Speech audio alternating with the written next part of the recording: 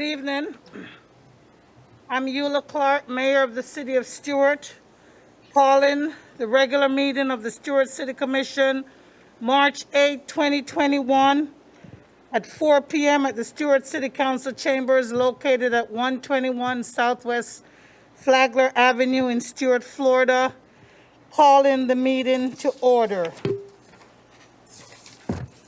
Clerk, roll call, please. Mayor Clark, Yes. Vice Mayor Matheson, Yes. Commissioner Bruner, Here. Commissioner McDonald, Here. Commissioner Meyer. Here. Before we stand for the Pledge of Allegiance, including those inside as well as outside, if you have a copy of the agenda, we have civility rules here in our City Council chambers. And as we stand for the Pledge of Allegiance, we ask that you do certain things like turn your phone down or off. And we give everyone a chance, even though we can't have a lot of people here in the council chambers. But at this time, to draw ourselves to attention, we will stand and have the Pledge of Allegiance, and we will think of those who are serving us at home and abroad, especially our local law enforcement. Our Vice Mayor will lead us in the Pledge of Allegiance. Thank you, Mayor. I pledge allegiance to the flag of the United States of America and to the republic for which it stands, one nation, under God, indivisible, with liberty and justice for all. Thank you.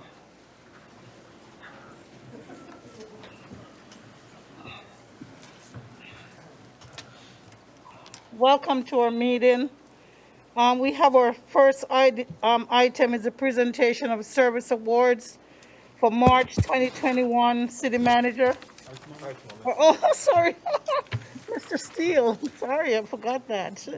Our arts moment will be presented by the Elliott Museum by Bob Steele, and he'll have the whole afternoon with us. 2 or 3 hours maybe down the river. We'll have a few minutes for arts moment. This is something that we do here at the city for the first meeting of each month. We spend about 3 to 5 minutes. And we have a wonderful, wonderful presenter tonight, the Elliott Museum. And you can speak before or after or during, however you want to present. Thanks. Thank you very much, Madam Mayor.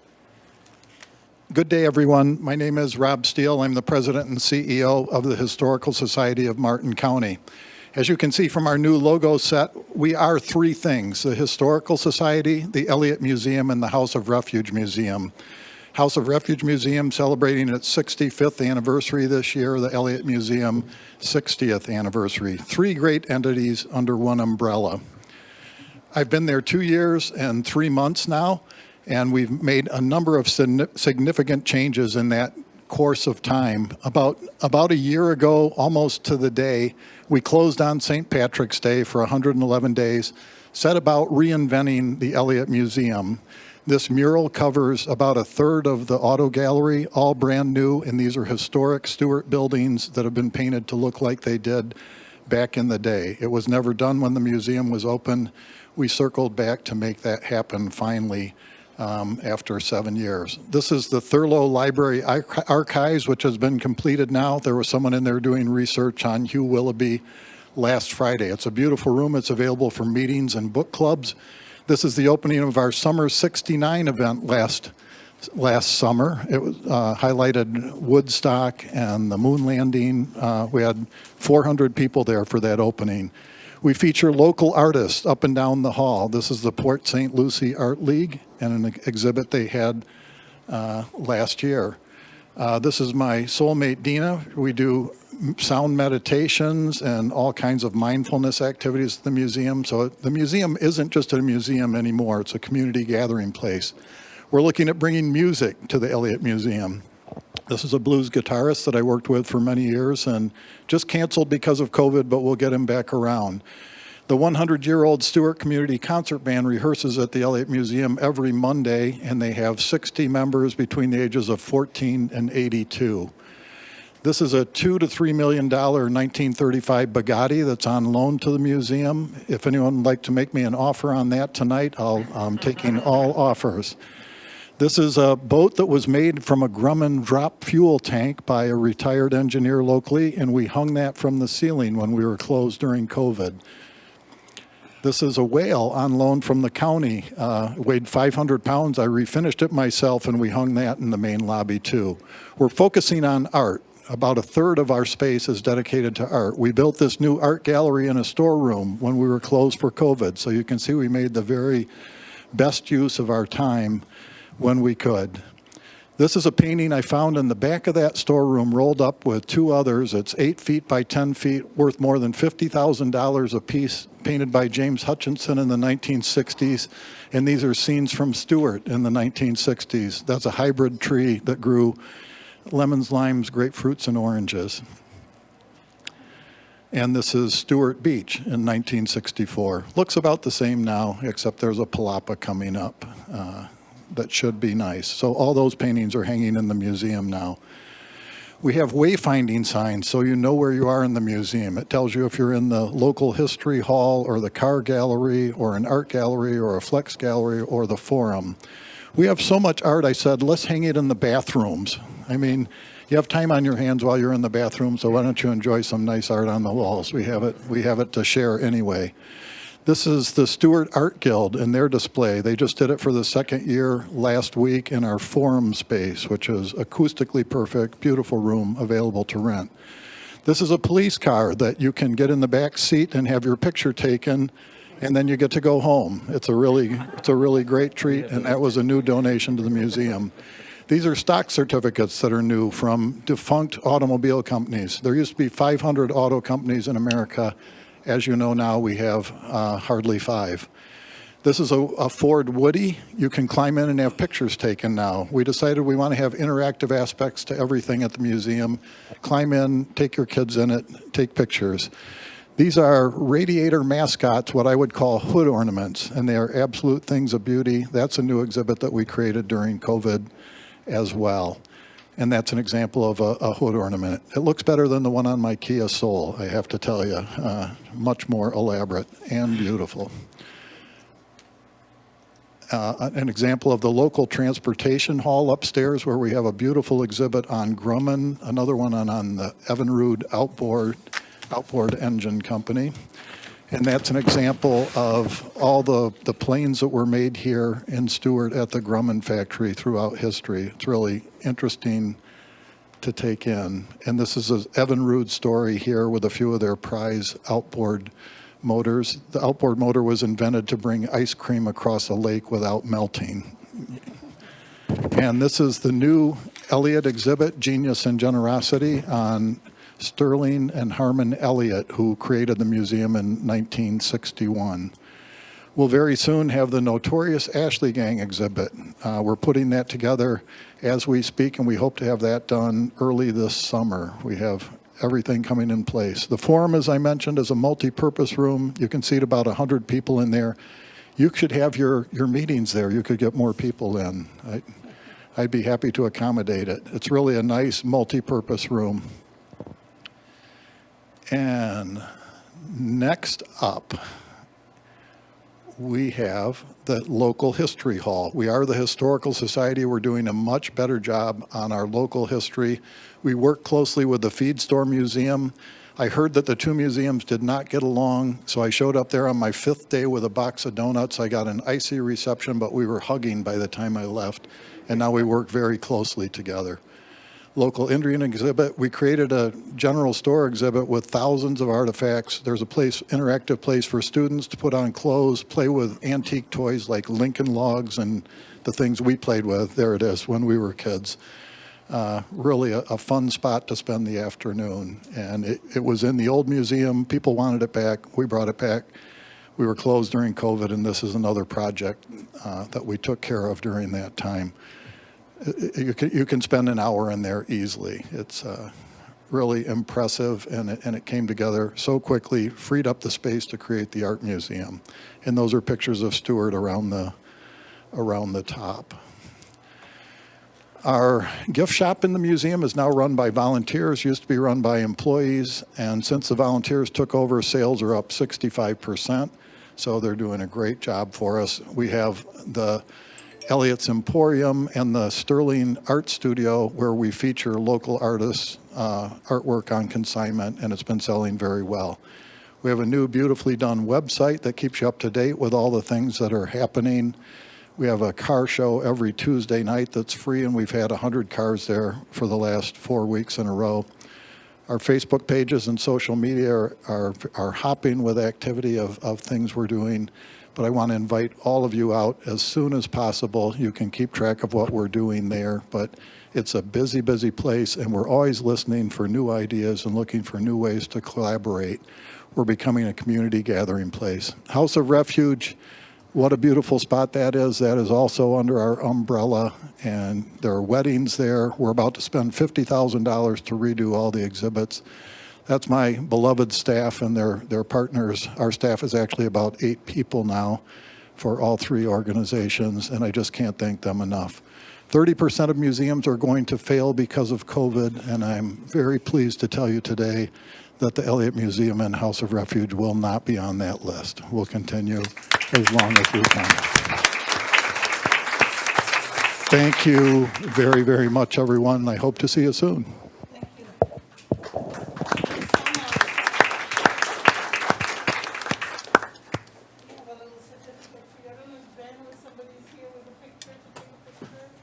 Jim.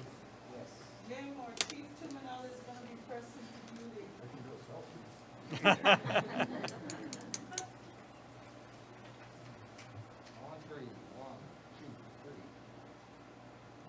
Thank you. Thank you, Rob. Thanks.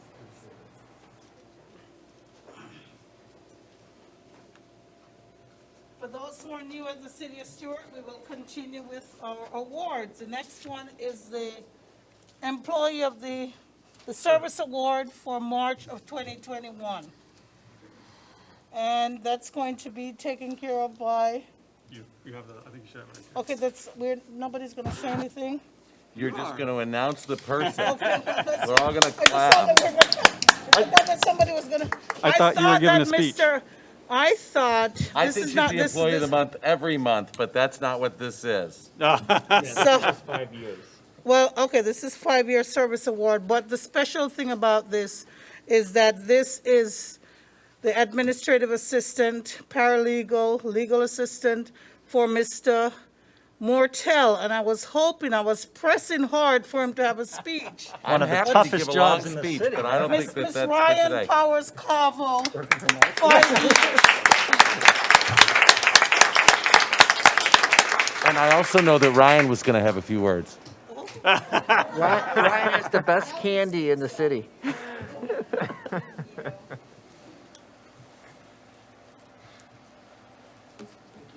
Please detail each year of service. She's not going to give us anything? No. She walked out on you like she does every day. She's going back to work, Mike. Okay, She has a tough job as it is, we know. yeah, with Mike. Then we have the Employee of the Year runner-up 2020. Am I leaving this in the hands of City Manager? This one is me, yes, ma'am. So I'd like to remind the commission that the employee of the year and the runner-up are selected by the department heads every year of the previous employees of the month that are done throughout the year. And this year, the department heads have selected their runner-up, and I'm going to say a few words before announcing. Leadership takes courage because it requires making bold decisions that some people won't agree with or support. Innovation takes courage because it requires creating ideas that are groundbreaking and tradition-defying. This employee was instrumental in pioneering a new movement throughout the city.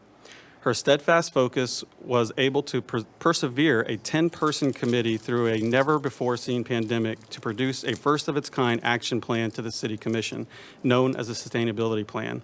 I ask Ann Ellig to come forward as Program Manager to accept Employee of the Year. I'm sorry, runner-up, runner-up.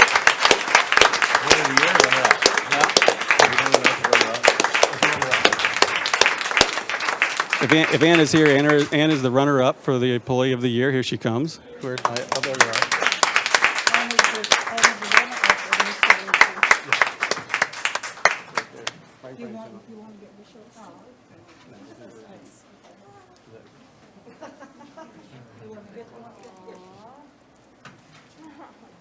Oh, look at all special guests coming out from the back.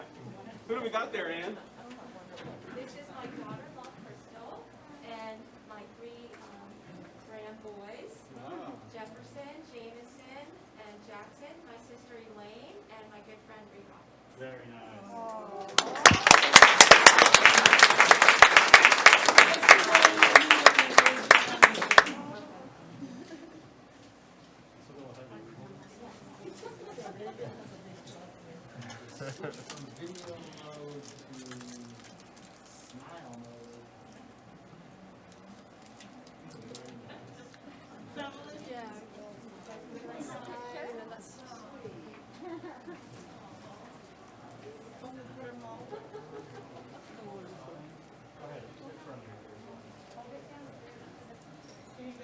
Yep, I can.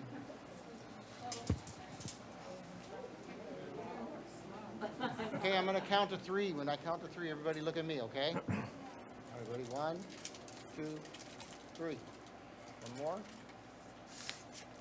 Beautiful. Thank you.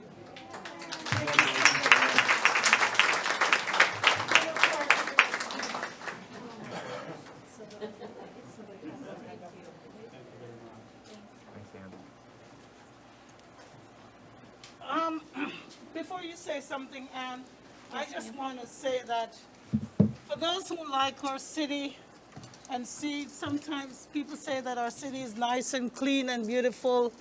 Ann is one of our key staff members for recycling and for beautification of the city.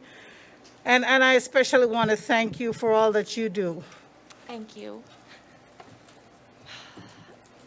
You have to stop doing this as a surprise. I don't have anything prepared. First of all, thank you. It's, when I came to the city of Stuart, I found my passion. My passion didn't lead me here. I found it here. And the work that I do is really because all of you do your work, and it affords me such a platform to continue to make our city such a wonderful place to live and work and to be and to visit. So ironically, last year was such a crazy year with a pandemic. Who would have thought? And as we sat planning for how to make our city sustainable in the future, we really were able to do that because we were under such good leadership. So thank you very much for this. Thank you.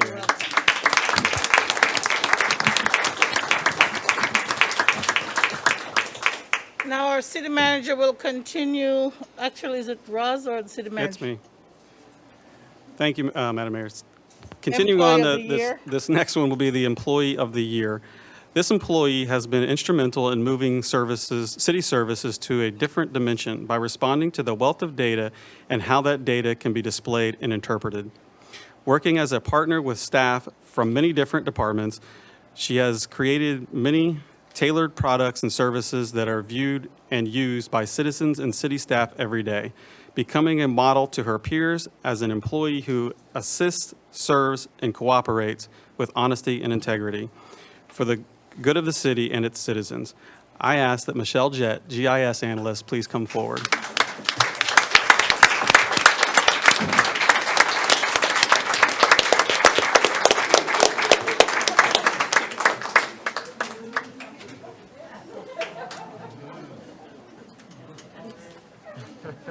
Michelle will go right in the center. What's that you got? I don't have a parking spot. That's worth money. You can pay that thing off right now for a nice. Lots of money. Ready? 1, 2, 3. Thank you. I'm so surprised because he hasn't said a word that he knew this. You can't keep a secret. This is my husband, TJ. He knew the whole time.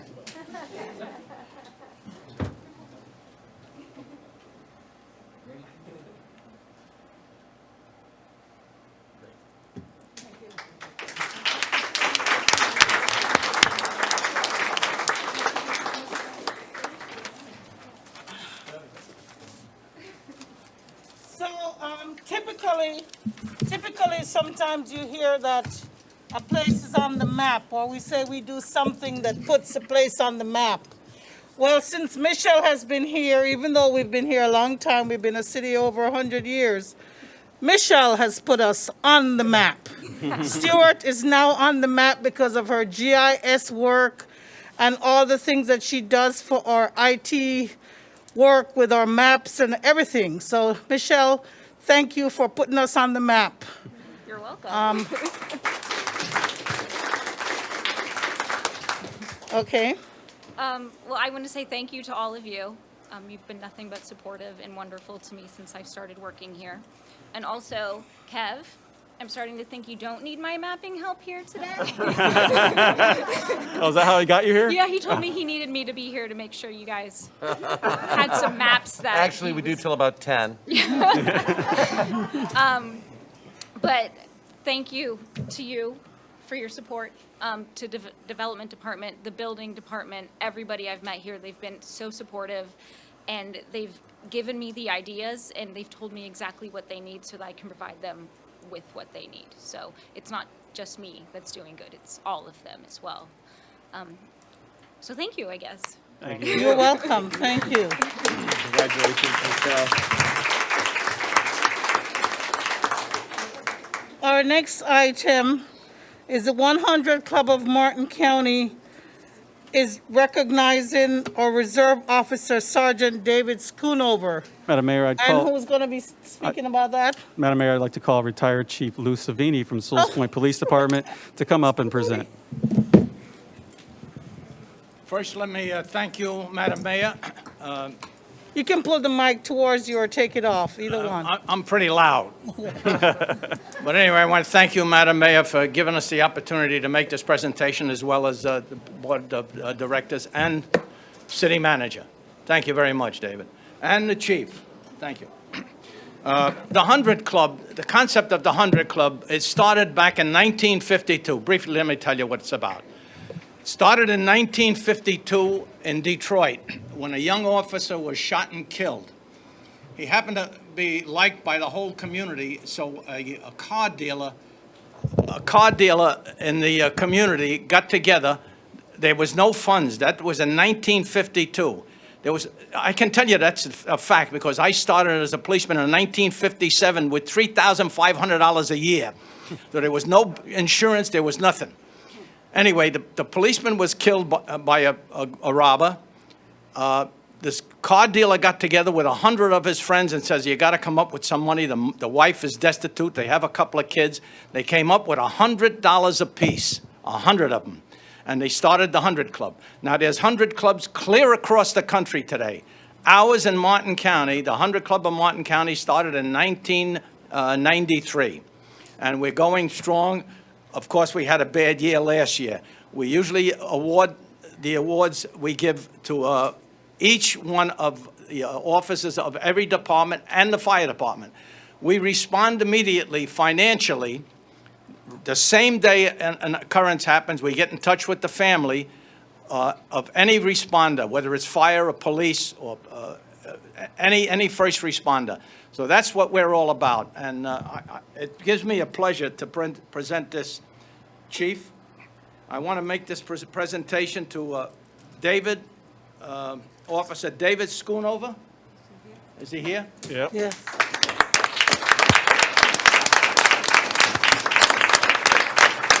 David, let me read this. David Schoonover, officer of the Stuart Police Department, in recognition of outstanding dedication to the public safety and great appreciation of your commitment to the safety of your community over the past 40 years. Thank you for going above and beyond serving the citizens of Stuart and Martin County, the 100 Club of Martin County. Thank you very much. My pleasure. By the way, this is our Vice President of the 100 Club of Martin County. Speech. I'm going to jump in real quick before Dave gets here, just give you some facts about Dave. Come on over here, Dave. Don't be scared. Dave started with the police department in 1980. He will be here 41 years in April. Wow. Coming up. The finance department, are you guys here? He is the cheapest employee we have ever had. Saved us about $3 million. Dave has never been paid. Dave has an amazing track record of investigations, statewide investigations, I should say. I can't say any more than the appreciation I have for Sergeant Schoonover. I promoted Dave in April of 19, I believe it was, to sergeant. And Dave doesn't ask for anything and is always comes to work, always willing to help out, and has statewide contacts better than any detective in the state of Florida. And he does it all for free. I do appreciate it 100%. So does the city.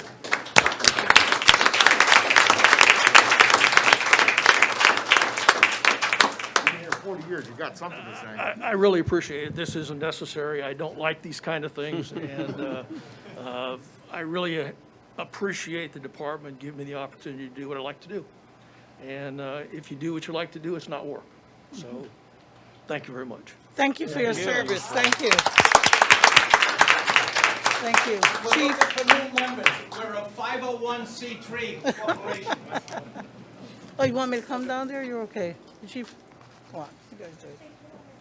I'll let you go first. You're gonna look through first. All right, then look at me.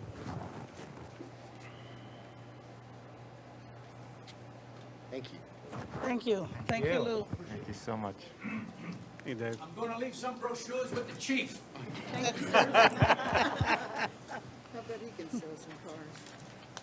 Our next item is a presentation on Florida's constitutional amendment number 2, minimum wage increase. Is that you, Ms. Johnson? Yes, ma'am. Am I using this microphone, Mary? Yes. Okay, thank you. As long as the clerk can hear you and our audience can hear you, you can begin your presentation. Yes, ma'am. Good afternoon, Madam Mayor, Vice Mayor, and Commissioners.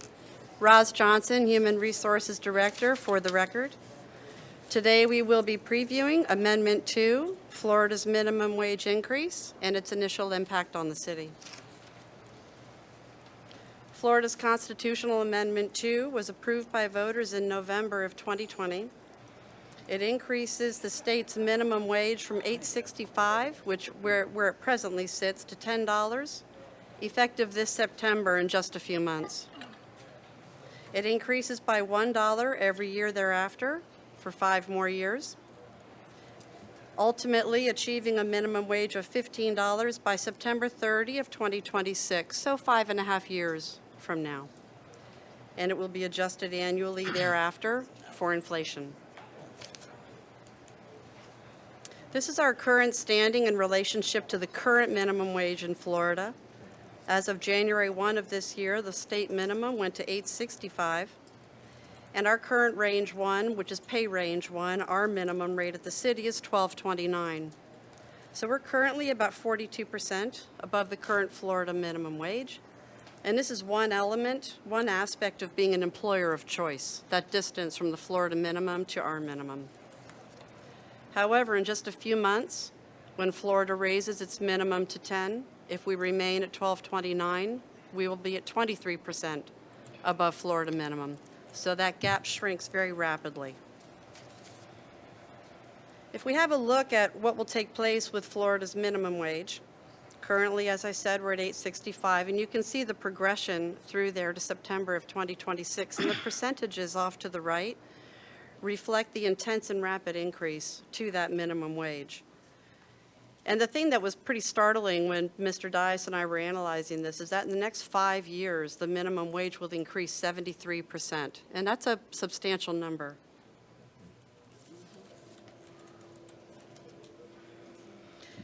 There is a direct relationship between Amendment 2 and the city, and it's connected predominantly through our classification and compensation program.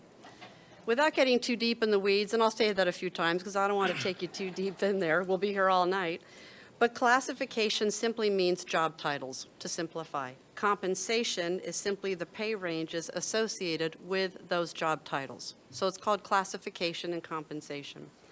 Sometimes you'll hear this referred to as pay and class.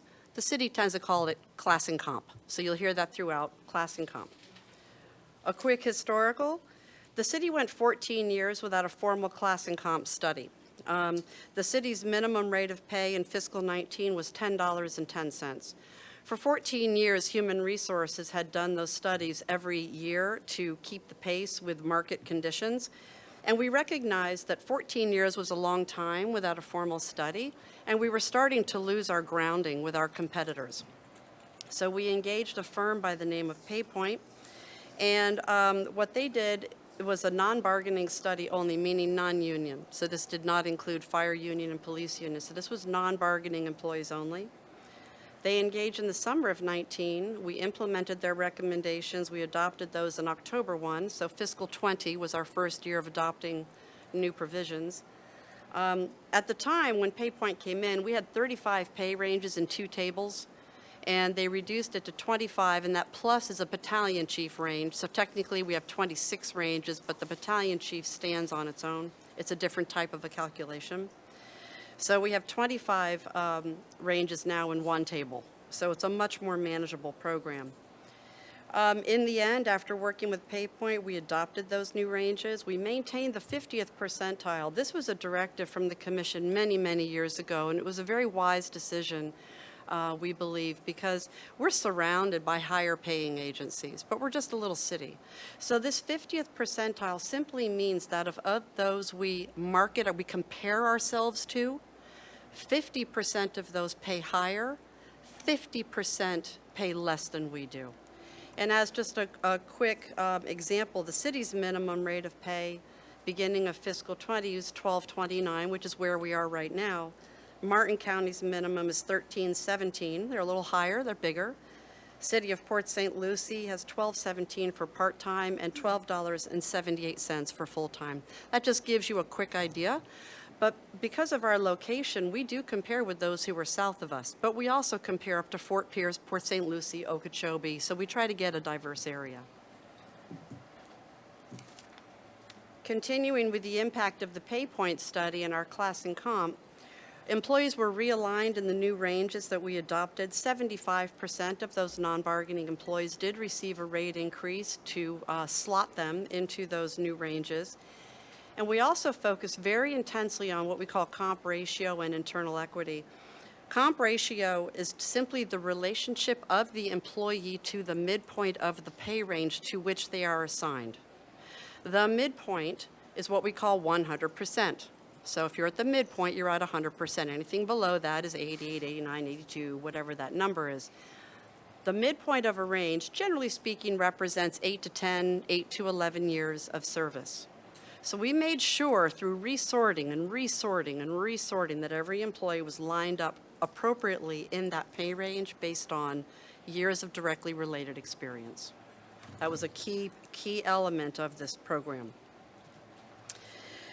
We had new policy adopted on taking on new hires and promotions and the placement in those ranges. So once we got all of our current employees situated, this new policy provides very specific and very objective criteria for placement of a new hire or a promotion into a new range.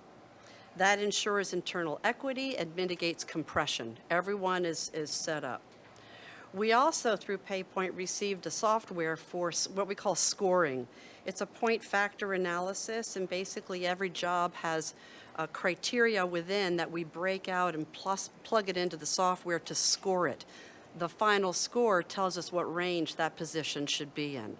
So ultimately, in the end, the class and comp system is a comprehensive and well-integrated system. And the service of PayPoint righted the ship, if you will. They got everyone lined back up to where we needed to be and made us competitive with the market, and that was the whole goal. So if we look at our first 5 pay ranges right now, again, we do have 25 ranges, but just for the sake of illustration and not to take you into the weeds, we've just identified the first 5. These are the ones that are currently below the $15 an hour. And you can see those classifications that are within those pay ranges. Okay? With the background and foundation in place, if we return to the Florida minimum, beginning this September, again, the minimum will increase to $10, and then eventually to 15. What that means to us, if our minimum is $12.29 per hour, it's necessary for us to raise our ranges just to hit that 15 by at least 22% in the next 5 years. So how are we preparing? Mr. Dias, Mr. Baglioli, and I have been discussing some strategies, some potential, so we can get in the saddle and get this moving. Most importantly, we've been discussing an incremental approach, effective immediately. For example, starting right now, when we gave employees a 2% general wage increase this past October, we did not shift the ranges. Generally, when you have a general wage increase or a COLA, you move the ranges by the same amount of that increase. We didn't do that. We decided we'd start moving the employees through the ranges and get that moving along.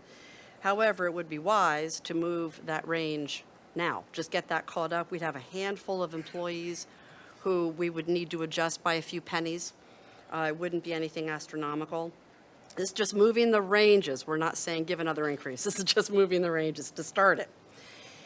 And then, of course, we've been talking about the importance of elevating all ranges because it is a comprehensive and integrated system. In a moment, we'll talk briefly about the domino effect. When you move one range, you move all, kind of a thing. Ensuring that internal equity, make sure we're always mitigating compression because we don't want to dismantle everything that PayPoint did. And that's a very important thing that we invested in PayPoint, we righted the ship, and we don't want to dismantle that. So we want to be very mindful of the strategies that we're looking at. The other thing we've been talking about is considering reserving the first quartile of each pay range for new hires only, and I'll show you what that means.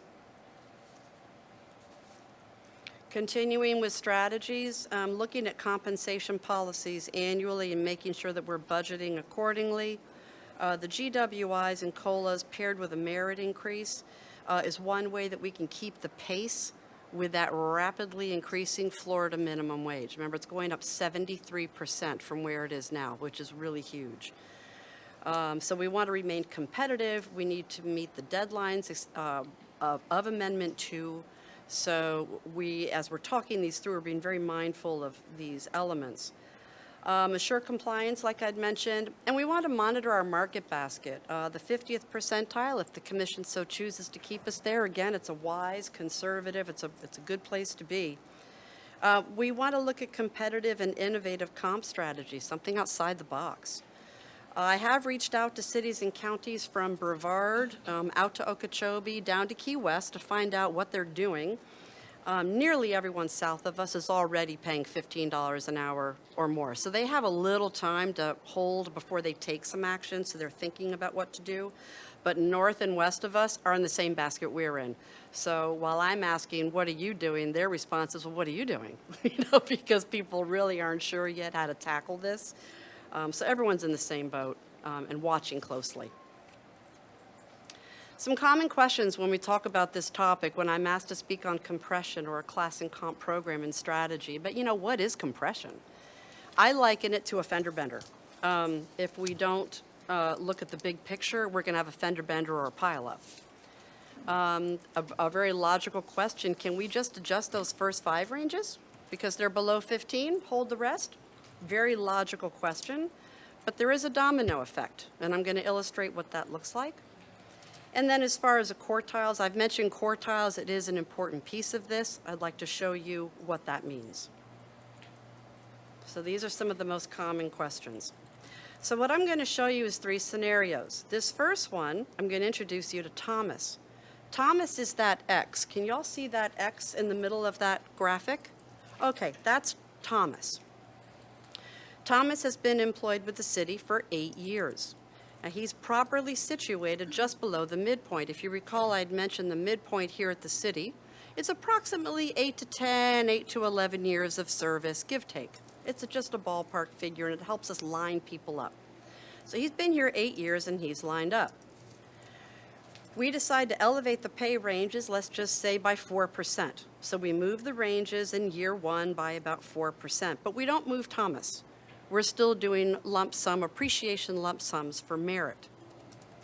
Okay, so Thomas is going to stay put. And you'll see in the graphic, in a very short period of time, If the range moves and Thomas doesn't, he's right back at the bottom again. So Thomas's pay is going to have to be adjusted before we can bring in a new hire. Now we have nowhere to place a new hire because they'll supersede Tom, and we can't, Thomas, and we don't do that here at the city. We recognize the seniority and move people through. And then we're going to have to move other people beyond Thomas, and that's where we have the compression and the inequities. And this is, again, precisely what PayPoint helped us realign. Second is to introduce you to Susan. Susan is also the X. Susan's been employed with the city for about 5 years, so you notice she's a little lower in the range. Thomas was a little bit higher because of that comp ratio methodology. Pay ranges increases, let's just say again, about 4%. Susan is given that same percent, plus an appreciation lump sum on her anniversary. So we move the range, Susan moves with the range by the same percent, but she's still getting a lump sum, appreciation lump sum at her anniversary. Now, a new hire's entry rate is going to be limited. And the reason is because if you notice Susan, even though she's moving with the range, she's still in the 5-year placement of that range, but she's really been with us now 8 or 9 years, perhaps. She should be closer to the midpoint if we're going to continue with the comp ratio methodology. But she's still showing at the 5-year mark. So if I have a new hire who has 7.5 years, as an example, we're not going to be able to offer a new hire as much as we'd like to based on that new policy that we have about new hires and promotions and placement in the ranges, because Susan is still in the 5-year placement. So it's just going to put a strain on our ability to beat the competition. We're surrounded by people, and we call them commutable, cities and counties that can pay more, and we'll lose the competition, lose candidates to the competition, potentially. And then the third example for you, third and final example, is Taylor. So Taylor, again, represented by that X, has been employed by the city for 5 years, same amount of time as Susan. So starting in range, the same place that Susan is. Taylor is properly situated in that range. And the pay range is increased by X percent. Again, let's say 4 for the sake of being consistent. So Taylor is given the same 4% plus a merit. Let's just say 2% at his or her anniversary. Taylor is now moving through the range. And if you recall from that graphic with Susan, Susan was moving with the range. Taylor is moving through the range with this model. And what that does is it empties the first quartile, that green space at the bottom. And that allows us to facilitate the recruitment of top talent by placing them in that first quartile. And that's what matches that new policy that we're following about someone who wants to work here who has experience. Instead of bringing them in at the minimum, we use a calculation through that policy to figure out where in that first quartile to place them. But people like Taylor and others are out of the way. So we've mitigated compression and we've ensured internal inequity.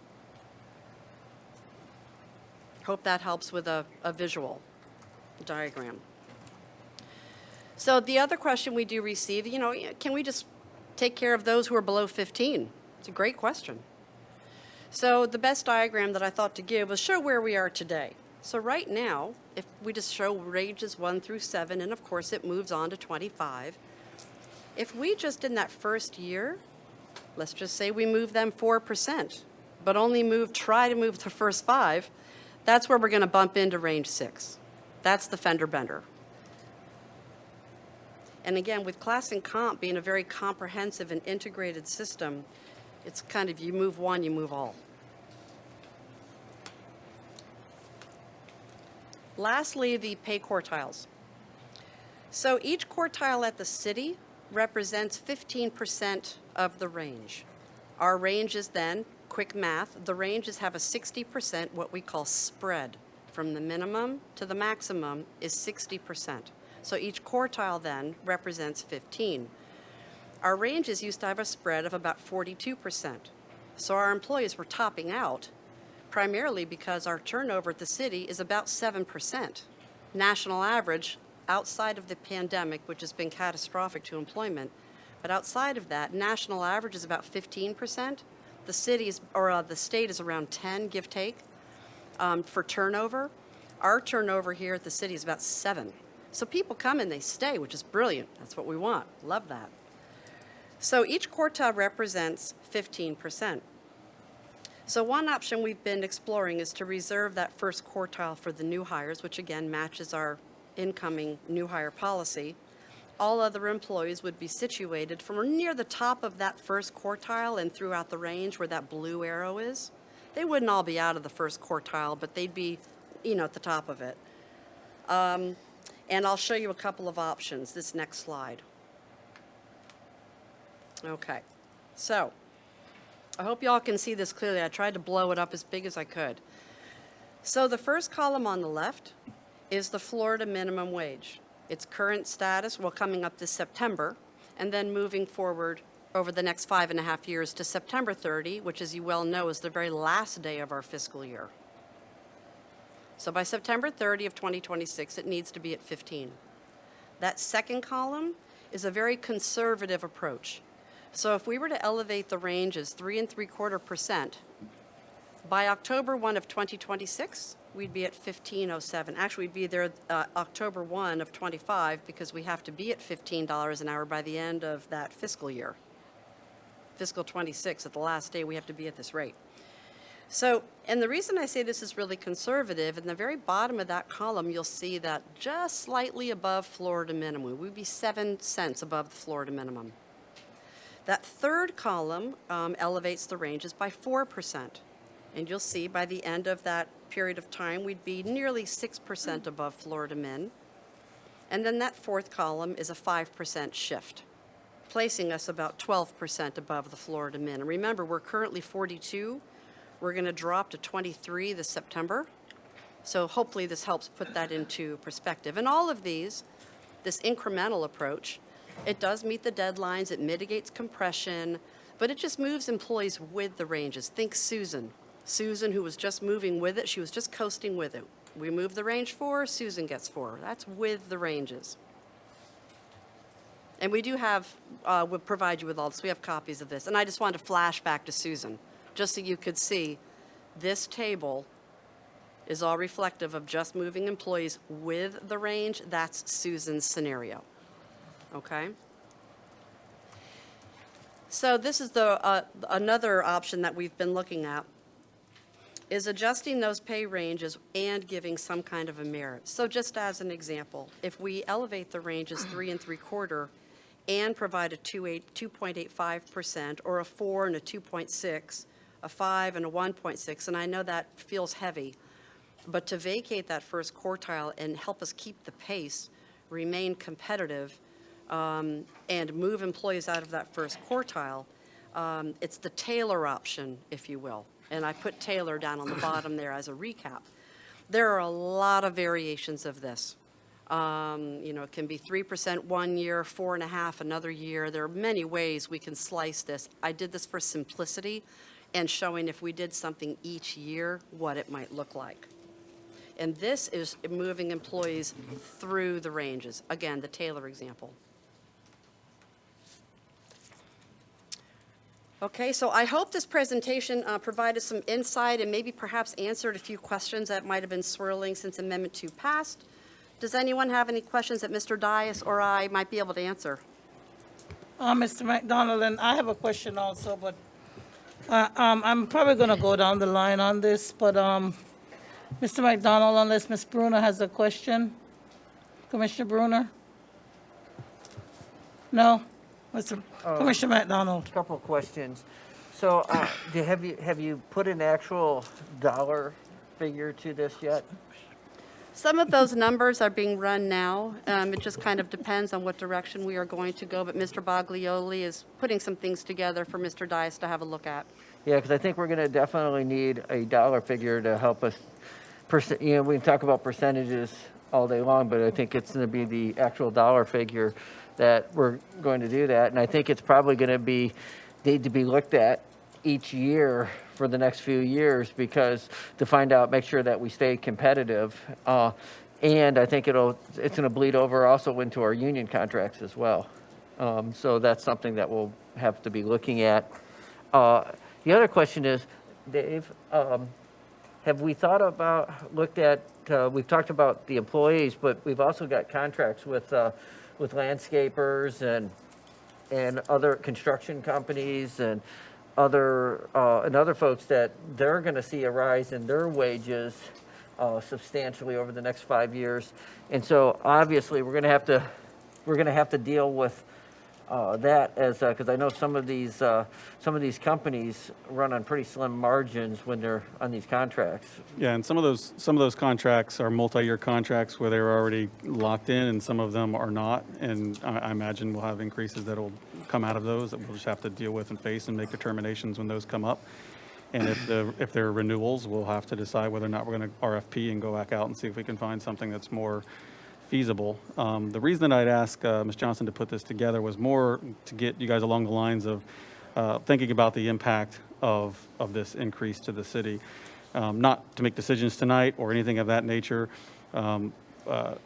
Our budget cycle is getting ready to start. Next month, you'll have our mid-year budget presentation by Mr. Boglioli, and then the budget calendar at that time will also be released. And so we'll start those conversations then. And absolutely, we know that it's dependent upon what our revenues are. So until we get those revenue figures, we can't make a determination on where we go with this pattern. But it's important to realize the compression portion of the pattern and that we do have a couple of different options to try to stay ahead of the game. Okay, thank you. That's all I had. Thank you. Vice Mayor, unless Commissioner Meyer has something? Commissioner McDonald asked what I was wondering about as well, so. So, Ms. Johnson, I certainly understand the concern about compression. Can you give me a little more information about the spread of ranges as it compares? You said ours was at 40% or so. How does that spread compare to the counties south of us that at their lower end of the range is already meeting the minimum wage at that $15 mark? Do they have that same spread in the higher end, or and how does that look throughout the rest of the state, that spread in the range? That's a great question. And in fact, before we brought PayPoint on, that was one of the things we acknowledged because HR ran these studies by ourselves every year. We noticed, hey, your spread is 58, 65, we're at 42. That was an eye-opener. So that's when all of it kind of came together and we agreed collectively that it was time to get an outside agency to come in and pull all that data. So we finally caught up to the market. So the counties south of us that are meeting that minimum wage range, their higher end is still higher than our higher end. That is Put it correct. another Oh, way. yes. Yes. Okay. Good question. So if their spread is higher, we should be that much more concerned about compression. Oh, yes. Okay. Yes. I mean, they're comparable. I wouldn't say their spread is 75 or 80%. It's not that wide. That's more of what we call a broadband. So they're not that far. But most of them I found in the study were 58 to 62, 58 to 65. So putting us at 60 kept us competitive and allowed our employees who have longevity and have been here for so long, come and stay, to continue moving through those ranges without topping out. Yep. Yes. But if we just increase the lower end and don't worry about compression, the chance of us retaining long-term, more knowledgeable employees is going to go down. It will dramatically decrease. And all the studies indicate that. That's a very Okay. powerful, yeah, that's very true. You know, at this point, I mean, I've spoken to David about this. I don't think you need direction. It's something, you know, we'll all be considering as we move forward here, and then how to attack it incrementally over time. Okay, thank you. Thank you, Commissioners. I had the same comments about the dollar figures and how we deal with it, but I'm sure we'll be coming to that when we get ready for budget preparation and see where our employees actually fall and what we have to do to make up. And then the ranges, so I think everybody's thinking quite like that. I don't know if that's going to be the role of the evening, think alike, but we'll see. So thank you so much for the time and effort that you put into your presentation and the thoughtfulness of it, and of course the timeliness of it. And thank you, City Manager, for allowing that to happen so that we can have enough time to start considering And what Chief will Timonelli is happen. handing out a packet of all the information you saw tonight so you can digest it further. Okay, thank you, Chief Timonelli. Thank you. So, thank you to our Personnel Director, Ms. Roz Johnson. My pleasure. And we appreciate it. Thank you. Now we come to the part of our agenda where we have comments by our commissioners. I'll start with Commissioner Bruner. No, I don't have any comments. Thank you. Thank you, Commissioner McDonald. Yeah, I actually have a couple. One is, at the last meeting, we did a resolution in support of the Southern EEA Reservoir. And I see that there's an article that was in TC Palm, I guess it was published March 5th, says Florida Senate President Wilton Simpson says he will not hinder the EAA Reservoir project. And then on the second page, the governor isn't the only one calling for guaranteed funding devoted to the EAA Reservoir. On February 22nd, City of Stuart commissioners passed a resolution urging the legislature to guarantee funding for the project until it's complete. So I think that we mission accomplished on that one. So small victories.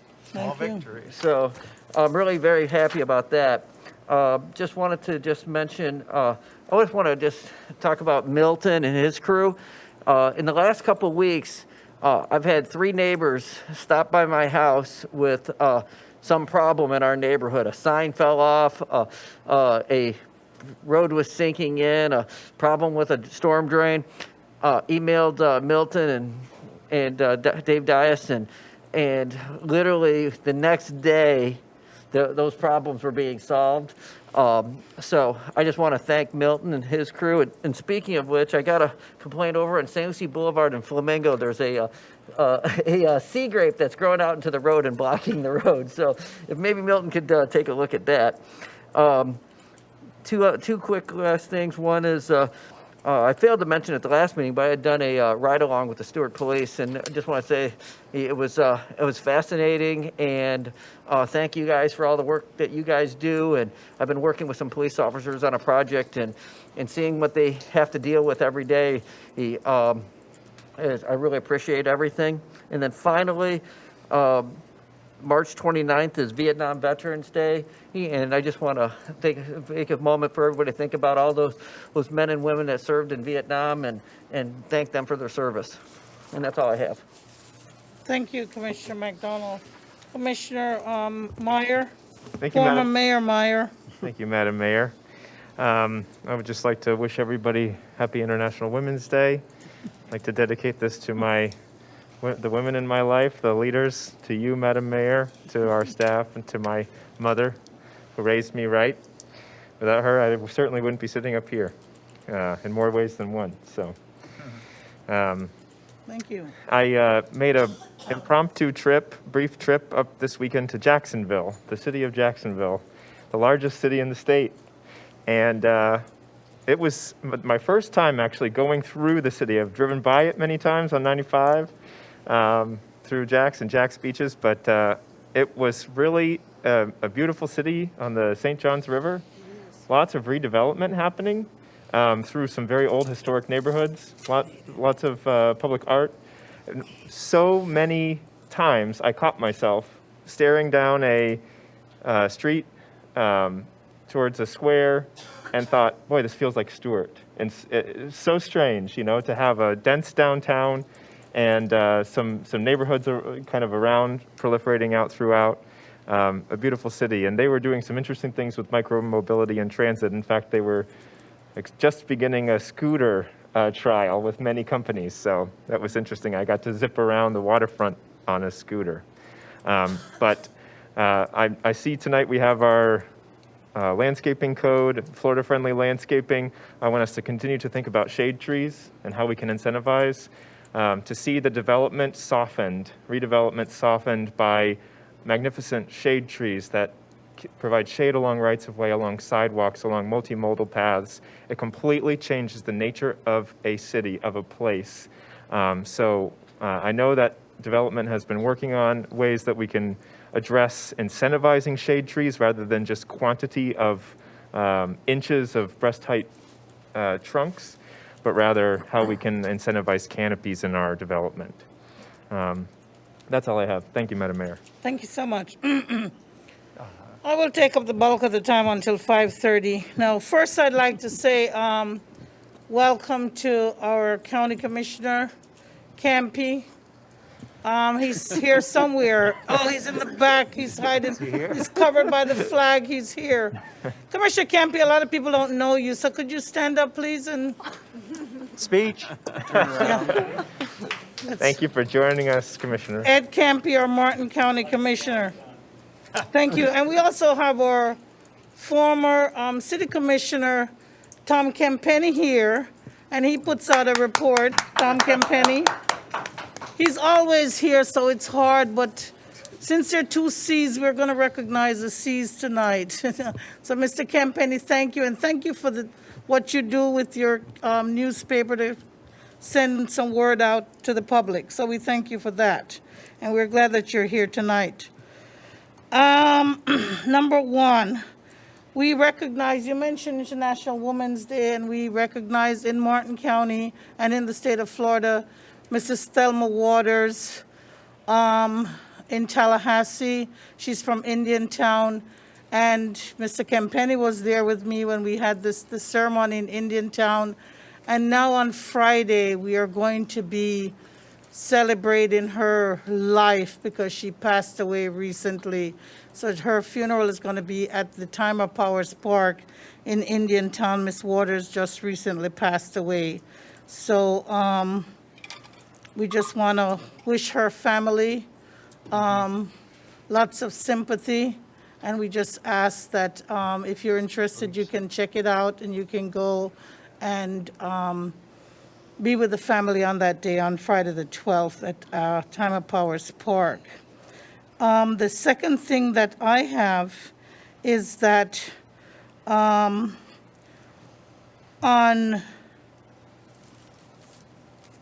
this Saturday, on the 13th, the Treasure Coast Regional Planning Council, the City of Stuart, and friends of the City of Stuart, residents of the City of Stuart, Martin County, anybody who's a friend of Stuart can come out and be a part of a tour of a particular area that is being studied.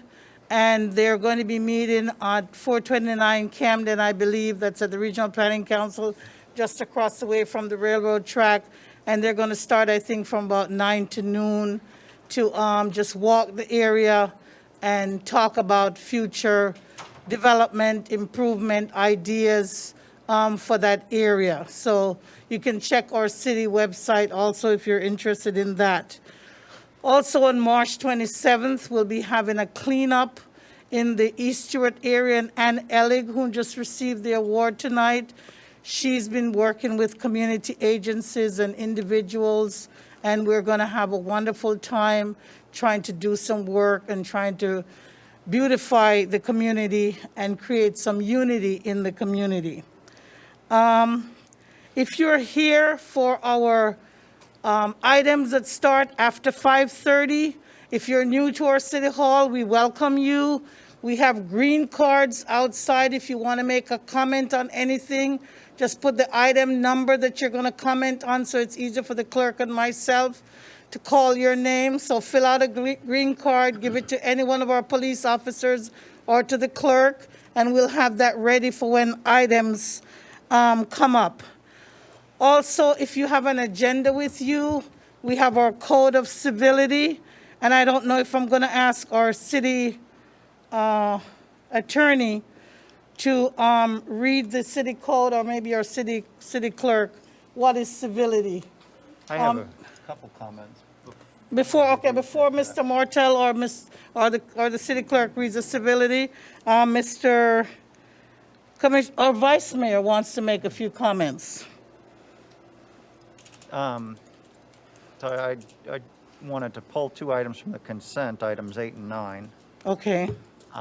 But I also did want to address, last Friday, I received a call from Lieutenant Colonel Polk warning me of what we all thought was impending of LACO discharges. I was frank with him on the phone, but polite. I oppose them, as I believe the City of Stuart should and does. But frankly, we all knew these discharges were coming. we're going to be receiving 500 CFS, or we already are as of Saturday morning, out of the lake, out of the S308 structure. So any more rain on our western basin in Martin County might compound those discharges. Of course, it is the dry season. Hopefully that average of 500 CFS per week will be that number. Martin County had already been working on correlating what that would equate to as height off the lake, and this is the direct reason City of Stuart and the county oppose the discharges. Right in the heart of our spring, we need more time for our estuary to recover. We're getting into oyster spawning season, and frankly, 1 month of 500 CFS into our estuary from Lake Okeechobee will reduce the lake level about 0.4 inches. 0.4 inches. So sadly to say, with the lake height of where we're at, I believe City of Stuart should take the stance that it would be better for our estuary to have more time to recover. Because I hate to say it, but it's almost inevitable that we're going to get discharges over the summer. I do somewhat understand the Corps' position. The last thing they ever want to do is transfer and discharge known toxic water. But right now they're harming our estuary. And I've seen a lot of comments on Facebook and social media criticizing our stance to keep the lake at a lower height. And if I could just clarify what our stance is to keep the lake at a lower height, that means year-round management to send all beneficial water to its locations year-round.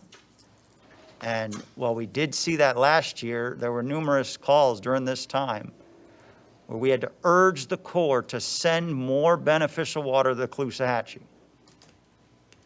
And that led to our letter urging the district last meeting that we approved, sending more beneficial water south.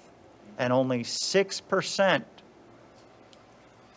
of water that has filled up the southern STAs has come from Lake Okeechobee, just 6%. So Stewart's position is to make that more equitable, so more water flowing south comes from Lake Okeechobee, so we're not in this inevitable position of discharges every summer. Now of that, 94% that filled up the STA south of the lake, we all know some of that was rainfall from Hurricane Ida. But not all 94% of water that filled up the STAs came from Hurricane Ida. It came from other stakeholders around the state. My position is that we should have a more equitable use of the STAs, and lake water should flow more equitably into those STAs so we don't have to bear the brunt of discharges year after year. So anyway, I just wanted to put that out there that we do oppose the discharges. They're coming, and the cost-benefit analysis is not going to be worth it. But we'll see where it gets us. I'm still optimistic in the Corps' upcoming LOSUM plans and where we stand with that, which can't be enacted soon enough. Thank you. Good job. Thank you so much. Good job on what you're doing. Is there a Rivers Coalition meeting this Thursday or the end of the month? End of the month. End of the month. I believe the third Thursday. Okay, thank you. Thank you so much, Vice Mayor.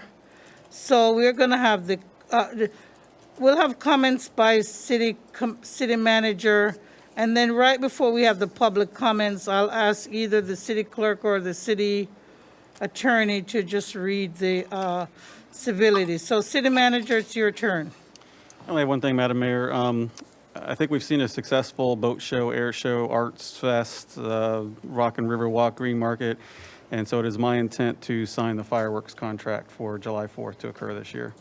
So we'll have a fireworks, and it will be up to the persons to control themselves in terms of if they're Yes, wearing there'll be a- mask or social distancing or Yes, there'll be anything a like that? mask, 'Cause- Okay, high mask recommendation.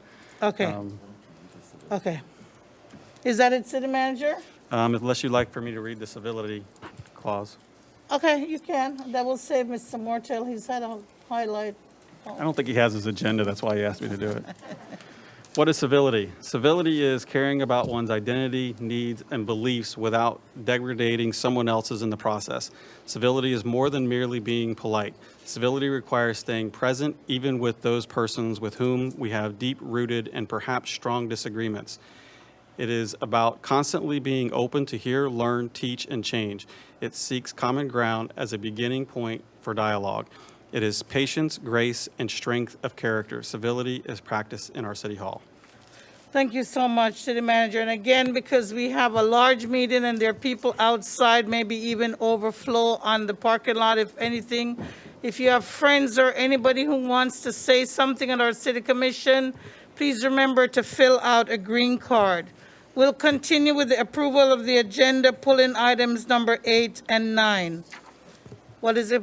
Madam Mayor, I move approval of the agenda, pulling items 8 and 9. Second. There's been a motion by Commissioner Meyer and a second by Vice Mayor Matheson. Do we need to ask if there's any comment on the agenda question or just ask It's all in just to favor? move approval of the agenda. Okay, this one. okay. Let's vote. Unless there's anybody objecting, I'll move approval of the agenda. You have a Is motion there and a all second. in favor? Aye. Okay, thank you. All right. So now we're at comments from the public. If you have filled out a comment card that has listed an item number, your name will be called at that time.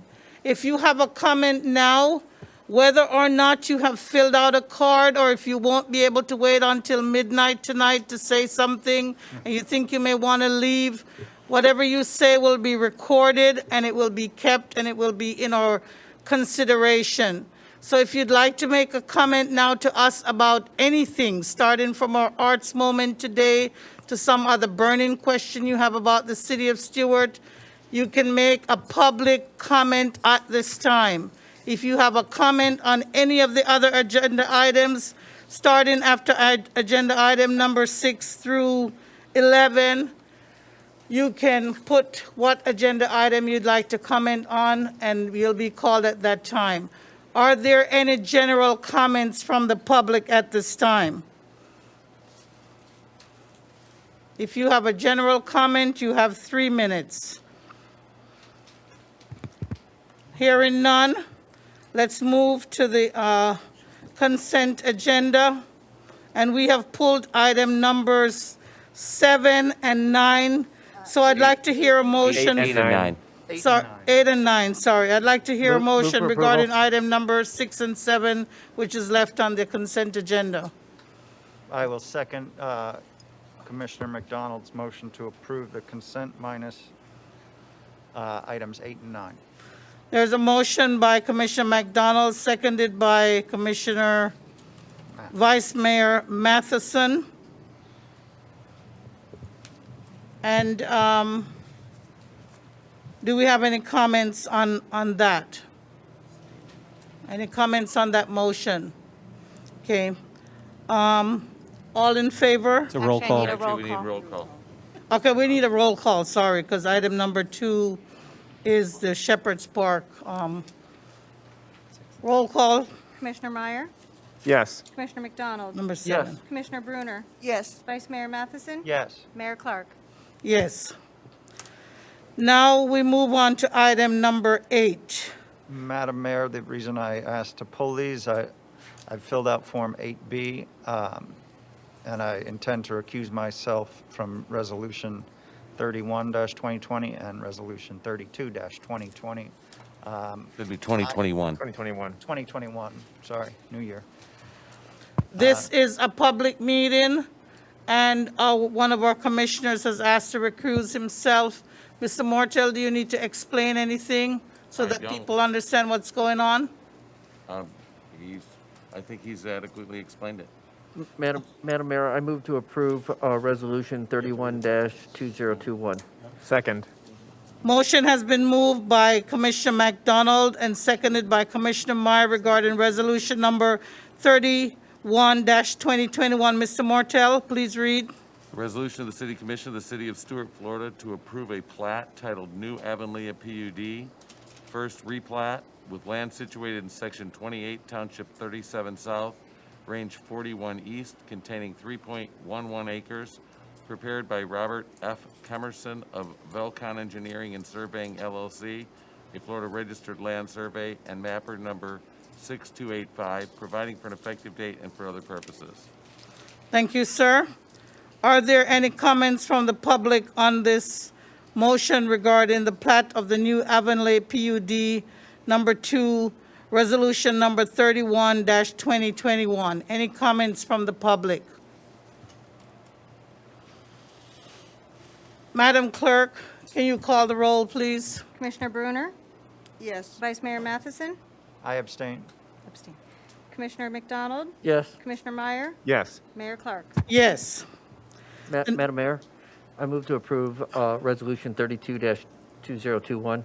And I'll second that, Madam Mayor. It's been moved and seconded by Commissioner McDonald, seconded by Commissioner Meyer. Commissioner Meyer, did you pull this item?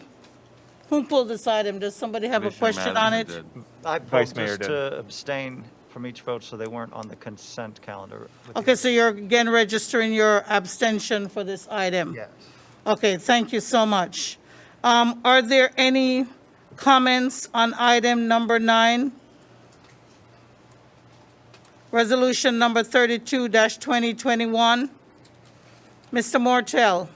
This is resolution number 32-2021, a resolution of the City Commission of the City of Stuart, Florida, to approve a plat titled New Avonlea PUD Second Replat, with land situated in Section 28, Township 37 South, Range 41 East, containing 3.11 acres, prepared by Robert F. Kemerson of Velcon Engineering and Surveying LLC, a Florida Registered Land Surveyor, and mapper number 6285, providing for an effective date and for other purposes.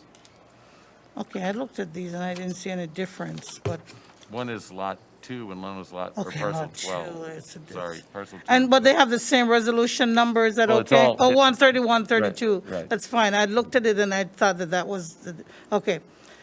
So we've had the reading of Resolution 32-2021. Is there any public comment? Madam Clerk, could you please call the roll? We've had a motion and a second. Commissioner McDonald? Yes. Commissioner Meyer? Yes. Commissioner Bruner? Yes. For the record, Vice Mayor Matheson? I abstain. Mayor Clark? Yes. That is the end of the consent agenda. Our regular matters will start at 5:30 PM, or should we continue, City Manager, or we need a little break? Can't. The following two aren't business items. Oh, which ones? They have to start at 5:30. Commission action. Okay. It's just there's no one from the public that would come. Yeah, if We number can 10, continue, you or could we can definitely do. continue. We have asked for public comment already. I would retest till 5:30. Okay, we're going to be in recess until 5:30. Yeah, Thank they you. have till 5:30 to get in.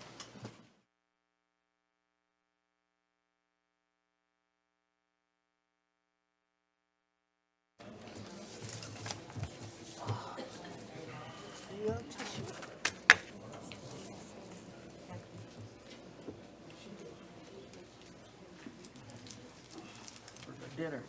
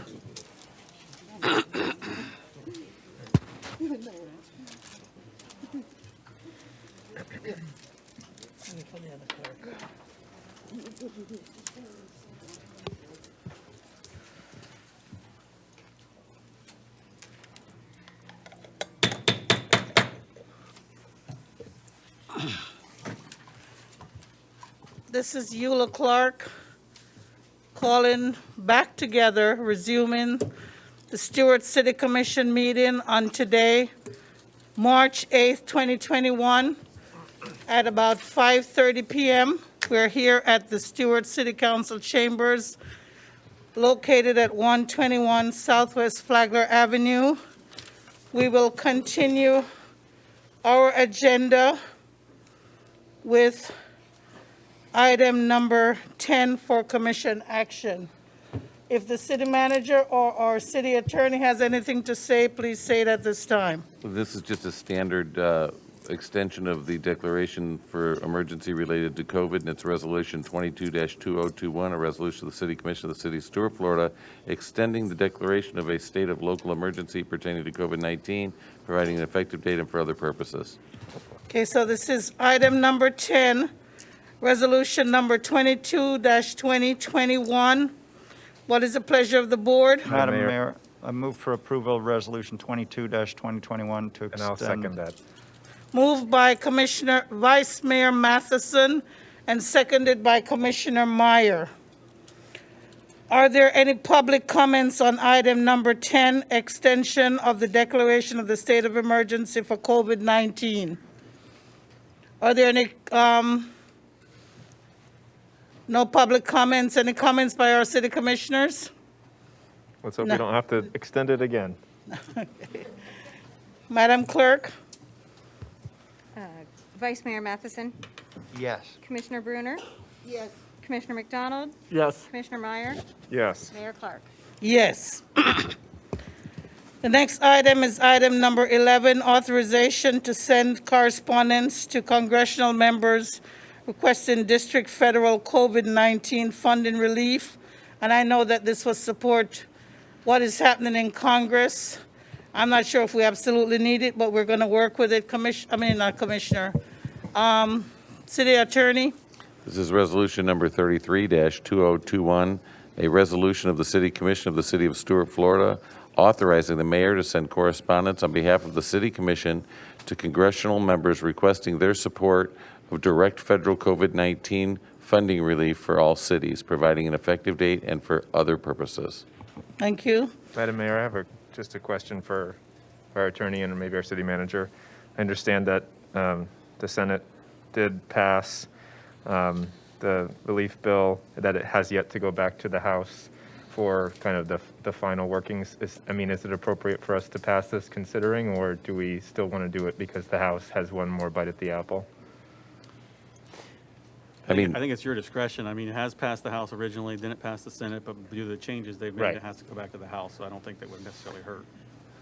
And it's also a philosophy. I mean, hopefully, like you said about the other emergency, it'd be great to think this was the last one as well. But in the event that it's not, and there's opportunity for the federal government to provide discretion to give municipalities the authority to disperse their own funds, it may be just something you guys want to continue with your agenda.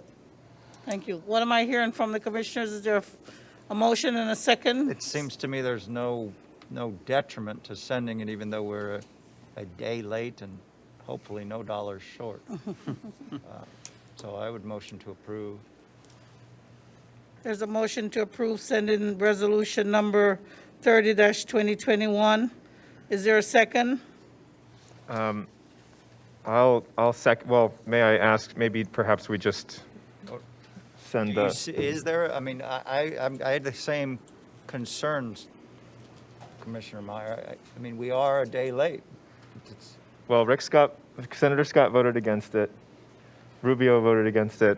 Mass voted against it. And since the senators don't have another take at it, it might make sense to just send it to Mast, just so that he knows where we stand. But to staff's point, if we go down this road again for another relief bill, which I hope that we don't have to, I don't know, it just seems a little like it's already been done, where it's just going to be thrown in the waste bin. But I would recommend, I guess, if we're going to send it, that we don't send it to Senators Rubio and Scott. Well, it'll be transmitted electronically, I believe. So Right. We're not wasting any. The e-waste bin. No, I think we should send it to them. I mean, if So we're that gonna they know. if we're gonna do it, we should send it to them so they, even though they've already voted on it, they know that Or what not our voted. position is. Yes. But Okay. not that it's gonna make any difference. At least they know. All right, so, well, my second carries then. Okay. Are there any public comments on the motion?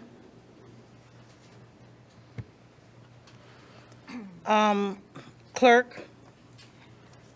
Vice Mayor Matheson, Yes. Commissioner Bruner, Yes. Commissioner McDonald, Yes. Commissioner Meyer, Yes. Mayor Clark. Yes.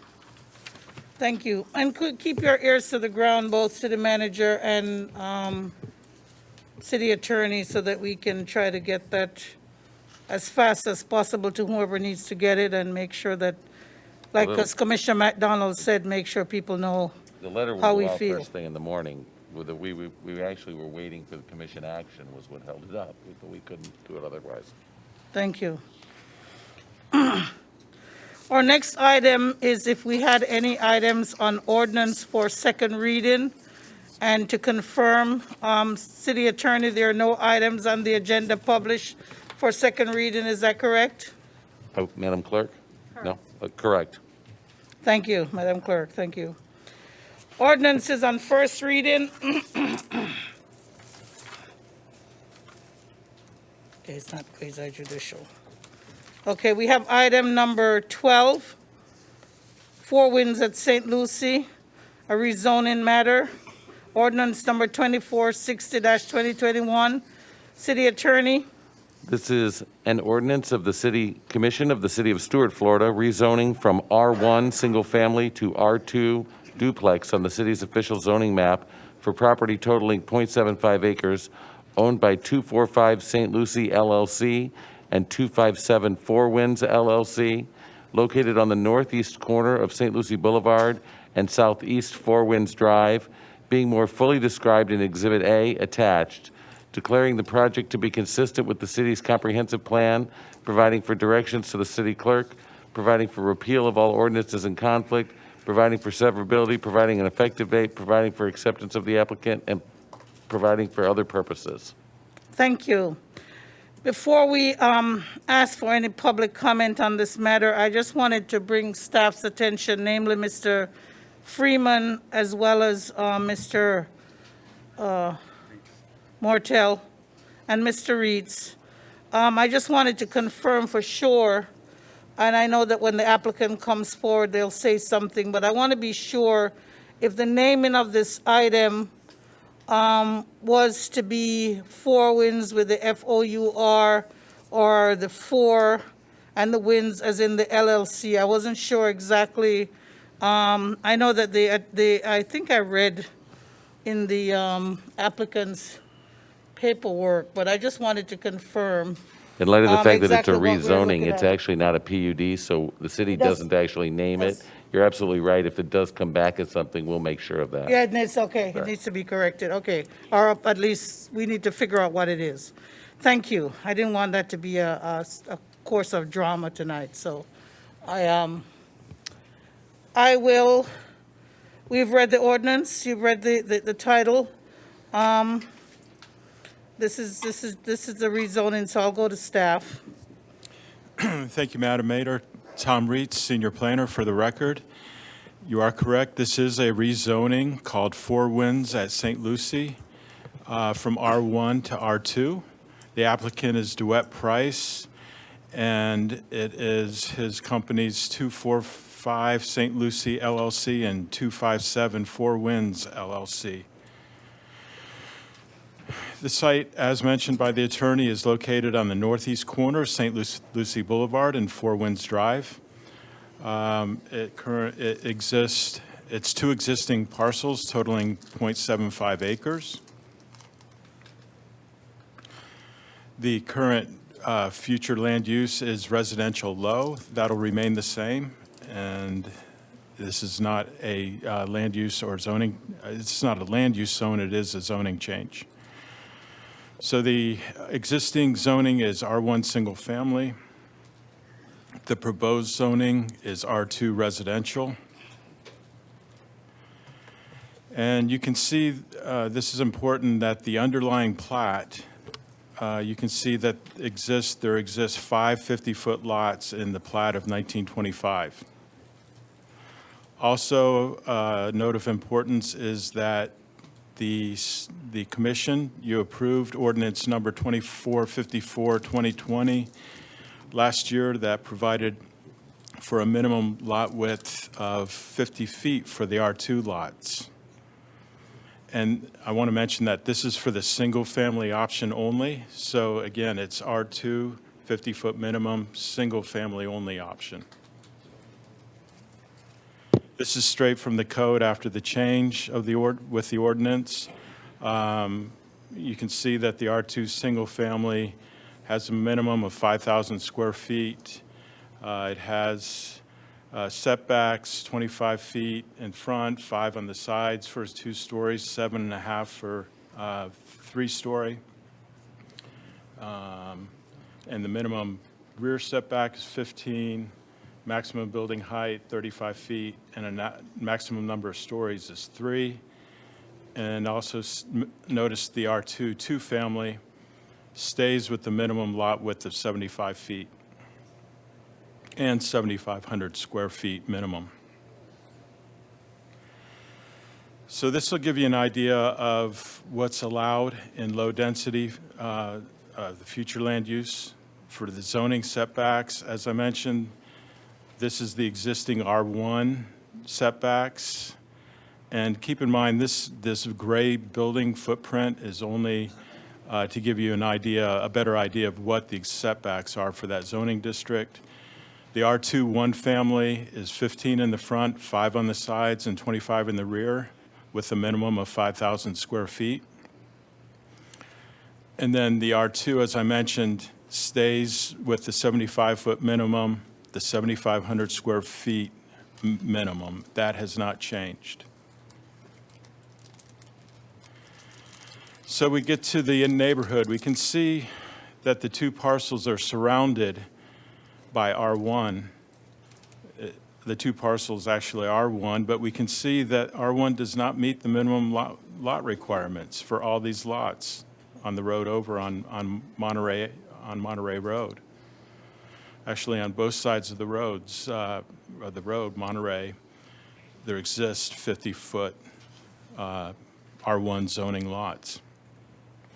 Also, there's a lot that's zoned R3 that you can see just north and abutting the proposed parcels that it's not supported by our low-density future land use. And also, the 2 that front St. Lucie Boulevard fall into that R3 category that's not supported by our low-density future land use.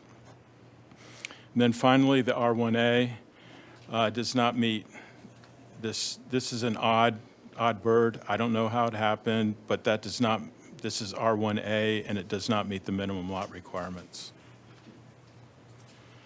So with that, staff would like to turn it over to the applicant. He has prepared a presentation. And also, there is an intervener who has applied for tonight's proposal. Okay, Mr. Price, is there, Mr. Mortel, just to confirm, this is a rezoning, there's no need for the quasi-judicial questioning, and I think we'll have enough time. It's kind of a quasi-judicial because the landowner himself has requested that the commission grant this relief. The reality is it's not quasi-judicial because there's not a criteria for you to review like a PUD. It's simply a yes or it's an up or down because it's a change of zoning. So you can't conditionalize zoning. We only have specific zonings. But in light of the fact that we're treating it as an applicant and we have an intervener, I still think it's important that the parties be sworn. Okay, so at this time, let's go back and swear in all our staff and all parties and interveners and the applicant. Mr. Price, if you could also raise your right hand. Will those giving testimony please raise Raise your right hand and do you swear to tell the truth, the whole truth, and nothing but the truth, so help you God? Yes, I do. Let the record reflect that all four people being sworn have affirmed that they will tell the truth. And as you testify, if you could state your name and your address for the record, we'd appreciate that. And because these people have been sworn officially on this matter as parties and members trying to give specific information on this matter, it does not mean that members of the public who have an interest in this matter cannot speak. They can speak, and those who have given a card can give a card. And if you haven't given a card, you can still speak and give us your information after you speak. And as a point of reference, public comment is not evidence for the board. So we shouldn't be accepting exhibits and evidence during public comment. It would be just during the presentation. Yes, sir. Madam Mayor, before we begin with Mr. Price's presentation, perhaps the commissioners should state, I've spoken to the that's applicant, right. the intervener, and staff, as well as other residents, but I'm here with an open mind. Thank you. All right, we'll do that also. We'll start with Ms. Bruner. Yes, I have spoken on both sides, and I'm here with an open mind. I've spoken with the applicant, the intervener, and staff, as well as a few residents, and I'm here with an open mind. I have spoken with staff, the applicant, the intervener, residents, and planning professionals, and I am here with an open mind. I've spoken to staff, the applicant, the intervener, and community members, and I'm here with an open mind. Okay, we have city commissioner, we have our development staff, we've already done everything. We will move to the petitioner to give his testimony and to call any witnesses. Yes, Mr. Price? Can I begin? Yes, sir. Very good. Good afternoon, commissioners, mayor, vice mayor, staff. Appreciate this time. One of the things I did notice at the planning and zoning meeting is that I did not introduce myself properly to the board that was there. So I want to take this time to let you guys know who I am. So I will tell you that I'm a 38 resident of the state of Florida, 38 years, with 12 years residing here in Martin County as a resident. 2 years in Stuart, but the remainder in Martin County. I live in Sewell's Point. I guess you should have my name. My address is 22 Fieldway Drive, Sewell's Point, Florida. I apologize. Now, what I will tell you, like I said, Florida resident for 38 years. I've had a little bit of a colorful past to get to where I am today. I am today a small business owner, veteran-owned. I'm a combat U.S. veteran who went to Panama in the 1990s to get Noriega, and also the Gulf War. So it's, you know, I've had, like I said, a colorful past to get where I'm at. After the military, I took it upon myself to go and better myself to get an education at the University of Florida, which if it wasn't obvious before, Go I'll let you know Gators. now. And over that time, while I was in college, I studied, got my MBA in real estate, finance, and urban analysis. Over the past 27 years, I've been an executive working in development firms doing redevelopment, mixed-use development, over $450 million worth of projects under my belt. So this is not something that is new to me. So I want to make sure you guys understand that. I sit on different boards.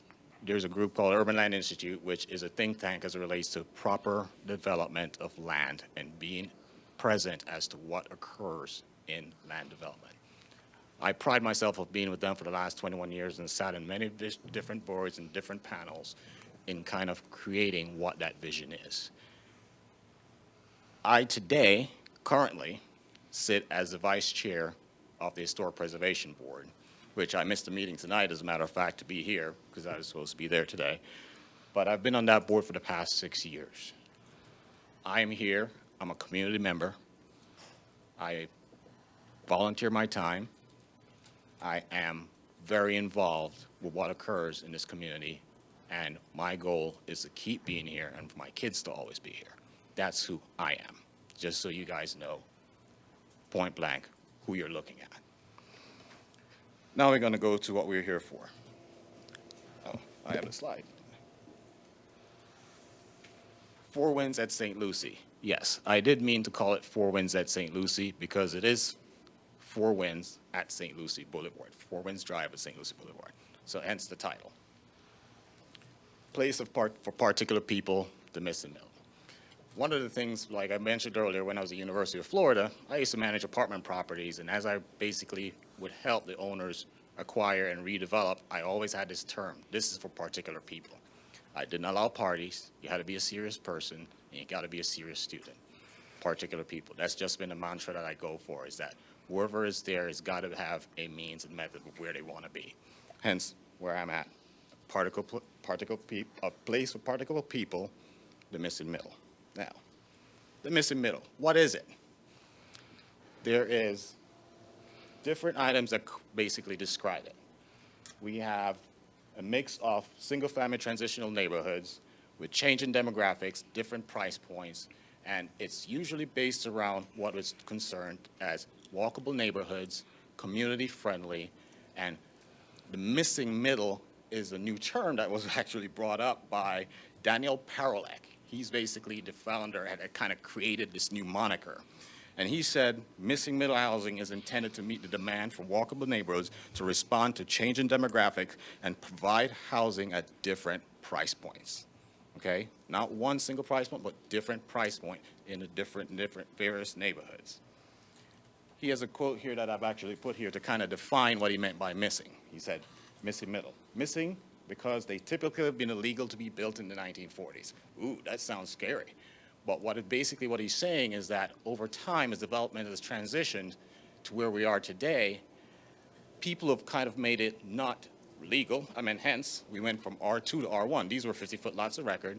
You can't develop them today, so it's illegal for you to develop them unless you make that change. So that's the missing part of the missing middle. The middle, because they sit in the middle of a spectrum of different product types in size and scale. That's a very important point that you guys have got to basically pay attention. Size and scale, the missing middle. So as you look at form and scale. So as we take a look and I bring you through this presentation, I want you to keep that moniker in mind. Form and scale, what am I talking about? And I'm going to try my best to make it very evident to you why I consider this area the missing middle. Next. Now I'm going to bring you to where the subject sites are. The subject sites, as you mentioned earlier, is 257 Four Winds Drive and 245 St. Lucie Boulevard. The reason I've color-coded them so it's easy to follow as I go through my chart. You have 257 Four Winds, which will be blue, 245 St. Lucie Boulevard, which is red. We are located here today, downtown. The sites are basically directly east from here to almost the very eastern boundary before you hit the county right here in the city of Stuart. Now, I'm going to walk you through the subject site so you can understand where we are. Is that better for me to talk more in the mic? Yeah. There.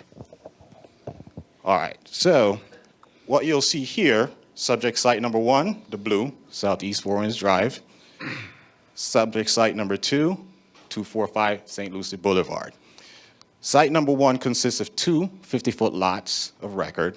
Subject site 2, 3 50-foot lots of record. It is bound on the west by Four Winds Drive, on the south by St. Lucie Boulevard, on the east by a 10-foot alley right-of-way that's there today. And then the only neighboring property that abuts it directly is this multifamily apartment complex to the north. So this site basically sits, in itself right here, bounded by apartments, Four Winds Drive, St. Lucie Boulevard, and a 10-foot alley. The only abutting tenant resident that we have is the apartment property here to the north. Next. Remember, I made a color code red and blue. It's to make you understand the pictures as you see them. Anything that's in red basically dictates the ones that is at 245 St. Lucie Boulevard. These, as staff has basically mentioned, are all zoned R1 today. 245, as I mentioned before, consists of three 50-foot lots of record. So this is basically in a corner view, north view. This is a view on the very end of the most northern end of the property. And this is a direct shot into the property. This is the most eastern end of the property. Next to that 10-foot right-of-way that is right here between these poles, there's a 10-foot right-of-way that sits right there, okay? The alleyway. Here is 257 Southeast Four Winds Drive. So as you come from the northern front, no, sorry, from this, yes, from the northern to the front, this is your view of the existing property, and those properties have two 50-foot lots of record today. The vicinity map, 300 site radius. The reason I have this map on here is to let you understand the city in their application process allows us as landowners to notify those who will be impacted directly by our property. And that is this 300-foot radius that is given as to who has to be notified of being affected directly by this property. This 300-foot radius, that's it. Now, within this 300-foot radius, you would not believe how many people I had to send notices to. I had to send notices to exactly, making sure I get my numbers right. I want to make sure I have the direct number. About 66 different owners. 66 owners. Now, out of that 66, I will admit, there's a few that are owned by one owner who owns like multiple units. So I'll have one where there's 4 people that owns it. So there's a lot of investment owners that are within the vicinity. So what you'll have here is 66 people. That's how dense it is within 300 feet of the 2 subject sites. Okay? Next, I'm going to go around as far as the surrounding uses that are around the site to give you guys an idea of what is there. Here are the subject sites. Remember again, blue and red. We understand which one is Four Winds, the other one is St. Lucie West. Here, to the north, as everyone's mentioned, R3. Don't forget the alley right there that separates us. Here we have R3, the 2 properties that bound directly on the eastern side of site number 2, R3. On the south side, R3, that's on the other side of the road. Here we have R3, and then as you come down the road, R3. So as you can see, just follow the blue line. We do have some R1s in here, as staff has mentioned, and then we have the R1 50-foot lots of record that are there that today exist as 50-foot homes on 50-foot lots of record. Here's a county, here's a county. This is all within the city of Stuart. Now, I'm going to basically take you guys, if you've not, well, I don't know how many of you have visited the site. I know I have met with a couple of you guys at the site to kind of make sure you guys understand what we have. So I'm going to walk you down the street if you're not familiar, especially for those on Zoom, because I do have some folks who will be on Zoom that may speak on this behalf. Now, we have here, I'm going to take you from the south, heading north on Four Winds Drive. So, Site 2 and Site 1. As you head from the south, toward the south here, we have an apartment complex. 3 stories. I don't know the number of units. I didn't do the count. I didn't think it was relevant at this time, but that's zoned R3. Across the street from number 2, see the box is red. This is the view. That's R3. As you go further down, basically the whole western side of Four Winds Drive contains R3 condo buildings. Now, as you come on the eastern side of Four Winds going down, you have the apartment complex here, as I mentioned, that abuts directly north of site number 1. Then you have a single family, single family, single family. However, this single family has one 50-foot lot of record with a portion 25. So they basically have split a 50-foot lot, where it's a 50-foot lot plus a 25-foot lot. So that becomes 70 50-foot lot that this home sits on. But by plat, if you go to the property appraiser site, it will note it as lot, say 16 plus a half of lot 15. Once again, still 50-foot lots split. Next, we have this property that has two 50-foot lots of record and the same for the other home that sits here. So what you have, like I said, you go to the property appraiser site and you pull it up, it'll say lot 15 and 16, lot 16 and 17. It doesn't say lot 16, 100 foot. It says lots 15 and 16, 50 foot, 50 foot. So basically, in this area, everything 50-foot lots of record today. Next, I'm going to take you down on the other side of the alleyway. So remember, here are the two sites. We have an alley here, and I'm going to give you an idea of the neighborhood that sits on the opposite side of the alley from the subject sites, okay?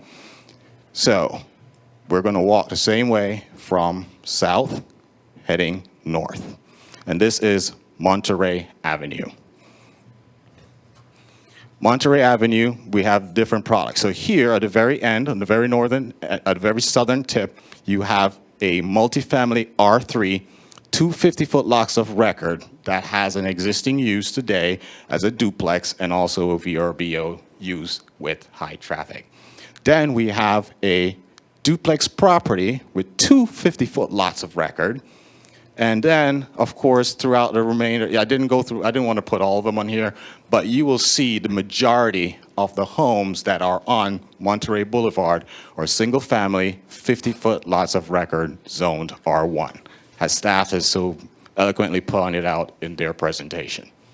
So that is the existing on the sides of the road, on the opposite side of the alley that abuts sites number 1 and 2. So remember, there's a site, here's the alley. This is basically on the other side of the road. They're over there. Next, we're going to take a look at the development pattern. What you'll find here, site number 1 and site number 2, this was built in 1955 with an R1 zone, 8.72 units per acre density requirement. Same here, 1956 built, R1, 50-foot lots of record. So these two properties are here at that time. What I'm going to do is basically take you along St. Lucie Boulevard so you can see the development pattern as it trends along St. Lucie Boulevard and then as it goes north into Four Winds Drive, first focusing on site number 1 or site number 2 here. So you will see the development pattern as it impacts this site inherently by itself. Then I will show you how the remainder impacts this site, number 1. So, as I said, I'm moving forward from west to east.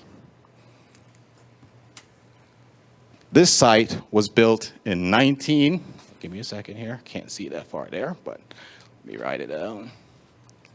This site was built in 1973, rezoned to R3. 1973, 11.67 units per acre.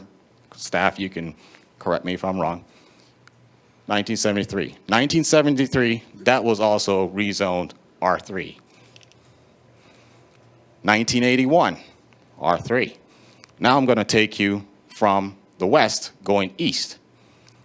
1981, that was rezoned from R1, R2. This one, 1981, rezoned to R3. On the south, coming north into the property, rezoned 1995 to R3. So this is just the pattern, as I say, as you come down St. Lucie Boulevard in the city of Stuart, not in the county, in the city of Stuart, as you trend along St. Lucie Boulevard, though you may see single-family homes that are sitting there, they inherently have an underlying zoning of R3. Not single family, R3. So anyone can come in, by right, and develop those things based on an R3 zoning today. Now, we'll move to the other property that sits to the north along as you move up. This property also zoned R3. So site number 2 right here is entirely surrounded, except for the existing property of R1 here, by R3. Next, we'll go to site number 1. Now I'm moving along southeast Four Winds Drive, heading north. This site was rezoned in 76 to R3, 11.67 units per acre. This site, 1981. Okay?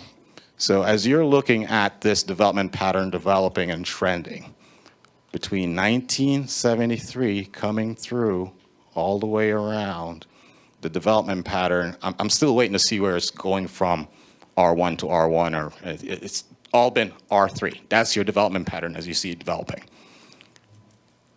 This is the wild card I can't understand, but it does bookend this area very well. That's also rezoned to R3. So as you go here and you come here, this area has a bookend of multifamily. Remember, I just discussed the missing middle, and we talk about farm and function. This is the epitome of what the missing middle is talking about. You have high dense units. Duplex over here, which allows for a little bit smaller. High density, we don't have high-rise condo here, obviously, but this is about as high as you can get. Then you have multifamily here, which is smaller apartments, and you have residential single family, but you also still have R3 multifamily with that. So it's a little bit of a disjointed missing middle, but it is there.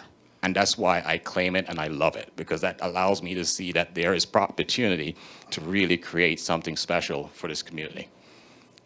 Now, here we have, in 1968, 1967, these two lots were developed as 50-foot lots of record that directly is on the opposite side of the alley from site number 1, which site number 1 today, as I said, vested platted rights of 2 50-foot lots.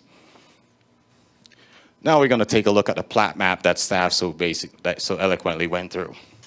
In 1925, December, this was basically verified and all that brought in front of the commission to be ratified as the original plat.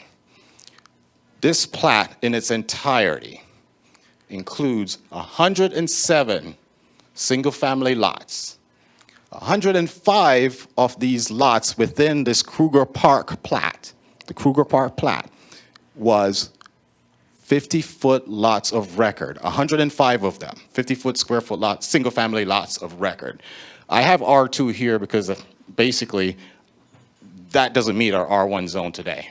But at that time, if I was to place the existing zoning that we have today, based on this, 50-foot lots of record would need to be R2. So let's look at this as this whole entire area was R2, 50-foot lots of record, 107 of them. 2 of them, okay, believe it or not, were 73-foot lots of record. 2 out of 107. Here are the subject sites. Right here, blue, and number 2, red. Now I'm going to do the comparison between the two. As you look between 1925 through 1968, what we've found is over time, I guess the city of Stuart kept a certain amount of that Kruger Park plat within the city. The rest went to the county. So then, now within the city's Kruger Park plat, we have 91 lots, 50-foot lots of record. 100% of them are 50-foot lots of record. R2, 100%. Now we have from 1968 to present. I did the arrows and kind of showed you the change, so I don't need to really belabor and go through it. But what I've done is try to place a comparison. Everything you see in yellow here, I try to make sure that you understand why that shade is there, is to show you where the changes have occurred between here, 1925 to 68, to 1968 to the present. You will see that 1955, 1956. First change occurred in 1968, but all of this was rezoned to R3. So now 54 of the 50-foot lots of record, R2, was rezoned to R3. That's 60% of this plat that was rezoned to R3. Okay? I can't be more evident, I can't say it enough. 60% was rezoned to R3. Now, this exhibit I basically threw in here because I'm sure that as City Commission, this is your map. I believe you guys are chartered a study to take a look at what is going on with your R3 zone and what properties are there. So I figured there's some familiarity. The easiest way for me to show this to you is to show you that familiarity. Of course, you have all the R3 zones within the city. This is the location of that site. You see the yellow, all R3. Here is the sites. What do you see? The yellow literally creates this little island here of these two properties sitting here. Everything else has been rezoned to R3. Everything is yellow. Those two sites are sitting in the middle of yellow. It's kind of like jumping in the water. Everything is around you. What can you do? Everybody else is yellow. Next. Now, earlier today, we did a big spiel about history. I already told you I sit in the Historic Preservation Board. I'm all about history. I will tell you that. So I'm going to give you a little bit of history on this site. I mentioned earlier, this was built, number 2, in 1955. There was a young lady, 90-something, 95, 96, I can't remember her name, Annette Reen, was the neighbor when I purchased this property out of foreclosure to live in that lived here. I remember she was basically what I call the matriarch of this area. She would go out with her little dog and walk around all day. At 90, she'd jump in her old little Cadillac, and you'll see her head barely over the steering wheel heading to the supermarket.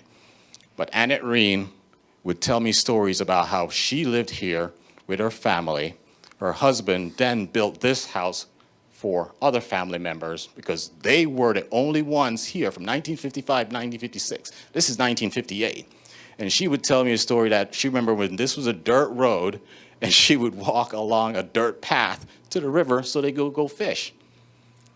I thought that, oh, we've had a wine, this is an old lady. Yeah, but I did not get it until I did the research after my meeting last week to make sure I could really understand the history here.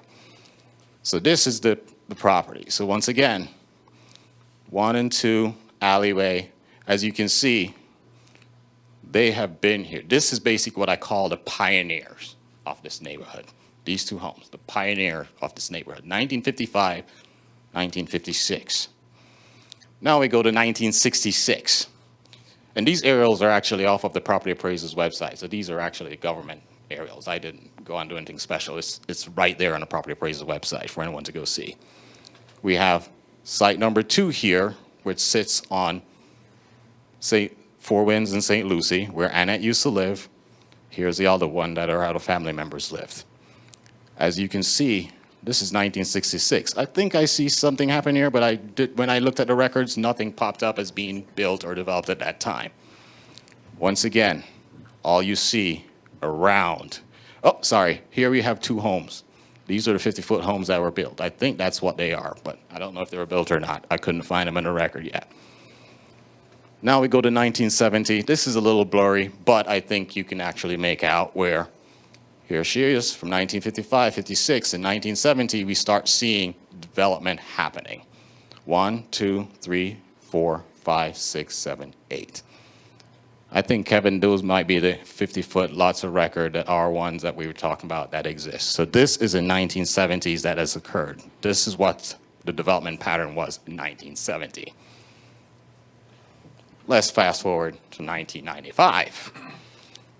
Remember, 1970, now we're looking at 1995. I've already gone through the diagrammatic arrow display. I don't need to go through it again, I think, at this point to make my point clear. But as you can see, these guys from 1955 to 1956 were here. Between 1970 and 1995, 25 years, we went from this to this. She didn't have a bunch of single-family homes or R1s or whatever being built around her. She got crammed with a bunch of R3s, R3s, R3s, very dense. This is the original.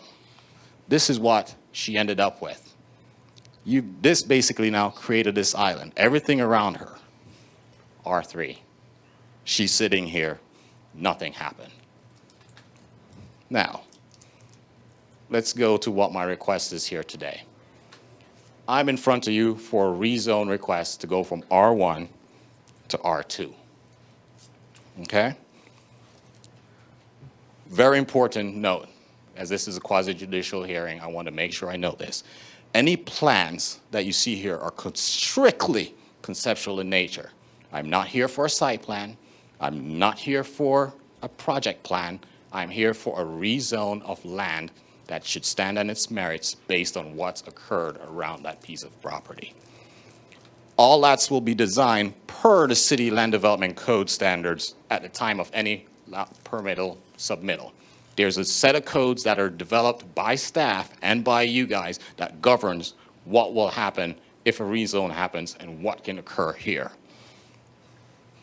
Now we're going to go into the, I think staff went through it, but I'm going to go through it a little bit more clearly so that we're all on the same page. We're going to look at R1 single family, which is the existing today, versus R2 single family zoning requirements. To make it easy for everyone, I've highlighted the only areas that there is a differential within the code between R1 and R2. R1 single family, like I've said, 7,500 square foot lot, which means I can do up to a 7,500 square foot house on that lot. R2, 5,000 square foot, only up to 5,000 square foot if you use an R2 50-foot lot record in an R2 single family lot configuration. The other change in it is here. In an R1 for 1 to 2 story, your setback is 7.5 feet, where in R2 it's 5 feet for the regular setback, okay? Now, when we look at the front setbacks between R1 that exists today versus R2, which is the zoning requirement that I'm asking for right now, it's 25 foot with no front porch. That's your existing standard today in an R1 zone. In R2, it's minimum of 25 feet, minimum 25 foot setback. Front setback with the porch, if any home is developed or whatever is developed here with over 50% of the facade, you are allowed a relief of bringing that front porch within 15 feet to your property line. It's the same whether it's R1 today or R2. Nothing changes. That's the exact same, which is why it's not highlighted. Now, I think it's important because we have St. Lucie 245 that sits on a corner. On a corner lot in an R1, your side setback from a corner lot on the street side, minimum 10-foot setback. In an R2, side setback, minimum 10 foot. Not asking for any release, not asking for any change, asking to stick within the zoning code that's there from R1 to R2.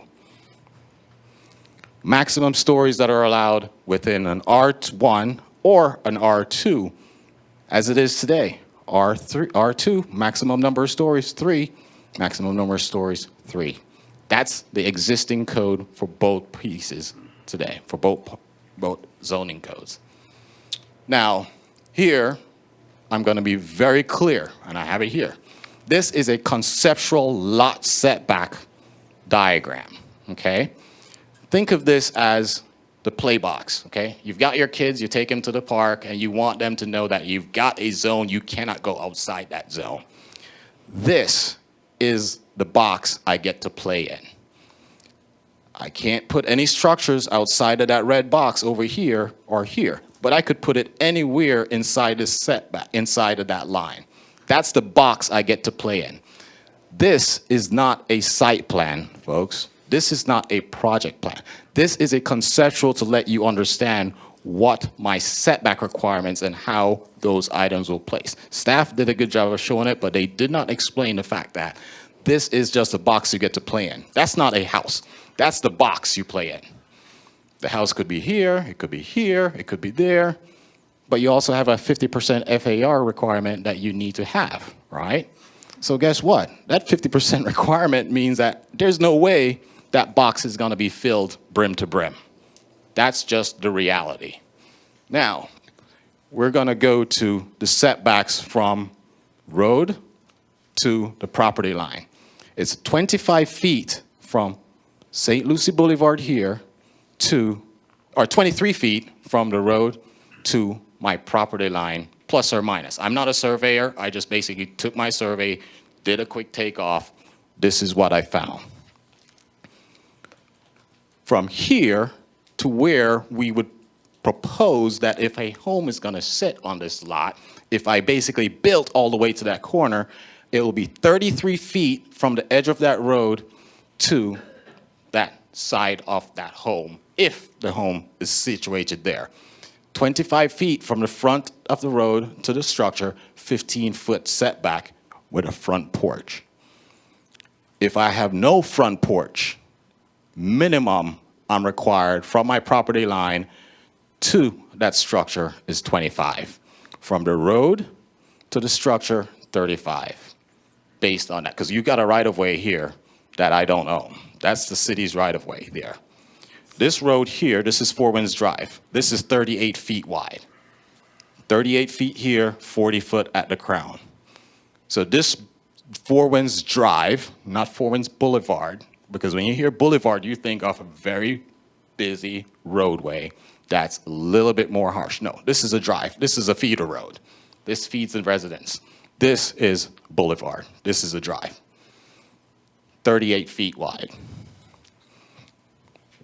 Now, on the opposite side here, I have a 15-foot rear setback is what I've got to work with, along with the 10-foot alley that sits between my property line that is available there as use. Now we're going to go through R1, single family, to the R2 duplex zoning requirements.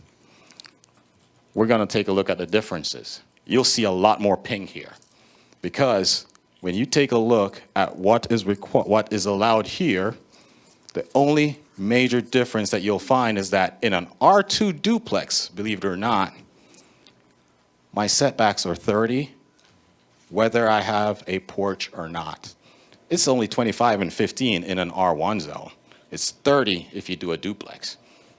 This is a lot more restrictive than the R1 zoning, going to R2 duplex. The same 7,500 square feet, lot width the same, pervious coverage 50% still the same, side setbacks the same, height the same, number of stories the same. Only difference here is your setbacks are drastically more. 15-foot rear, 20-foot rear.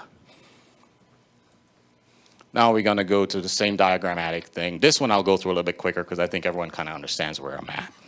Once again, this is a conceptual lot setback. It is not a site plan. I want to be very clear on this. It is not a site plan. This is just the box I get to play in, okay? I can play within this box, nothing in or out, same 50% coverage ratio applies. The distance stays the same here, whether it's R1 and R2. Now, however, my front setbacks get a little bit greater. From the road to the building is 40 feet. Or from the road to my setback play box is 40 feet. From my property line to my play box, 30 feet.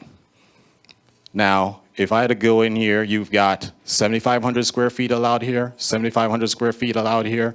If this is combined, because it'll be tough to split this 7,500 square feet, a 10,000 square foot product will need to go here. Based on zoning, 10,000 square feet can go here.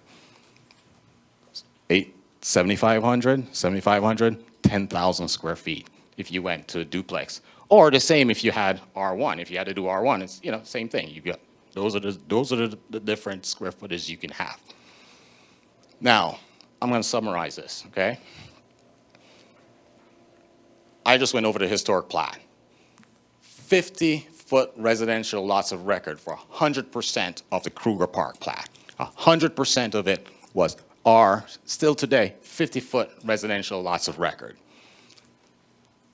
With those are the old vested rights that's it, from 1925, 26. My development pattern now, from 1968 to the present, which over time, poor Annette sitting here had to sit there as this island was created around her she's been here from 1955 to 1956. She sat there and watched the development go from 1968 to present, basically creating a hardship, kind of basically almost devaluing that property where you have to stay R1 while everyone else has basically gone to R3. 3, this is a request for rezone of land. This is not a site plan, and this is not a project plan. This is a rezone of land. I've already just shown you, I'm looking at development plat, the historic plat, development pattern. I'm here for the rezone of land. Now, based on all the facts that I've provided before you, R3 is more appropriate for this site. No matter how you skin this cat, okay, let me go back. R3 is what should be here. No matter how you look at this, if you're a planner and you know your trade, this is what would be the obvious train of thought. Like I said, I've been in this for 27 years. Any of my clients will kick me in the head saying, what are you doing? Highest and best use, dude. That's not what I'm looking for here. I'm trying to work within the confines of our code, which says R2 is complementary to our future land use map and our comp plan today. I'm not going outside of that. I am not bending it. I'm not asking for any relief. I'm just asking to be brought from R1 to R2 to allow me to use the vested, legal, plotted lots of record that are there. That's what I'm asking for. Now, I also mentioned my whole path of coming from the military to where I'm at. I did not do that by not having. You wore it out. Hey, I have to be very clear. I'm being very clear. I will wear this thing out because I ain't done. I am not done because I have to be very clear that everyone understands where we are with the site today. I'm going to be very clear with that. So now, as I said, I have the aspirations, right? And of course, when I looked at this site, the reason why Annette, when she passed away, the kids told me, the kids called me, they're like, Duet, Annette told us that you're the one going to buy this property. At the time, they had a price I couldn't deal with. So I'm like, go and try to get your best price. And then it doesn't work out, we can talk. Over time, we came to a point where we made a decision that, yes, my wife literally kicked me in the butt and says, you're going to lose the opportunity to increase on your dream of what you wanted to do on one lot with Annette's, and she already liked what you've already told her what your dream was. Don't let it go away over a measly couple of dollars. I ended up buying it from those kids in 2016. Now, this is the aspiration. Once again, this is not a site plan or development plan. I don't know. These are homes where in my travels of doing what I do, this is in Destin, and I fell in love with this neighborhood. These homes are on 40 and 45-foot lots, okay? And I was amazed at just how well placed they were and how they fit within the confines of a neighborhood and community with the front porch, the garage hidden back where you don't see that. That is what I'm in love with. This is just my vision. Now, I still have to go in front of staff to make sure that this looks all great, Duet, but what can you really do here? This is the vernacular, though. If you want to find out what am I thinking, this is the vision. This is the vernacular. This is not, oh, this is what's going to be built there tomorrow. This is front porch, differential and pass in the elevations. No elevation the same, no color the same. These are not the homes that are going to be there. But just take different inferences from the facade and the vernacular that you see. This, to me, is old Stuart. This is what I envision being here. Now, I'm going to walk you through when I talk about this conviction. I wanted to make sure I zoom in on this, right? So here is what I would say. You have this house here sitting on the lot, 15 foot off the road, front porch is here as you're driving north to south. I hate garages. I hate when you drive up and the home is here and you have this huge 2-car garage and there's this little squeeze of a house.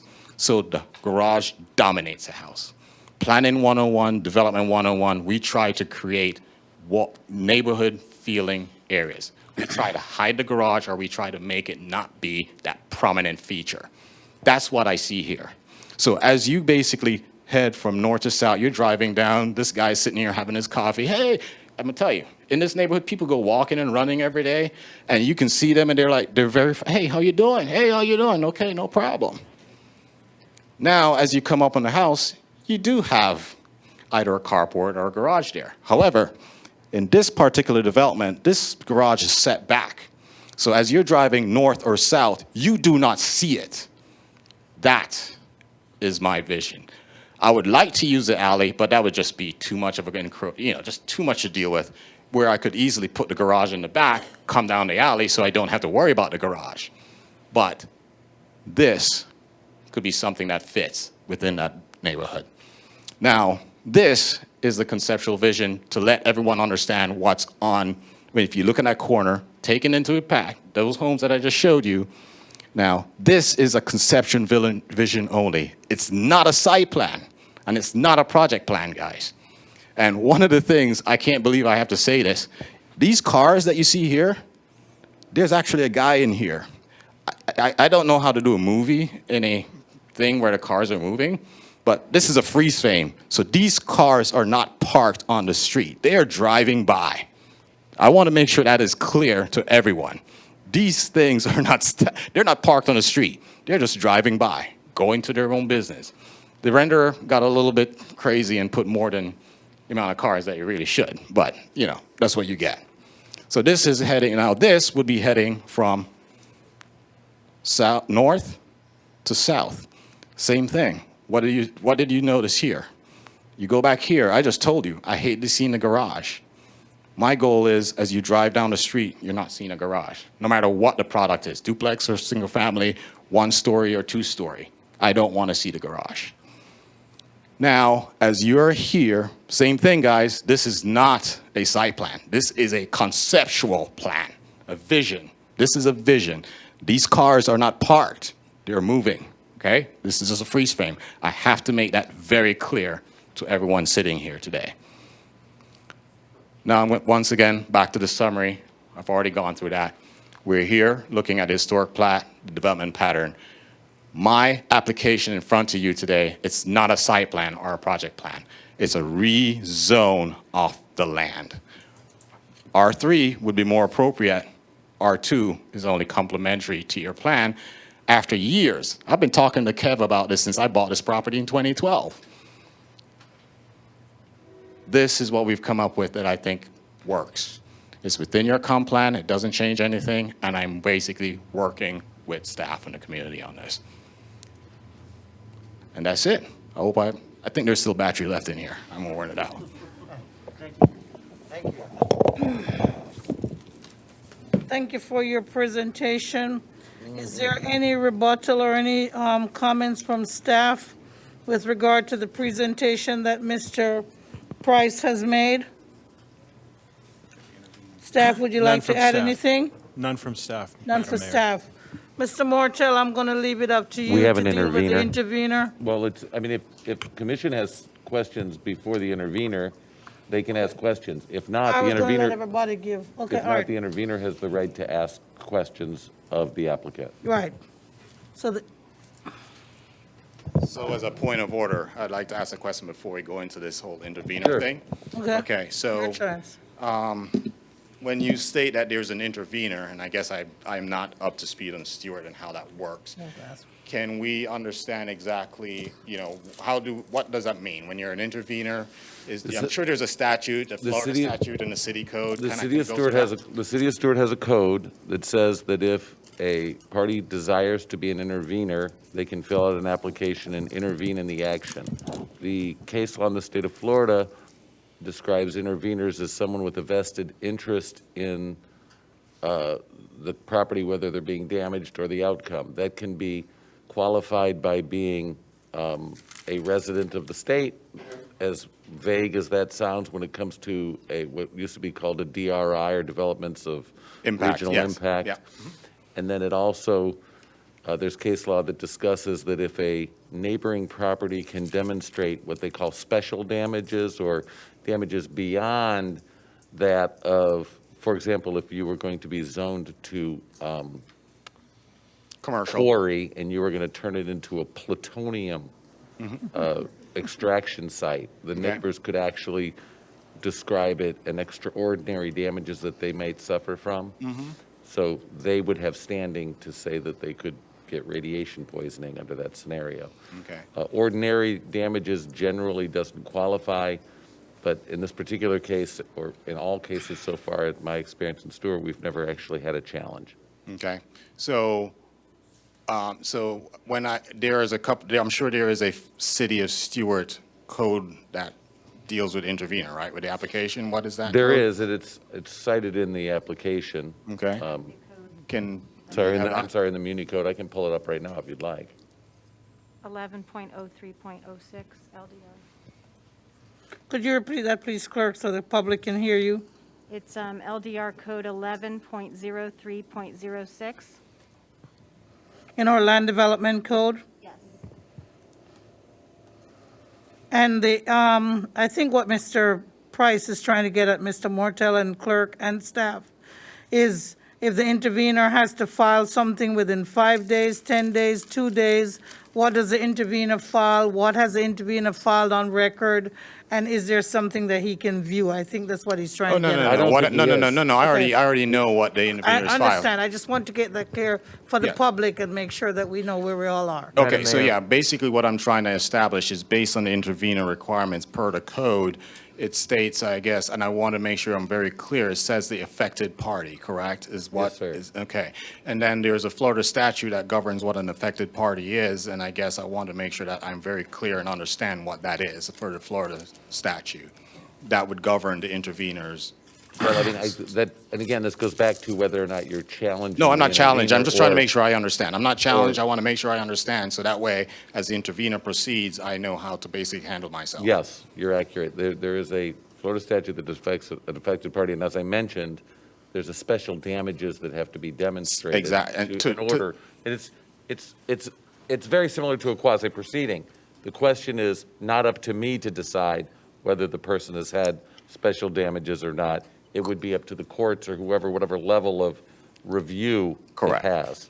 All right, correct. And so that intervener's got to also prove within that Well, like, for statute example, that tonight, they do have, if yes. the intervener next is going to be able to ask you questions. Correct. When he puts on his presentation, you in turn are going to be able to ask him questions to address the issue as to whether or not he has standing to be an intervener by being a resident and/or having those special damages that you're referencing. Okay, when you mean resident, you mean like you're registered, Well, you're like if- homesteaded or whatever in the Those are city? questions you would ask. Okay, perfect. Okay, I appreciate it. Thank you.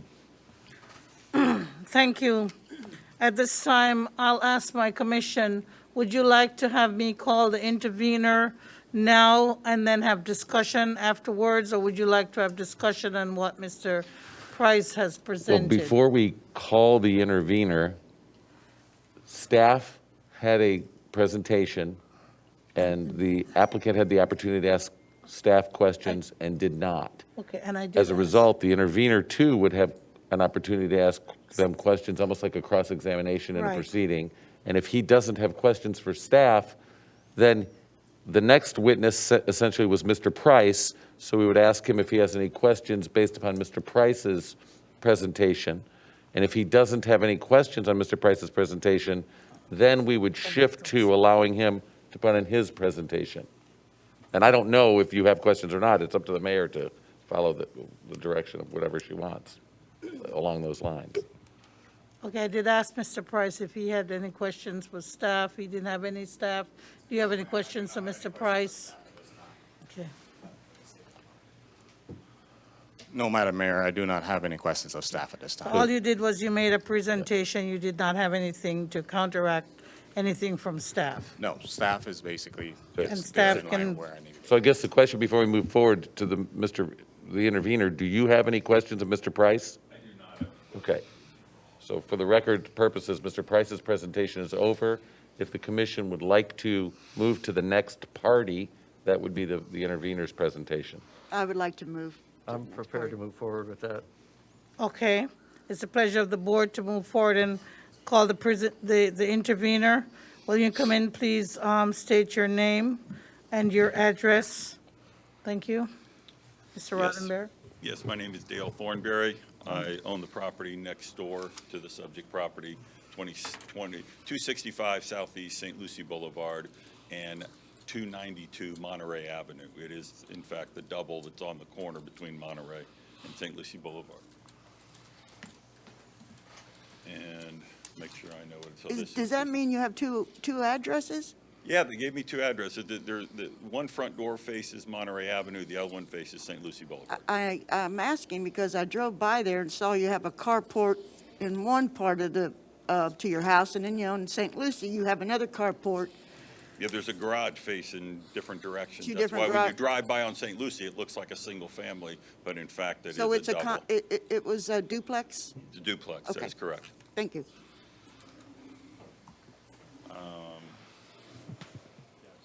Could I ask the intervener, are you using the presentation that was part of the agenda item? Yes, please. Do you have that on thumb drive? I do have a thumb drive there. Thank you. I'm going to let staff. Thank you.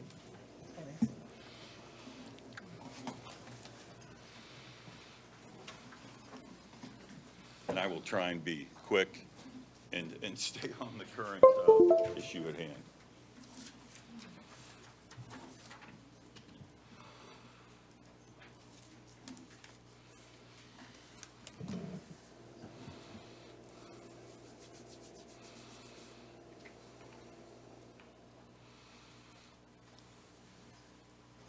Would it be the one from last night at 8:02 or 3:04 at 3:21? They're both the same, I think, yeah, they're either one.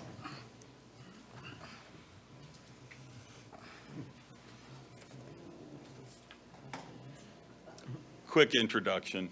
I've been a licensed contractor for over 40 years. I've been licensed Florida building contractor for 16 years, studied engineering and planning at Purdue.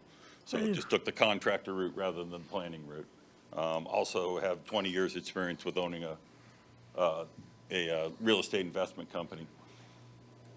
And one of the things after talking to virtually everyone in the neighborhood, we've got a petition in here of 64 people that are in support of me speaking. Many of them even actually put that they wanted me to speak on their behalf, given the COVID.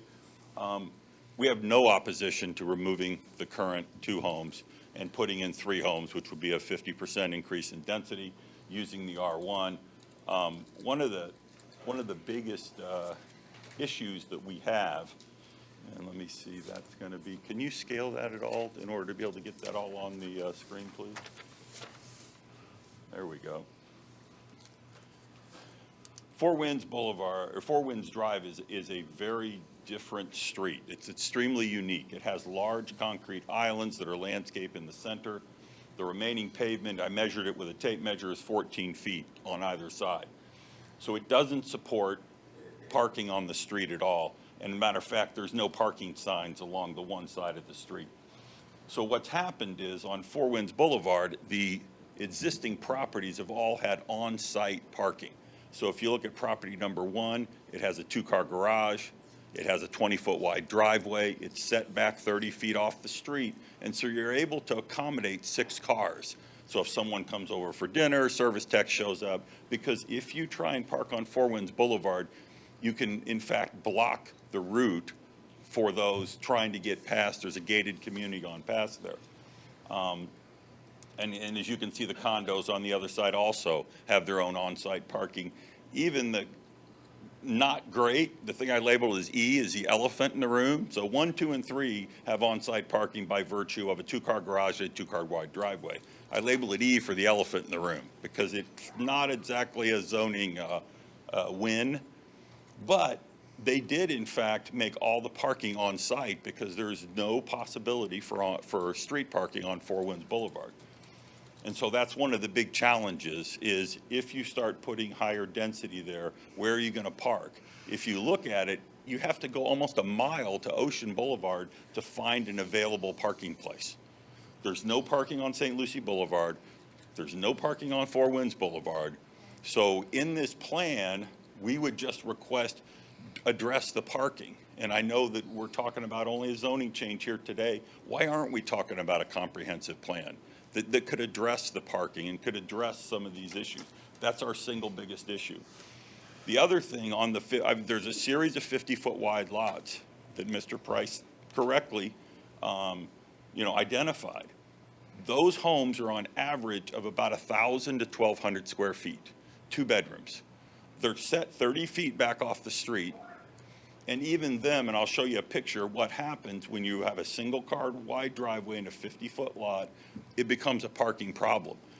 They deal with it by parking on the sides of Monterey Avenue. I'll show you a picture of that, but you can't do that on Four Winds. So we really do have a very unique situation that could cause a serious parking problem if we don't address it. I'm going to move through this stuff. You guys have heard this. If we keep if he put 3 single-family homes there, he'd have 83 foot wide, which would be greater than the 75 feet. There'd be plenty of room for on-site parking. But as we move forward, this is what really, would you mind scaling that for me again? I'm sorry. This is Monterey Avenue, where those series of 50-foot lots are. And you can see everyone is kind of ad-libbed parking along the sides of the roads, and it's not possible. The other thing about Four Winds Boulevard is there's a ditch on either side, and that ditch, it doesn't allow, I mean, you can get a couple wheels off, but it doesn't really allow for parking. And can you scroll that up? Will that PDF allow you to scroll that up? Keep going, there we go. So here is a fire truck on Four Winds Drive. Fire trucks, mirror to mirror, 10 foot 4 inches. That's a 14-foot wide piece of pavement. Yeah, should I? I'd be happy to wait for a second.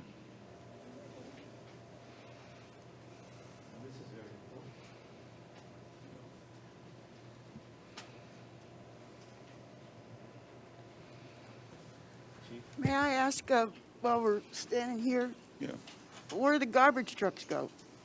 How they go up and down the road? Oh, because there's no parking there, it's okay. But when you look over at Monterey, when I drove over there, you got 50-foot lots, you got 3 or 4 cars, some of them only have one. One guy's got a truck, 2 big boats on a trailer, and a camper behind it.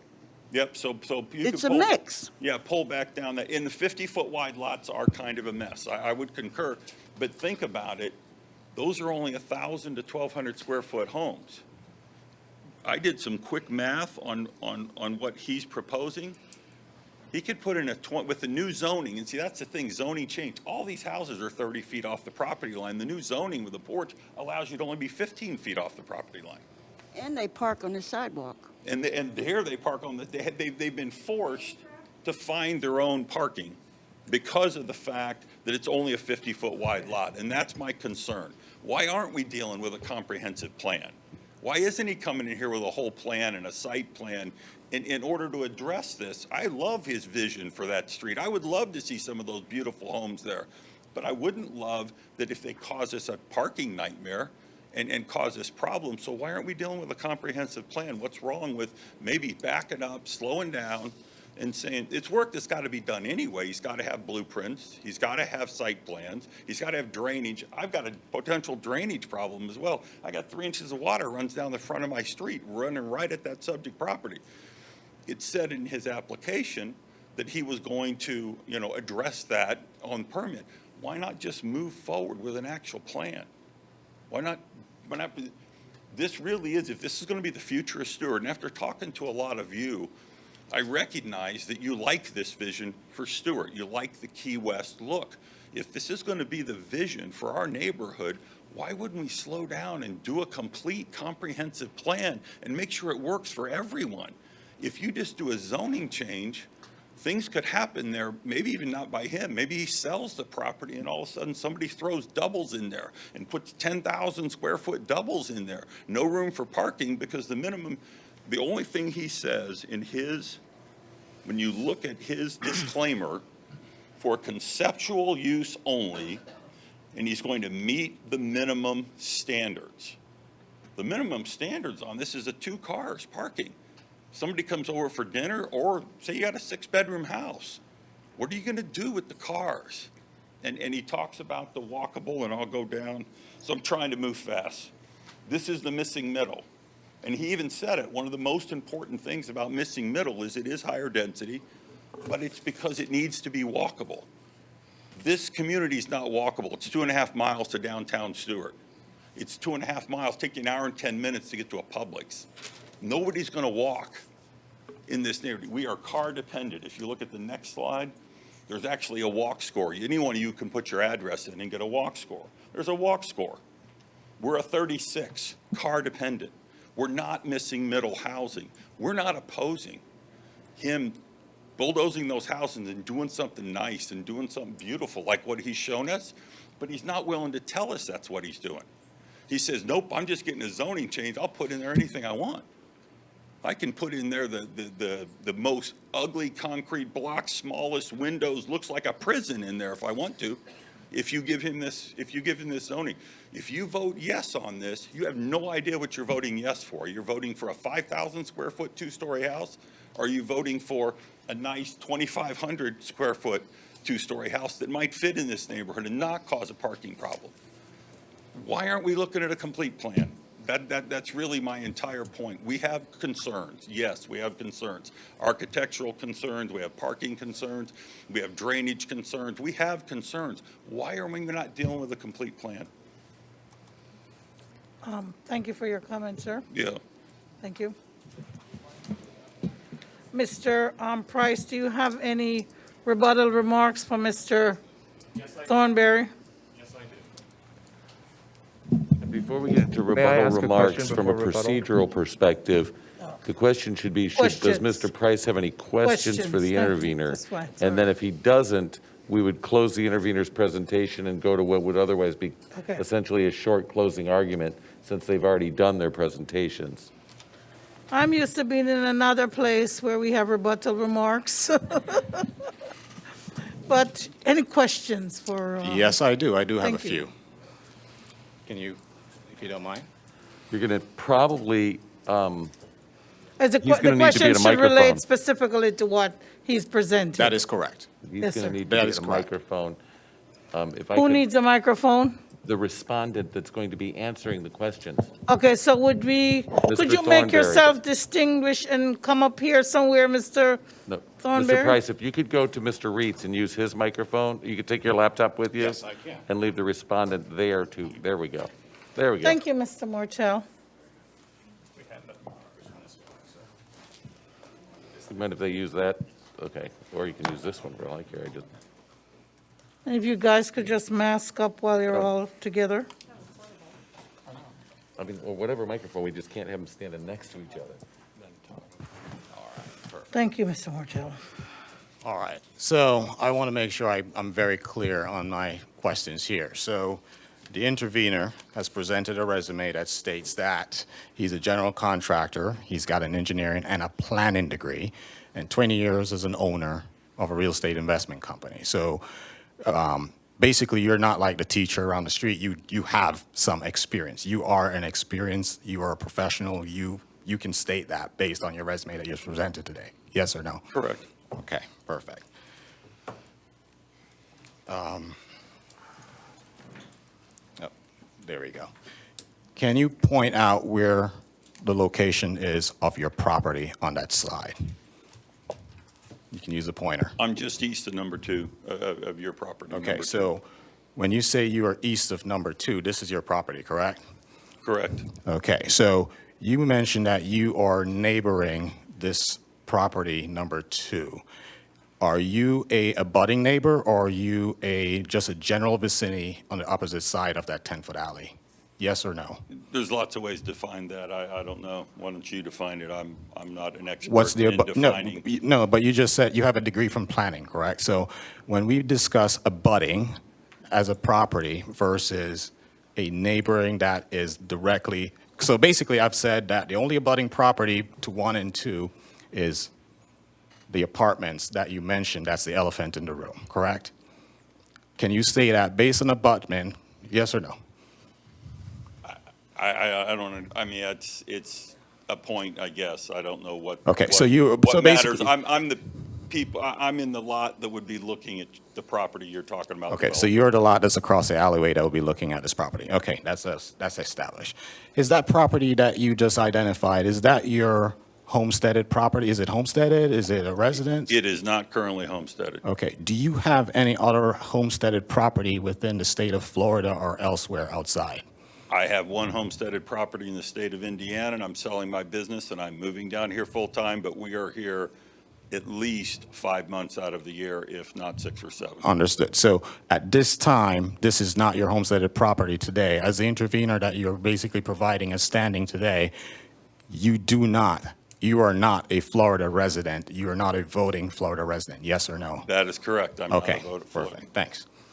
All right, so you just mentioned Indiana. I'm a so that property is- owner that's getting damaged if you do something that doesn't work out. Okay, so now, when you mention that you will be damaged, based on the intervener rules, we went through the statute, right?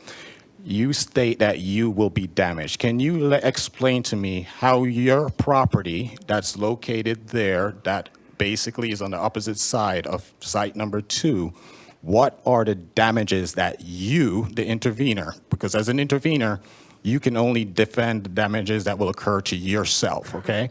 So Okay, what happy damages to. are there?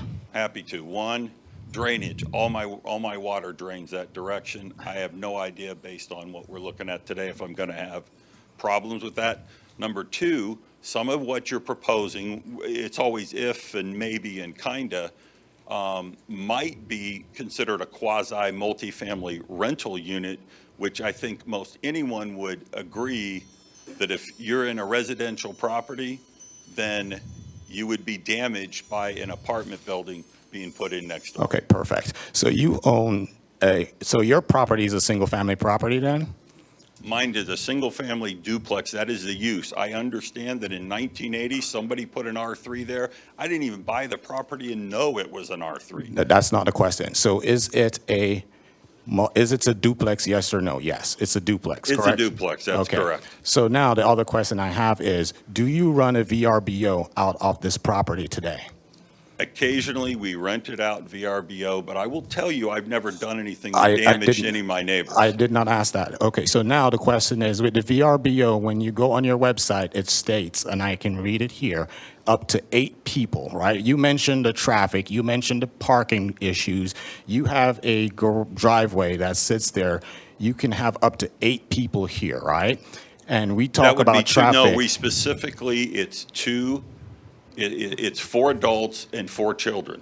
And we won't automatically let anyone rent that. And you can check with my neighbors, there's nothing negative that's ever come out of. Unlike your properties, when you've rented, we've called the police a few times. Okay, can you If you want to provide? get personal, okay. we can get personal. Why don't we talk Ms. about the okay, project? Just please answer Okay, the question now- that he's asked you. I'm asking questions to basically provide your standing. So now, the other question is, you just mentioned that there was police call. Do you have a copy of those police records to provide to us as definitive No, I'll proof be right happy to now? look those up for you, yeah. No, you need to provide them right. Do you have them to provide right now? I Because you've do not. stated it as fact. Okay. Now, Thanks, let's it's go. asked and answered, thank you.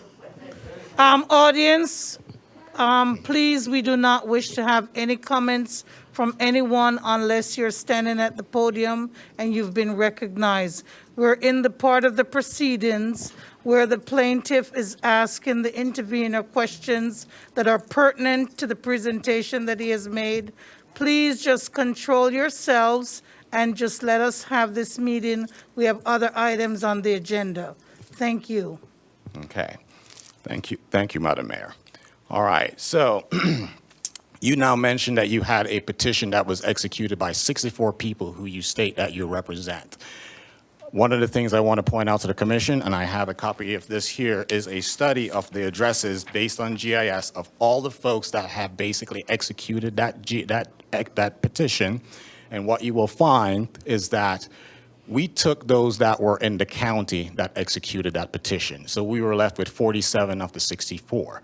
out of the 47 that's left, 68% of the folks who executed this petition are in an R2 or higher zoning. Okay, 68% are in a R2 or higher zoning. Now, I'm going to break that down a little further for you with the intervener's petition. The intervener's petition, here is a platted map of the folks that all signed this petition. As you will see, if you look all the way to the bottom right, 2 miles away, I have 3 people from Kingswood who have executed this petition. I guess they will be affected drastically by what's happening at anything with the rezone of this site. So we've eliminated them. Then we have the 18 that are within the county. They are not within the city. They are within the county in Snug Harbor. They do not live within the city. I've eliminated them because they're not within the city boundary as it relates to this site. Now we look at around Pier Point condos. There's 6 people who executed that petition from Pier Point condos. 1 from the and then there is 1 from the Sailfish duplex units over on the other side. They are outside of the 300-foot radius. So, you know, I didn't eliminate them from the 64% or 68%. I kept all of the Stuart in there just to provide where the 68% who executed it are in R2 or higher. Now, what we've also done is we went ahead and took a look at the folks that were inside that petition execution. We removed those that we regard as renters or those that are outside of the city. So I just told you I removed the folks that are in Snug Harbor and all that. So that leaves 36 of the 64 petitioners at this point gets taken out. That's 56% of the petitioners at that point. Renters, they don't own a property. They just reside here as a renter, and that's 56%. Then we go into taking out the renters outside the city, and those that are non-homesteaded, just the same as the intervener today, out of that pocket because they are not Florida-based, they're not homesteaded here. That leaves 42 of the 64 gets taken out. That's 66% of those petitioners that executed that document. Now, one of the other things that you'll find on the petition is that you have folks with 2 or 3 that lives in a household or an investor who owns 4 or 5 units that executed this document and had all their renters execute the same. I removed them. That takes 48 of the 64 out, which leaves 75% of the petitioners that execute this either renters outside of the city, non-homesteaded, or the same household. When you take that out, leaves you with 25% of these guys that will, should, and have a say in what occurs here. So as you look at that petition, that's basically, I just want you to understand what we're looking at there. Now, one of the things that was represented here is that the intervener stated that he is representing and speaking on behalf of the condo board and the folks that are in the community, and he, on his presentation, calls out Snug Harbor West. I'm going to enter into the record here, which I have, a text message discussion with the HOA board president for Snug Harbor West. He clearly states, and I asked him the question, I've been told that there's an intervener that's intervened on my application for rezone, and he states that he is representing you, Snug Harbor. It's in his presentation. And is that correct, yes or no? Their response, or he has insinuated that he's representing you, Snug Harbor West. They stated, we are unable to control what anyone insinuates. However, no one has been authorized to speak on our behalf of the board of Snug Harbor West. We have taken the position that we remain neutral with respect to the zoning change, not for nor against. I guess the question I have for the petitioner, the intervener at this time is, does he have a document from any of the condo associations that basically will negate this document? I never claimed I had anything from any of the condos. I have no idea where you came up with the idea that I insinuated that I did. Okay, so next we're going to go to Mr. Mortel, since he's been able to introduce additional evidence, would I be able to do the same thing? He's doing an additional presentation, not really asking me questions. I have some additional information I wouldn't mind. I saw how this related to a question, but Mr. Price, if you can keep it to questions only. Okay, so at this then the point. question would be then on this particular item, like the question I've asked is, he stated that he represents the board, yes or no? And he stated no, he did not represent that, but he does have a document that state that. Do you have any other further questions? Yes, I do.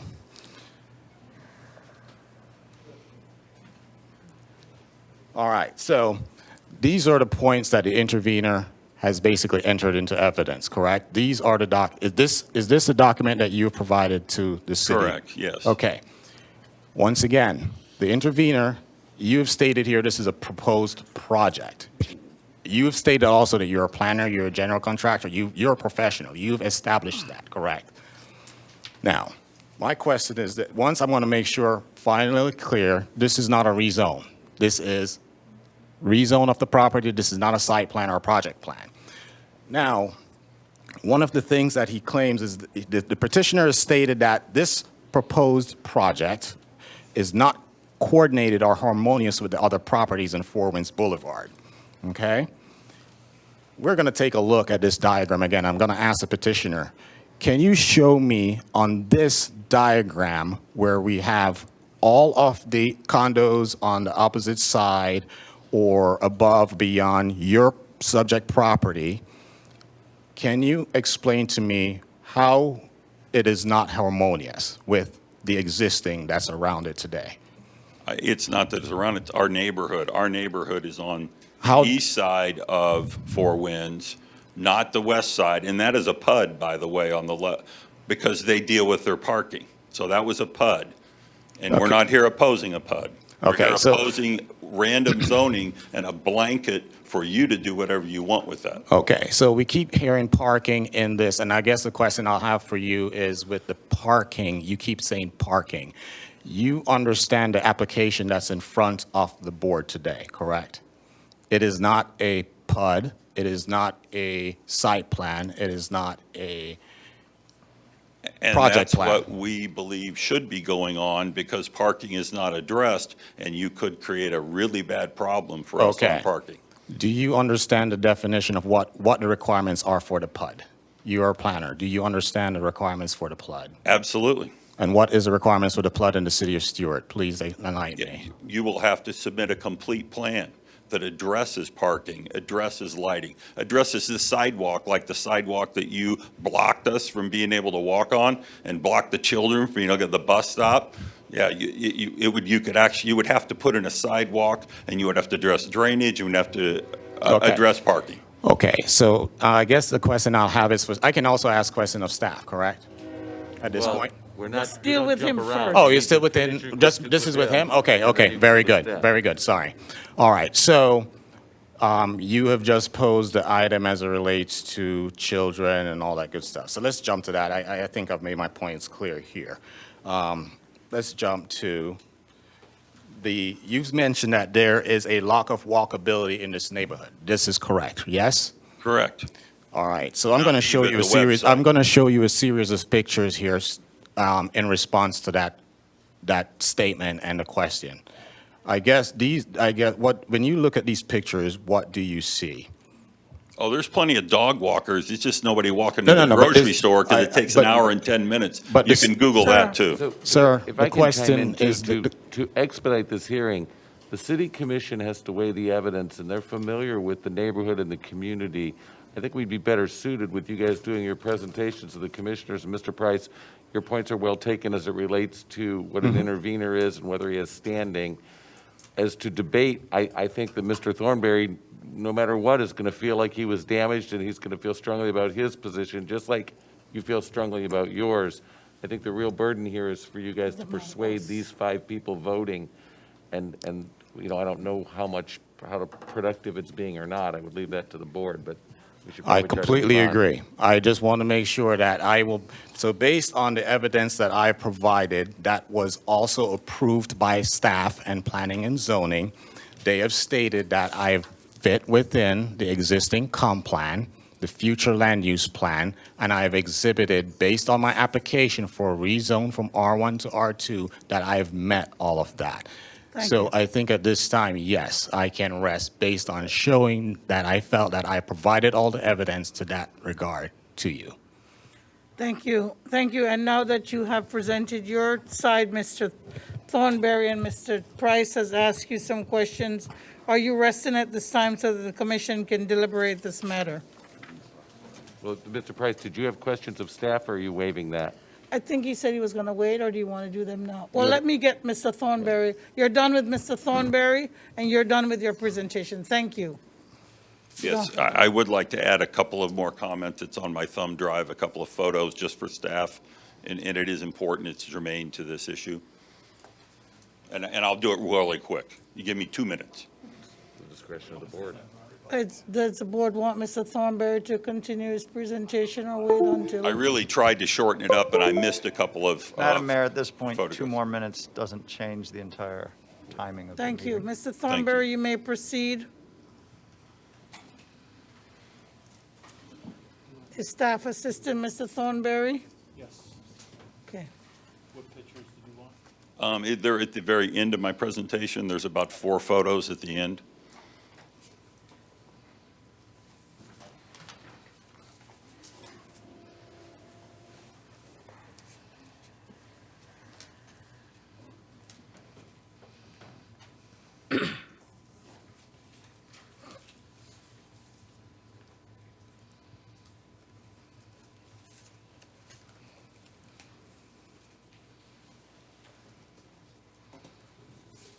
If you can go all the way to the very end and then work backwards, there's a few photos. So these are the photos of the condition of the sidewalk on Mr. Price's property. And we don't really understand why he's allowed this overgrowth or why there's jackhammered sidewalks, why there's rot on the building. He hasn't painted. He's owned this property for 8 years. And so you can see our concern as a neighborhood. He is easily the worst property owner in our community. He lives out on Sewell's Point, and this is the eyesore he leaves for us. And now he's going to be given a blank check from you if you vote yes for this, to do whatever he thinks right for this neighborhood, when for 8 years, this is what he thought was right. And go ahead and back up a little bit more, please. He even put the sign in the middle of the sidewalk so that you can't walk down that sidewalk. He's forced children and dog walkers out into the street. Go ahead and go down to the next. He hasn't bought so much as a single paint, and he even left the shutters up from last season, and he just uses this as his parking lot. As you can see, the sidewalk has jackhammered blocks there. He doesn't care about our neighborhood. He doesn't care. Anyone that would do this to his neighbors, he's never pressure washed. Go down to the next. This is my view. Oh, hold it. This is an interesting one. The city came and replaced a piece of sidewalk, started to replace a chunk of sidewalk here. Mr. Price came at lunchtime and planted those plants and ripped out the form so he couldn't finish the sidewalk. It's unbelievable. Now go down one more picture and then we're done. This is my view of his house. Been there 4 years. Has never, I'm sure he pressure washes his house out on Sewell's Point. He's never pressure washed these houses. So you can see our concern why please protect us. Make him do a full comprehensive plan, because he's not going to do the right thing for this neighborhood. He's going to do whatever's right for his wallet. So please, please, please protect us and make him deliver a comprehensive plan. Thank you.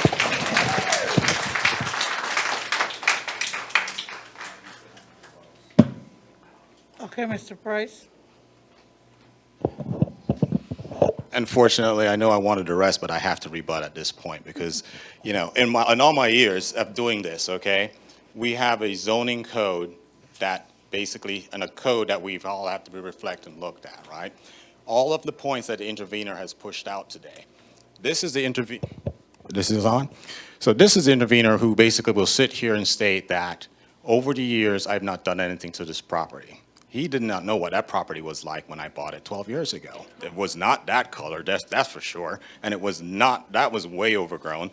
And oh, by the way, the walkway that he's claiming as a sidewalk, I guess if it's a municipal sidewalk that the city was supposed to be replacing, how can me planting plants there stop them from replacing that? Because it is my property. Now, the sidewalk that he claims is basically interrupting the pathway for kids. He basically has shown you a picture that he states is on my property. It is not. That is the neighboring property. The apartment complex has an asphalt drive, that's a private drive that recirculates within their property. That's there. That property, since 2012, has always had that where, yes, that growth has been there. Now, if you go, what he hasn't shown you, and I will show you here, give me a second, is let's go to the sidewalk issue and the kids, okay? He states that the kids are being impacted. Here's a GIS study of where the kids come from. This is showing on the west side. This is Sherwood Gardens, 15 kids of age of school. That's there. Now we go on the Four Winds side where this property, where the properties are located, 0 kids. Okay, that's the first one. The next one that he states is, I am basically killing these kids and creating a dangerous pathway. So if the kids walk past this property and they get to the apartment complex, here are what you see. Where is the sidewalk there? What the intervener is stating that's a damage to the community and himself, there's no municipal sidewalk.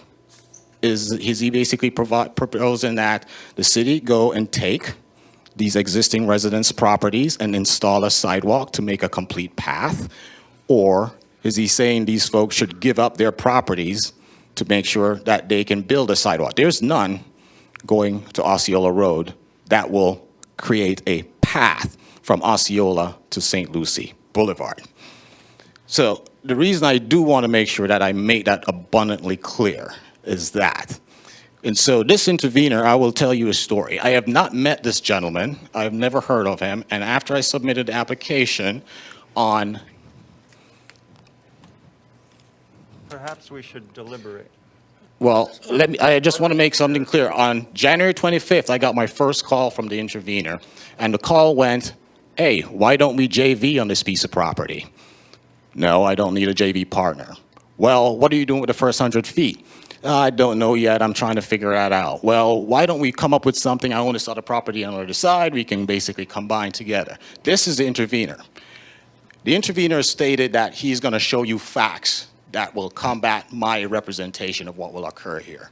In all my life of doing this, he's a professional. He stated he's a professional. All I've heard today is an attack on my character in this meeting, not factual evidence as to whether this has been an issue with the rezone of this site. It's all been an attack on character, not off the zone.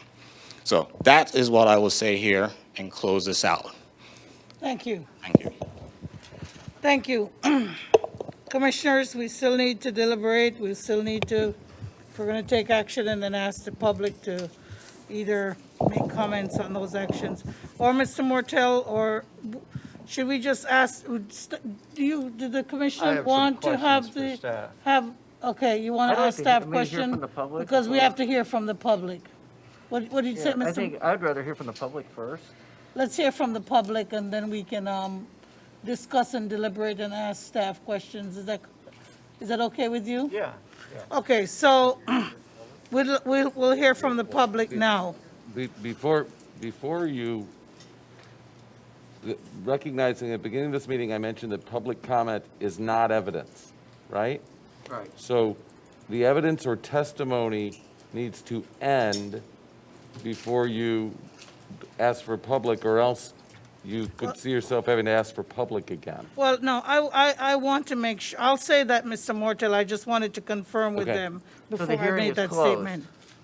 Normally, the hearing is closed with a motion, but if you close the hearing right now, you can hear, before you guys deliberate, you guys can close the hearing, and then you're not going to take any more rebuttals, you're not going to take any more evidence, you're not going to take any more staff or testimony, but then you can hear from public before you guys deliberate or have your questions or whatever. And we can ask staff questions still.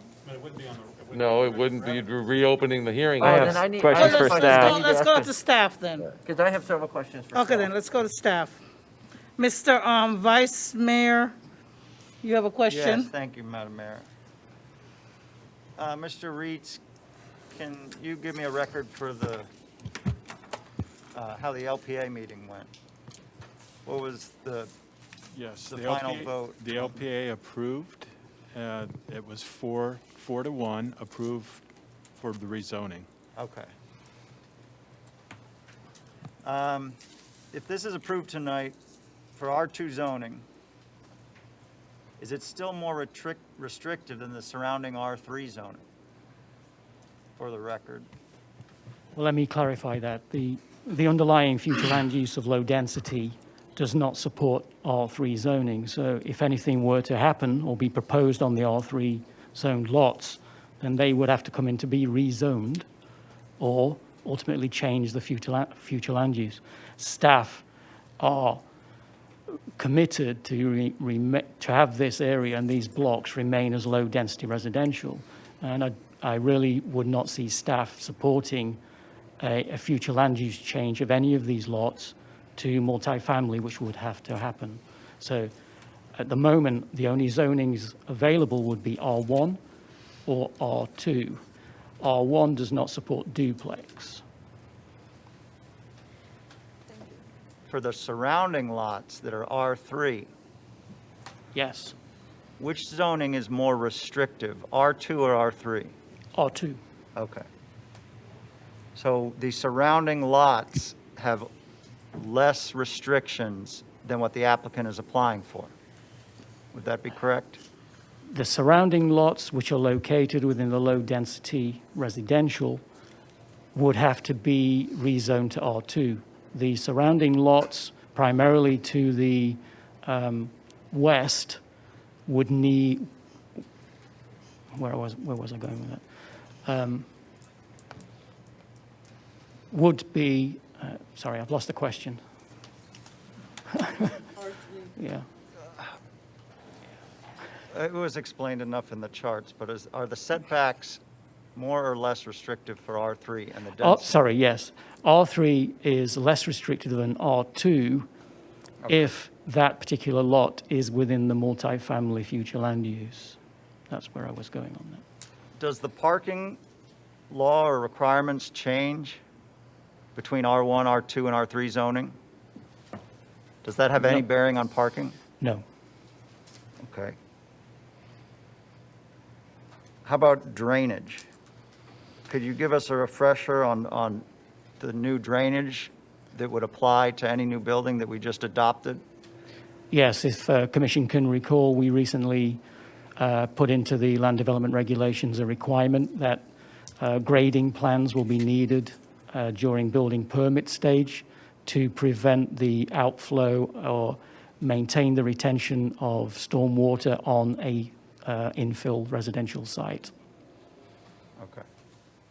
And these are on septic tank, this old property, isn't it, that we're looking at to change Mr. Price's property? I'm not sure. I think that's on I was curious. central. Yeah, there are on septic tanks. Yeah. Okay. I think that summarizes all my questions. Thank you, Miss Bruner, you started, so did you have any other question other than the septic tank question? Well, it was just so, as we were talking, and the, I forgot your last name, but him and his wife, and the thing was the parking. But I went over even to Selfish, and Selfish is only 16.5 foot, the whole thing. So, many. Without getting too deep in the woods here, it sounds more like deliberation right now. If you had a question for staff, we should try and wrap that up and then get to deliberation so we can close the hearing and stop the evidence so that we can just focus on deliberation. I apologize, you're right. I just will be glad to see that it will go to sewage, city sewage, if it passes. Thank you. Mr. McDonald. Okay, a couple of questions. Kevin or Tom, is this consistent with our comp plan, this change? Yes, the land use will support this zoning change. Okay. So we heard discussion of requests that which should be done under a PUD, and it was also about other properties. The 5-unit apartment complex that's, I guess it's to the north, I guess. Was that done on a PUD or straight zoning? That's straight R3. Okay, straight R3. Do we know if Four Winds was done with a PUD or straight zoning? Four Winds is R3 also. Okay, so it wasn't a PUD? It was not a PUD. Okay, so if we were to do we were to have him come back and do a PUD, generally, and this is more to educate everybody, but generally, please confirm this, often when someone comes to PUD, it's less restrictive than the actual zoning that's on the property. So it could actually be more dense. Would that be accurate? Yeah, an applicant could come in and request the absolute density that would be available under the future land use. So in this instance, it would be, if it was single family, 8 units per acre. If it was multifamily, over 11.62 units per acre. Okay, and then the land development code, and I think Commissioner Matheson or Vice Mayor Matheson actually hit on this, but between our code, our stormwater, that will dictate parking, drainage, site plan, all of that, which is there to protect the surrounding neighborhood. Yes. As well. So it will, if we approve a zoning, if we approve the zoning change, we have the land development code to ensure that the property is built to not only our code, but then also it would be required to be built to the Florida Unified Building Code for its quality and so forth. Absolutely. It'd be the same code that affects every other property in this block. Okay. And under the R1, there could be up to 5 single-family units? I didn't do that. Yes. Okay. So R1 at 50-foot lots would be 5 at the, I'm sorry. R2, I mean, yeah, R2. R2. We get a lot of Rs here today. Yes. R2 single family, 50-foot would be 5. Okay. Or the 3 duplexes. Or 3 duplexes. But the 3 duplexes, if they were to go that route, the setbacks actually become, deeper. It's 30 feet from the road, more from the sides. And again, we're going to dictate the parking and so forth from the land development code. Okay, thank you. Thank you, Mr. Meyer. Thank you, Madam Mayor. So I'm curious about the alleyway that we've talked about a little bit. Did the intervener apply for a permit to build? It looks like, and I could be wrong, but is there an encroachment onto the alleyway? Have we sold the alleyway to the intervener? I didn't find the alleyway is a right of way. It has not been abandoned. Okay. So was that a permitted construction? I have not found any permits to date. No. Can I add to, I know that you're in the process of asking questions. Can I add to that? Do you have the aerial to show if that concrete area, I think when I went out there, I thought there was a boat park there. Can you show us, or you don't have a current aerial today, of whether or not the alleyway is actually built into the concrete is built into the alleyway? But you said there's no known permit for it? Well, I can confirm that the concrete is built within the alleyway. Okay. Yeah. Okay, so and you don't know when? I don't know when, no. Okay. Go on, sorry, Mr. Meyer, you can continue. Thank you, Madam Mayor. Are there any differences between R1, R2, R3 with regard to design standards, with regard to the number and size of windows, the facade? I mean, it seems that the allegation was if approving R2, we give a blank check, that would be different than the blank check of an R1. Is it possible that somebody with a zoning change to R2 could do different kinds of design than they could in the R1 zoning? No. The only impact on design is if under both R1 or R2 single family, you put a porch in, or you come forward with a porch which reduces your front setback, then you have to have at least 50% of your front facade as a porch. Other than that, there is no requirement for windows or doors other than the building regulations. So, and as far as parking, I am concerned about the idea that somehow from R1 to R2, that we have a different requirement for parking. That's sort of what was alleged. So is it possible that somebody with R1 zoning, I don't know if you have on any of these plans, that helpful map of the setbacks, the red boxes that show the total, the sandbox, the play box? That's so helpful for me. Okay, great. Do we have anything in our code between R1 and R2 that defines whether it's a double width driveway, how the cars are stored, must be stored between R1 and R2? Could feasibly somebody with an R1 zoning build up to 50% of the the area with an impervious structure, all the way up to the setback, and build one car parking space? Could they do that with R1? There would have to be two. There could be one in the garage and one in front of the garage, or there could be two in the garage. Okay. Or two out in front. And for R2, you're only required to have one? No, R2 would be two also. Okay, so there is absolutely no difference between R1 and R2 with regard to the size and quantity of parking as it relates to the setbacks and site plan. They are the same, two spaces. So, and how do we deal, I don't know if this is for development, but maybe public safety, how do we deal with cars that just park in the right-of-way anywhere? I mean, is that, yeah, how does that happen? How does that work? Do we? Yeah, code, usually if there's a problem, we ask code enforcement to go out and. Based on a call, a complaint, right? That's right. Okay.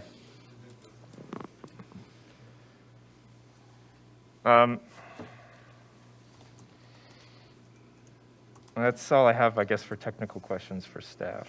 Commissioner Meyer, if you don't mind, I think it might be pertinent for the record. I forgot to ask if staff could explain whose property this sidewalk is on and what happened with that.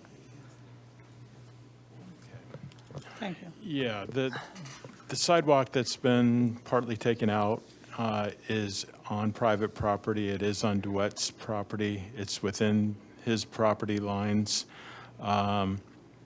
I'm not sure of the history of the sidewalk, if the city originally put it in or if it was, I don't know the history. I'm not sure if the applicant knows what the history is, but it's clearly on private property, or what remains of the sidewalk.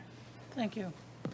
I'll ask about that sidewalk. I did send a letter to the city manager to ask him about the history of the sidewalk and Public Works involvement, especially in the past 5 or 8 years since Mr.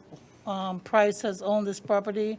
And I believe the response was that the city had not done anything or built anything during that time. And I've looked at the condition of the sidewalk, and I see that apparently it's been there for a long time without anybody, neighbors or prior owners, doing any work on it. So I had a question from Mr. Thornberry to ask if he had any, or to ask staff if they had received in the past, and maybe this might be something that Chief Tuminelli, I don't know if you had checked into it when you looked at this development, if on the St. Lucie Boulevard side of the Mr. Thornberry's property, if there were any issues with people parking on the streets or anything, or if there's a history of any parking on the streets, since parking has come up as an issue as presented. Before we close this hearing, I just wanted to hear about that. Nothing about parking, extra parking? Chief? Madam Mayor, I cannot answer that without looking, but I do not recall any parking issues over there. There may be, but off the top of my head, no. Thank you. And also, Mr. Mortel, I don't know if this is going beyond this time, but we hardly ever call our fire chief in here. But I know that there was a picture of a fire truck, and the potential of something going down Four Winds Boulevard, although this property is at the corner of what I call two main I can roads. stipulate for the record that the city's not going to allow construction that won't let fire trucks go through. Thank you. I was just going to call our, I know that we have another bigger project, and there's a lot of public Yes, comment. yes, and we I'm need guessing right people. now this hearing will end around 9. okay, thank you. So I'll wait until we have our discussion deliberation. As far as I know, there is no other questions. So we will close the hearing and the comments right now. And I think the commission, I had asked earlier if we could just have everybody give their, it's a choice, if we give the public comments or if they're going to give public comments based on our motions. I think we had said we wanted to hear the public. Public comment? Okay, we want to hear the public. We can close the hearing, and We're then gonna you close can it. hear public comment before you motion and deliberate, if that's the pleasure of the board. Okay, so we're closing the hearing and we're going to have our public comment now. Madam Mayor, Should we just ask for all in favor of closing the hearing? You could just do that. You're the, Okay, I You're the said chair. close, but I just want to make sure. Aye. Okay, everybody's in favor. Madam Mayor, while you're calling citizens up for public comment, anyone who's attending by Zoom, if you wish to give public comment after the in-room, please raise your hand now. You're on my list. Okay, so please check the Zoom, Mr. Kralski. And after I have these 10 people here who are listed for item number 12, we have 10 persons who handed in cards. Please try to keep your comments very succinct. The clerk will be having a button. And if something has been covered already and you don't need to cover it anymore, that's fine. But we're here and we have other items on the agenda, and we're not trying to stifle anybody's comment, but just be careful of everybody's time and make sure that we all listen to you properly. Deb Papalardo, when you come, please state your address. My address is 250 Southeast Four Winds Drive. Thanks. Madam Mayor, Vice Mayor, Commissioners. Let's make sure that we can hear you. You can take that off and hold it close to you. Thank you. Not only is parking an issue, but the traffic is also an issue. We already have problems with the, is it five units across and next to where the sign is posted? Yeah, they actually drive the wrong way up the street because they don't want to go down and do the U-turn because there's that median in the middle. And part of this project would have units deeper into Four Winds that would have to make a right turn to go down and turn around. Rather than do that, they would probably drive the wrong way up the road to get out to St. Lucie Boulevard. So it's not just the parking, it's also the traffic flow. And I just wanted to mention that because nobody had. Thank you. And the fact that there is no PUD, I think that we probably should have one. Some sort of plan on what exactly is going to go there, so we know what issues that we need to address before it actually happens. Thank you. Thank you for your comment. Next, we have Dale Abramson. Lynn, are you going to come also? Linda, you're going to, after Dale? Okay, thanks. All right, so you're going to combine your comments into one 5-minute comment, or you want to have two separate? 3 minutes. Yes. Thank you. I'm Dale Abraham. 3 minutes. Sorry, thank you. I was just confirming that I said 5 and they're saying 3 minutes. This is my wife of 55 years, and Yes. we've lived in the property on Four Winds Drive. We live at 147 Southeast Four Winds Drive. We're at the other end of the block from the subject property that's being discussed. We've been there 39 years. I support the position that the intervener has put forth. We've watched the situation develop over the years. We've watched the increased traffic flow. We've watched the school buses. The school buses don't seem to stop there anymore because of COVID, I guess, but there's a drop-off point right on the corner of Southeast St. Lucie and Four Winds. And there's I don't know how many kids, but a lot, 10 or 12 or 15, that get off right there. If the buildings that if the rezoning is done and the buildings that are proposed to be put on the property are put on there, it's going to interfere with, in my opinion, with the ability of the kids to travel as, as freely and safely then as they do now. There's great visibility on the corner. The home that Miss Annette had, the nice little lady with the dog, there was a great view. It was wide open. You could see everything from a long ways off, and traffic was easy to get in and out of. When it's They've increased, the amount of traffic has increased since they built Snug Harbor West, which is just north of us. And I don't know how many homes are in Snug Harbor West, plus there's another condominium on the St. Lucie River. So the traffic pattern has increased over the years. And it's very difficult sometimes to back out of our driveway because of all the traffic. But I'm mostly concerned about the young children that not only live in our neighborhood, but they live across the street in the, I don't know what the name of the development is called. Sherwood Gardens. No, Ocean Place. Ocean Point. And I'm really concerned about them because, yes. because they will not have good visibility, and little kids get off the bus and they jump around and go around. And I'm really concerned about what would happen if you have these buildings that block the visibility. And I'm also concerned about the lack of the way the homes have been kept up since this gentleman purchased the property. And I understand at one time he lived in one of the homes, and I never met him, and I've lived in the neighborhood for 39 years, so. Thank you for your comments, Mr. Yes. Sabrinson. Thank you so much. Could I make just one last observation? The bell has A rung. number of years ago, there were some little children, one of the families in the neighborhood had little children that drove their little scooters down a Four Winds Drive. They were difficult to spot. Apparently, they've grown bigger. If there's a bunch of other families that are coming in and that situation exists, I think there's a potential for danger.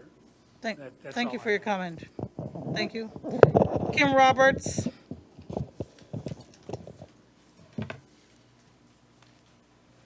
Please notice that we don't have anybody wiping and sanitizing, so you're there. Yes, I'm Kim Roberts. I live at 250 Four Woods Drive, and that's immediately across from, I guess, the second lots that he had showed in the presentation.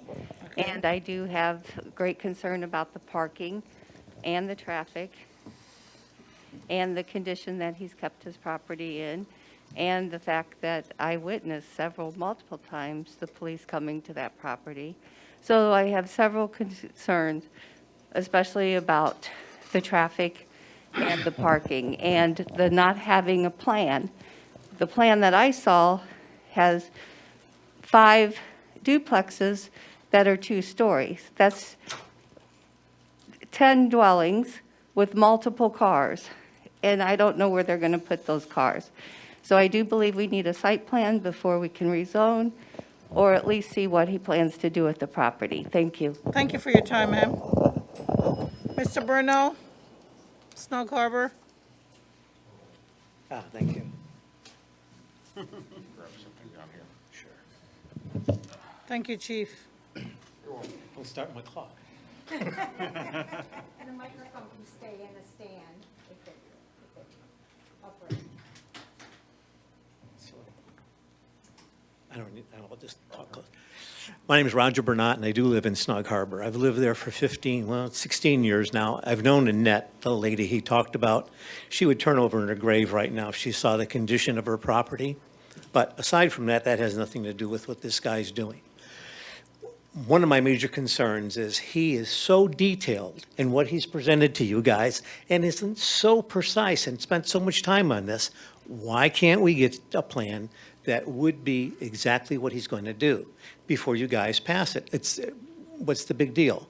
I can understand him before he got his zoning approved, to not have, to spend money on putting in what he's going to do. But he knows what he's going to do, but he's just not telling anybody what he's going to do. So I would like to see that mainly. And it's kind of like, you go into a restaurant, you see the picture on the menu, oh, look at that thick cheeseburger, that looks so great. And then you get it, it's, well, I don't have to say what it is. So he's painted us a good picture, and so let's have the picture and let's have him, adhere to that.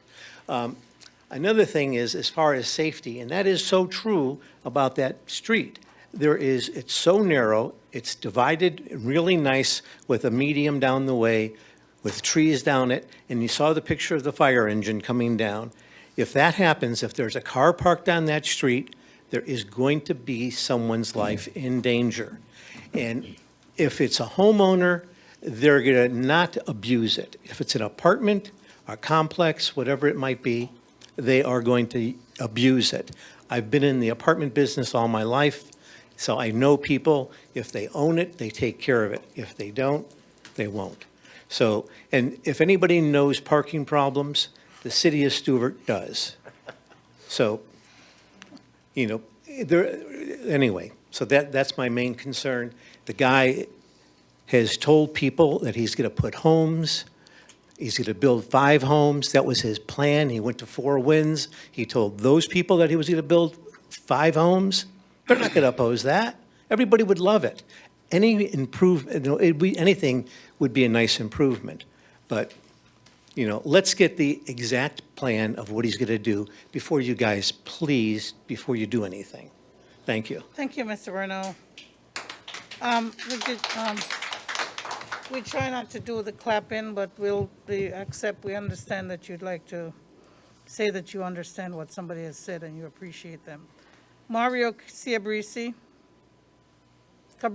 I guess that's how you pronounce it, Cabrisi. Good afternoon, Judge. Yes, sir. Please tell us where you live. Mayor, Board. Mister, could you give us your address, please, sir? Okay, I live at 250 Four Winds Drive, right Yes. across the street from the arrangement that they're gonna do. You have to excuse my language, my accent, I'm Italian, That's fine. Anyway. No problem. No. But I live at Stuart for about almost 20 years. I moved there, I bought a condo in 2002, and I come down 6 months out of the year. I'm a snowbird, right? But I come there 6 months out of the year. We got intention, me and my wife, to move here. Maybe soon, I don't know, maybe next year, I don't know. But we are concerned about the parking, that's one thing for sure. The mailman, when the mailman comes, he's got to park right on the drainage field because there's no parking space, And when the school, every time when the school comes, when the school bus comes, people, they have to park right in the drainage. People come pick up their kids and park right on the drainage because there's no place to park. So, that's one of my concerns. And the other concern is, I don't know what he's going to put there. It's nice if he puts nice homes in there and make the neighborhood look nice. But he's beyond the blind. So if he's going to do this, he's going to do that, but what is he doing? That's my real concern. So hopefully that you take notice of all the people that we had. Thank you for your comment, sir. All right. Thank you. Slilla Price.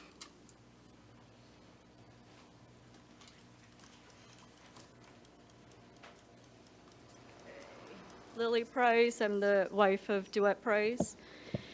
Just as you've seen the history of Kruger Park progress from 1925, from 50-foot lots, single family, to the present predominantly multifamily, we just want to be afforded the same rights as everybody else in the community. The applicant is not asking for any relief and plans to follow all zoning requirements. Although R3 makes the most sense and highest and best use of the site, the applicant's request today is to rezone the sites to R2 back to the vested rights of the 50-foot lots. We hope that you have seen enough factual evidence in the presentation and not just misinformation. Stuart is in a housing crisis. This neighborhood is the missing middle. By going back to the 50-foot lots, this would provide smaller homes with more fillability or more ability for embellishments and architectural design, which is in line with the neighborhood and surrounding community. One thing that you may or may not know about Duet is that he's very thorough in everything he does and has a lot of passion. Our family did live here for 2 years. Stuart is our home. A lot of thought has been put into the vision of the sites for the past 9 years, working with staff to coincide with future land use and to complement the existing surrounding area. We have 2 children. You can see them here today. We brought them here today so they can see what their dad does as a profession. They see their dad on the phone and computer a lot, attend board meetings for Martin County Historic Preservation, and attend commission meetings just like this one locally and throughout South Florida. We love Stuart in our community, just as you saw that Annette was the pioneer for this community in the 50s. These kids are our future in Stuart. Thank you.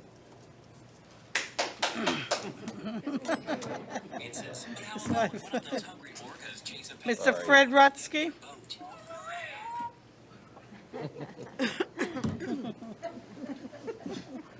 Turn your phone off, Mike. Siri had something to say. Fred Rutsky, I live at 325 Southeast St. Lucie Boulevard, which is about a half a block to the east of the property. I do actually pay a small amount of taxes in the city of Stuart. I'm on your sewer system, and I'm on your electrical grid, so even though I'm in the county. So it just happened to work out that way. I don't think the little old lady that had the Dobsons, she had Dobsons, by the way, was, I've been there 21 years, was thinking that when you made a right off of Flamingo and got on St. Lucie Boulevard with a 30-foot setback on each side, it's a beautiful road. You guys been down it many a times, and it goes all the way through to East Ocean Boulevard with a 30-foot setback. I don't think an eyesore that's going to be right on the sidewalk when you come in there is what she was expecting to have on her property. I think what she was expecting to have on her property was 3 beautiful houses, but not an eyesore on St. Lucie Boulevard. Okay? My mother-in-law lives in Four Winds down the street. Multiple times, cars are going backwards. They're going on the opposite side because that's a split road. Very hazardous, and that happens every day. So, thank you for your time. Thank you, Mr. Kurt Rutsky. Ms. Dorrit Price?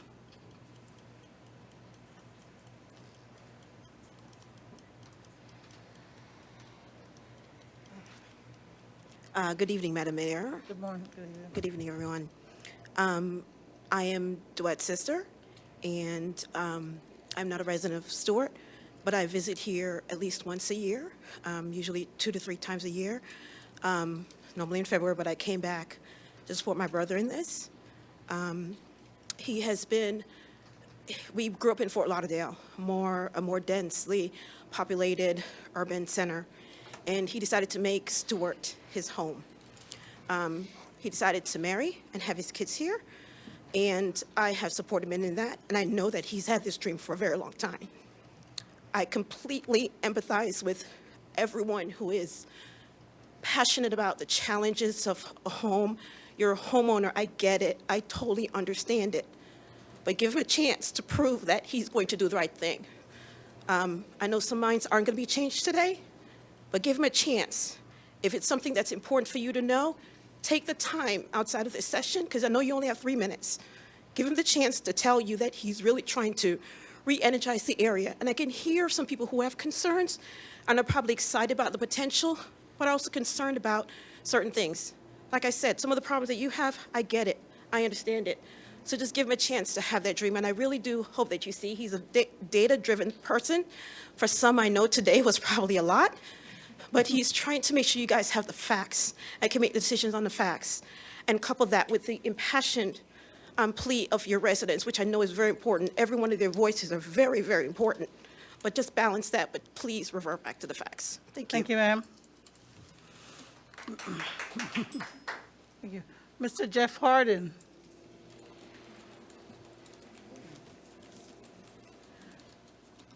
Hello, Madam Mayor and Commission. Jeff Harden, 27 South River Road, Stuart, Florida. Also a property owner here in the city of Stuart and also in Martin County. I personally know DeWitt Price and his family and his children, and I'm really proud of what he's done with his career and how he served our country and what he's done as a developer. I've seen his work from Miami all the way here to Stuart, and I think he's the right type of developer for this community because he does care about Martin County. He volunteers his time, and he's done great things in the past, and I think that will repeat itself. This project has staff approval. It does meet the comp plans created by the city. I think that's important. Mr. Price is not asking for a blank check. I think I've heard that multiple times. He's applying for a zoning change.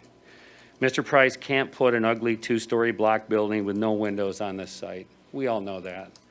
It has to go back through a site plan application process. City has to be involved. Planners will be part of an approval that will eventually allow the building of this project. Approving a zoning change to R2 doesn't approve the site plan. Mr. Price is planning to invest his time, his money, his resources, and his passion to demolish 2 unsightly buildings and build new code-compliant City of Stuart approved project. I think that's very important. The intervener has to prove damages. I thought I heard that earlier. It sounds like the only damages I heard is that his water won't be able to drain onto somebody else's property. To me, that doesn't sound like damages. I don't really understand that as a damage, but I think that that's really not an issue that the commission should consider. And one thing that's mentioned is why can't he come and submit and invest in a site plan? I think that typical developers will get the required zoning change before they invest their capital in a site plan. City planners and commissioners will get another opportunity to make sure this complies with the City of Stuart. Thank you. Thank you, Mr. Harden. This is item number 12 on our city commission. Are there any persons on Zoom who have comments? Yes, ma'am. Mr. Krosky, could you please give us each person and let them, are they going to be appearing on the board, on the wall, or? No, ma'am. Only by audio. Britta or Rita? Britta Erickson, would you please make your comments? Do we have enough sound? Hello, can you? Yes, thank you. Hi, I'm Britta, and I'm not a resident of the Okay, city can of you Stuart. please give us your address? Sure, it's 4402 Carrollwood Drive, Tampa, Florida.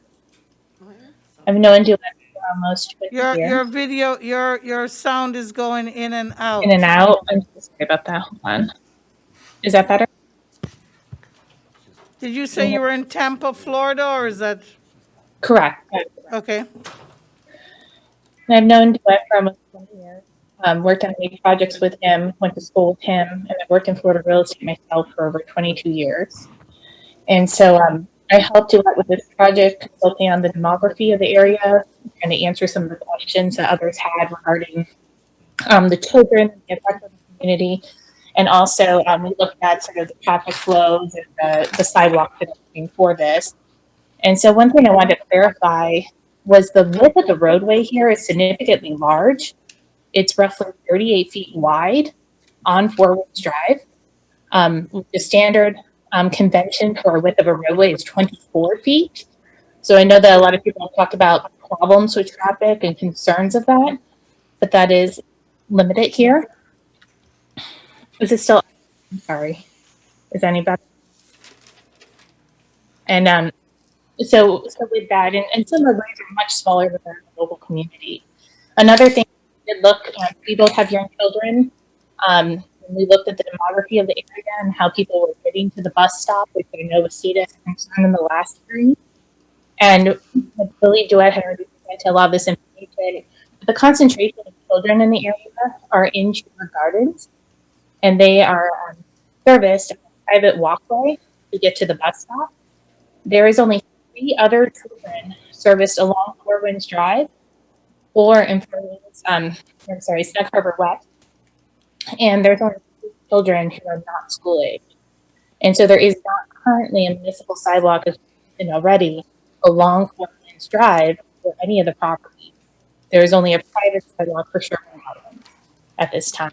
I hope that you afford Duet the rights it has been provided to property owners to develop a cohesive and complementary project for the area. That's all I have. Thank you so much. Mr. Kralski, are you recording what they're saying? Or can you spell that person's name so that the clerk can have their name fully when they came online, please? He doesn't have a microphone, so the clerk wouldn't be able to get it on record. Okay, you have it, okay. Next on Zoom, please.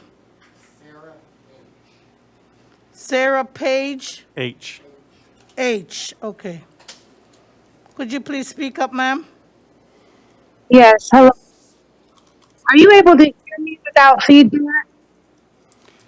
There's no feedback, but the whatever- audio is going in and out. Like if you're on a cell phone, it's not very well on Yeah. a cell phone.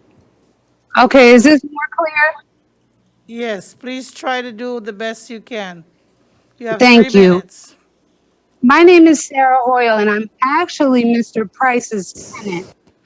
Now, to be very clear, the police were not called to my property, the one that they were called to, or the one that I'm renting.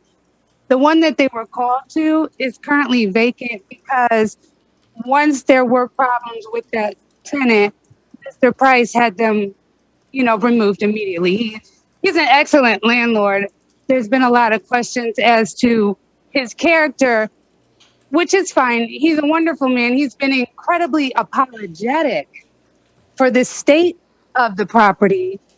But as anyone with common sense would do, as they are trying to be approved by the city to improve the property, he's not putting money, investing money into improving a property that he believes should be completely torn down and rebuilt. So, again, we're talking about his character where we should be talking about his resume and his business history as a developer and his investment in this community. He he's very invested in these properties, and I'm going to refrain again from speaking on his character any further. You guys have a list of his resume. Now, I do have small children. So we talk about the concerns of families with small children on that property. They're valid, but I'm the only one there. Never do children get off of that bus and have to cross at Four Winds to get home in an unsafe manner. And as far as the sidewalk goes, this is not a sidewalk. This is a pathway between the two properties that the city, while the history of the sidewalk came up in question, I'll give it to you. The city began destruction of that sidewalk. Okay. And Mr. Price tried to stop that destruction of that sidewalk. So I just wanted to clear up a few things from the person that actually lives there. And I just know with my whole heart that Mr. Price is invested in uplifting this neighborhood. He has no intention on building something that he won't be proud of and that his family members and children won't be proud of in the future. Okay. So I thank you for your time. Madam you so Mayor, it was much, a Ms. pleasure Hoyer. meeting you. I appreciate you coming out, taking the time to look at the property itself. Thank you, Ms. That means Hoyer. that it's important The to you bell guys has as rang well. here So at thank City you. Hall. Your time is up. Thank you for your comment. Mr. Kralski, do we have anybody else on Zoom? So we've had 2 people on Zoom. This is a public hearing. It's item number 12. We're asking for comments. If you're in this room at City Hall, you've not filled in a green card, and if you have one more comment, if it's not something that you've said already, we're not accepting any cumulative comments. If there's something that somebody new who has a comment, otherwise we're going to go into discussion and deliberation with our commission. Is that a comment you have, Chief? No? No, ma'am. Okay, okay. No comment. All right, thank you. No more comments unless something comes up after discussion and deliberation and motion. At this time, we'll go into discussion and deliberation. Are we following all procedures, Mr. Mortel? Yes. Madam Thank Mayor, I'll make a motion for approval. There's a motion by Mr. Meyer for approval, I'll second. seconded by Commissioner Bruner. Madam Mayor, can I make a couple comments? Yes, sir. I am so heartbroken by what is happening here tonight on all sides. I'm sorry that our neighbors, our community members are fighting with each other, are suspicious of each other, are accusing each other of not caring about the community, of being underhanded. We are all in this community together. And I understand that there's some bad blood over a sidewalk, over maybe not maintaining the property to the quality that others would have liked. But I am just so heartbroken to hear this fighting. And I'm also so disappointed in the misinformation that has been spread to you all about how our building process works. Zoning, code, everybody should go on to MuniCode after tonight, and you all have had a really good opportunity to see how our process works. We have thousands of pages of code which clearly define how buildings need to be built. Setbacks, minimum lot requirements, all of that. That is the comprehensive plan that everybody keeps talking about. That is the plan. I don't know how many of you here who live in single-family homes, whether you built them or not, did you have to come and have a public hearing and grilling when you wanted to build your house? We don't do that for everybody. That's not required. Just because people want to see a plan, the code is the requirement for the plan. Moving from R1 to R2 to R3, that's the plan. That's the code requirement. It's not a blank check. Absolutely not. The table of lot size, lot area, minimum lot width, maximum impervious surface coverage, building setback, front, side, rear, height, stories, it is all clearly defined. We don't have to trust the applicant. Staff is going to put him through all of it. We don't have to just wait and hope. We have code. We have code. And so, and to that point, if this were denied, and I hope it's not, but if this were denied, there are no different magic requirements that R1 has other than he would be limited to a 75-foot lot. So it would simply be slightly fewer residences, but he could make them as ugly as he wanted, as if he were doing it in R2. And there's code. We have rules. So I hope that you all understand that this is not some blank check thing. We have rules. We follow them.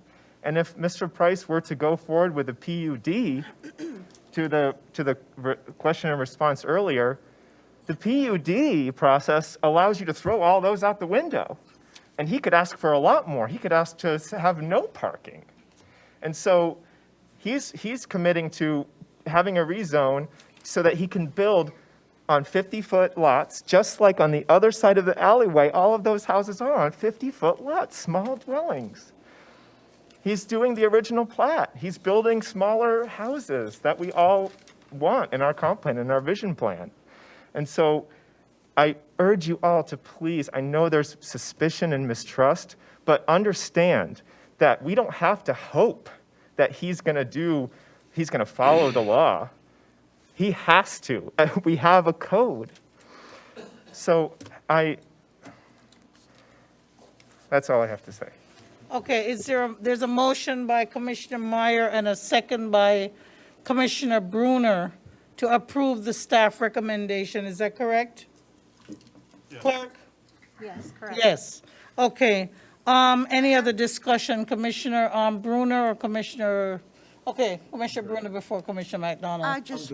I just wanted to say how well that Commissioner Meyer put that. We all was thinking that up here. And just thank you, sir, very much. That's it. Thank you. Commissioner Matheson, any comments? You know, I do agree with a lot of what you said, Commissioner Meyer. No one is guaranteed a right for a zoning switch. But a lot of what I heard today and the hesitancy by the neighbors doesn't change whether it's R1 to R2. And I try and look at what could be built now and what could be built with the proposed zoning. The setback from St. Lucie Boulevard wouldn't change. There is absolutely no difference in the parking. And I've heard from multiple neighbors that say they want new products to be there and that they are unsightly. And then I've heard some inaccuracies, like, there were going to be 5 duplexes built.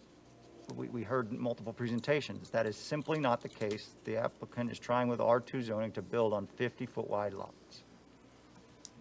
The setbacks are all the same. The parking is all the same.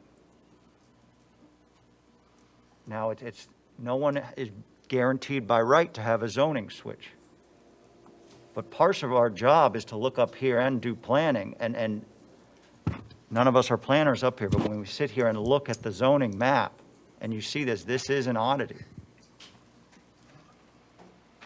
So, that's all I have to say. Thank you. May I call the question, Madam Mayor? Okay, you have a question, because I haven't. Oh, no, I said call the vote. I'm entitled to comments, but go on, you can go with yours before I make my No, comments. please. No, go, Mike. No, I don't have anything else to say. Please. I was going to say, since Commissioner Campy is here, I'd like to say that I was a planner for Martin County and for the city of Ocala. I have a master's in urban and regional planning. But that aside, I understand the comments from the public. Whenever there's change, there's always people wanting to know what's happening, and they're very inquisitive and passionate about what's going on in their neighborhood. Otherwise, they wouldn't be there and they wouldn't be paying taxes. They know that they want to remain in an area that they're comfortable with. So I understand that. Staff, let me just ask you to be sure. In planning parlance, I hope that I'm correct this time, that this is essentially, for all intents and purposes, a little enclave of R1 zoning with mostly R3 around it. Is that correct? It's a puzzle of zoning. It does stand alone in that section. There's majority surrounding it is R3. Yeah. But if you look at that block, R3 is not supported by the future land use. Okay. And so it would have to have a land use change in order to actually go to Yes. a R3. Yes. All right, so my thing is that I've listened to the community, and I've listened to the presentation at the LPA meeting, as well as here tonight from the developer, the landowner. And I really see that this area, they had no parts in some of the things that happened with the properties that they've purchased when they've come down. I think somebody coined themselves as a snowbird. When they came down here, they bought, whether it's in a condo or it's in a single family, and they're happy with what they've had because they've had it, but they probably didn't know what the other people went through to get it. But the main thing is that I see where this seems to be coming to bringing something to fruition that is almost recreating a sense of place in that area. If it were developed in the vernacular of what Mr. Price is suggesting, as the neighbors know, there's no PUD. We're only looking at a zoning change. We're looking at compatibility with the neighborhood. We're looking at the density. We're looking at impact, some impact. We don't have a plan, so we're looking at those things. But really, I think we're going to be working in anything that we do at the City of Stuart. One of my big mottos, preserving our past, embracing the future. And we're looking at those things, but we have to, as Mr. Commissioner Meyer so aptly put it, follow our code, look at all the rules and regulations. And I agree with your presentation and your motion that you made. And if there are no other comments, I will ask the clerk to call the roll, unless for the good of the order, if Mr. Mortel has anything to add in to make sure that we've covered everything. I have a whole list of stuff I want to go over. You have 1 hour. Yeah. As long as You we've, said 9, right? we've followed all the rules, the next rule is for the clerk to call for the vote. Commissioner McDonald? Yes. Vice Mayor Matheson? Yes. Commissioner Meyer? Yes. Commissioner Bruner? Yes. Mayor Clark? Yes. Thank you, Mr. Price, and thank you for all those who participated in item number 12. Now we're at item number 13. Can we take a? We just take a 2-minute break while everybody, Maybe 3 or 4. maybe we can exchange seats. Some can come inside. We're on break. More than 2? Oh, my gosh. Mr. Gallegos.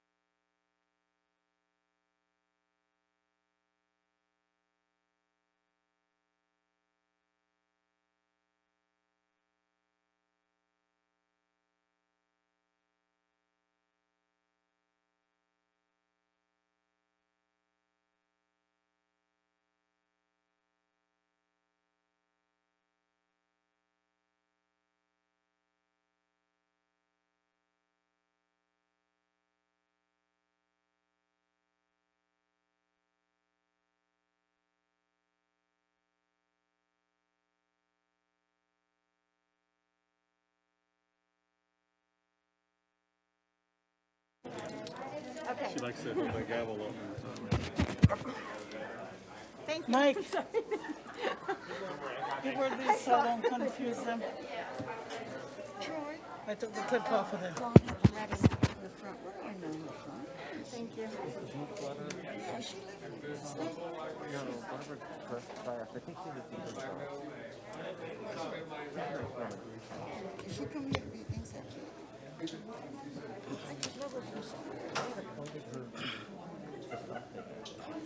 I'm waiting for the other assistant to come back. Yeah, I've seen her here. Yeah, she's been here before.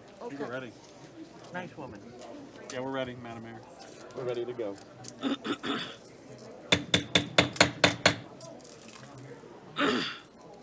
Good evening. I'm Eula Clark, Mayor of the City of Stuart, recalling our meeting. We adjourned at the end of item number 12. We're now on item number 13, Central Parkway Lofts, major amendment to our PUD. This is a quasi-judicial matter. It is regarding ordinance number 2461-2021. Mr. Mortel, would you please read the ordinance item?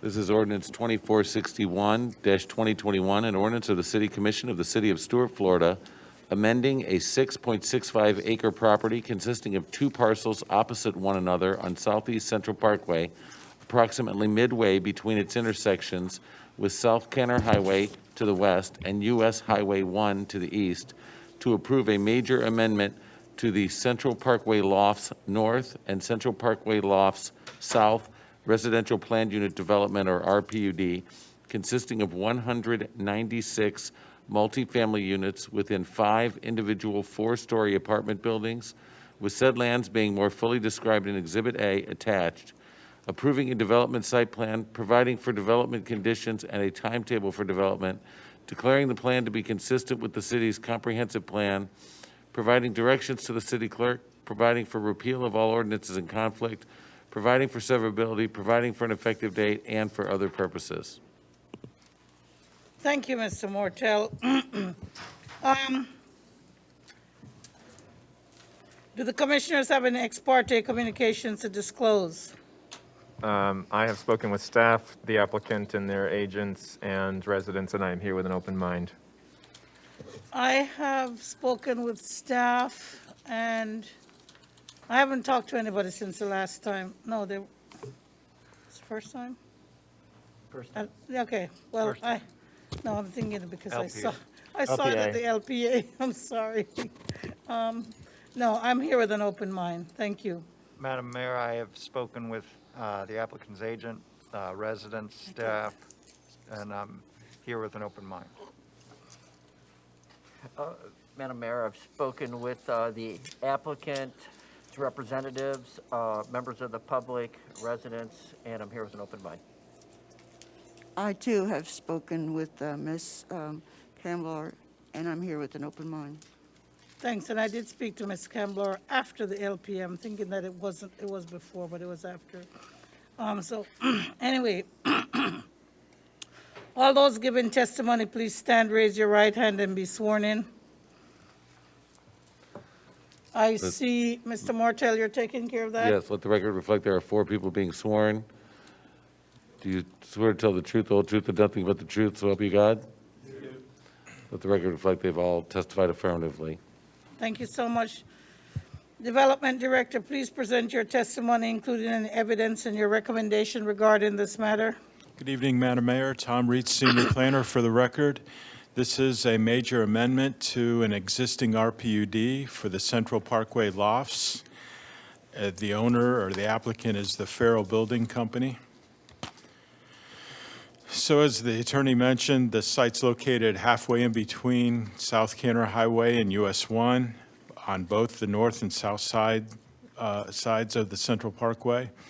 The site with both sides equals around, or it's actually 6.65 acres now after the dedication of the right-of-way for the extension of the Willoughby Parkway, the Willoughby extension. So the existing land use to support the Apartments is office residential, remains the same. The zoning, as I mentioned, is RPUD. We will be amending that existing zoning. I might want to mention that in 2005, this PUD was approved for some four-story, it was a mixed use, so there were four-story units that were approved along with some office space. So today's application or proposal consists of 5 buildings, 5 four-story buildings around a two-aisle streetscape. The streetscape is been widened upon staff's recommendation. It has green space, it has parking, and as you can see from one end of the site to the other, looking across Central Parkway. It has retention, detention, buffer space. There is some buffer space in between the existing flex space and the apartments. That's not quite wide enough. It's 15 feet, and I will be talking about the variance request from the applicant on a later slide. There's also existing ditch or waterway that will be a part of a redesign once the future Willoughby extension follows through or comes through. Since the LPA, the applicant has also provided a raised, stamped asphalt area that will act as a traffic calming area. They've also agreed to plant the existing median with landscaping. And also provide parallel parking along Central Parkway that will not only be attractive but slow some of the traffic and provide required parking that was needed for the multifamily units. One of the conditions for development that the developer volunteered was to provide 20 affordable or attainable units at no more than 80% of the area median income for an average family of 4 in Stuart.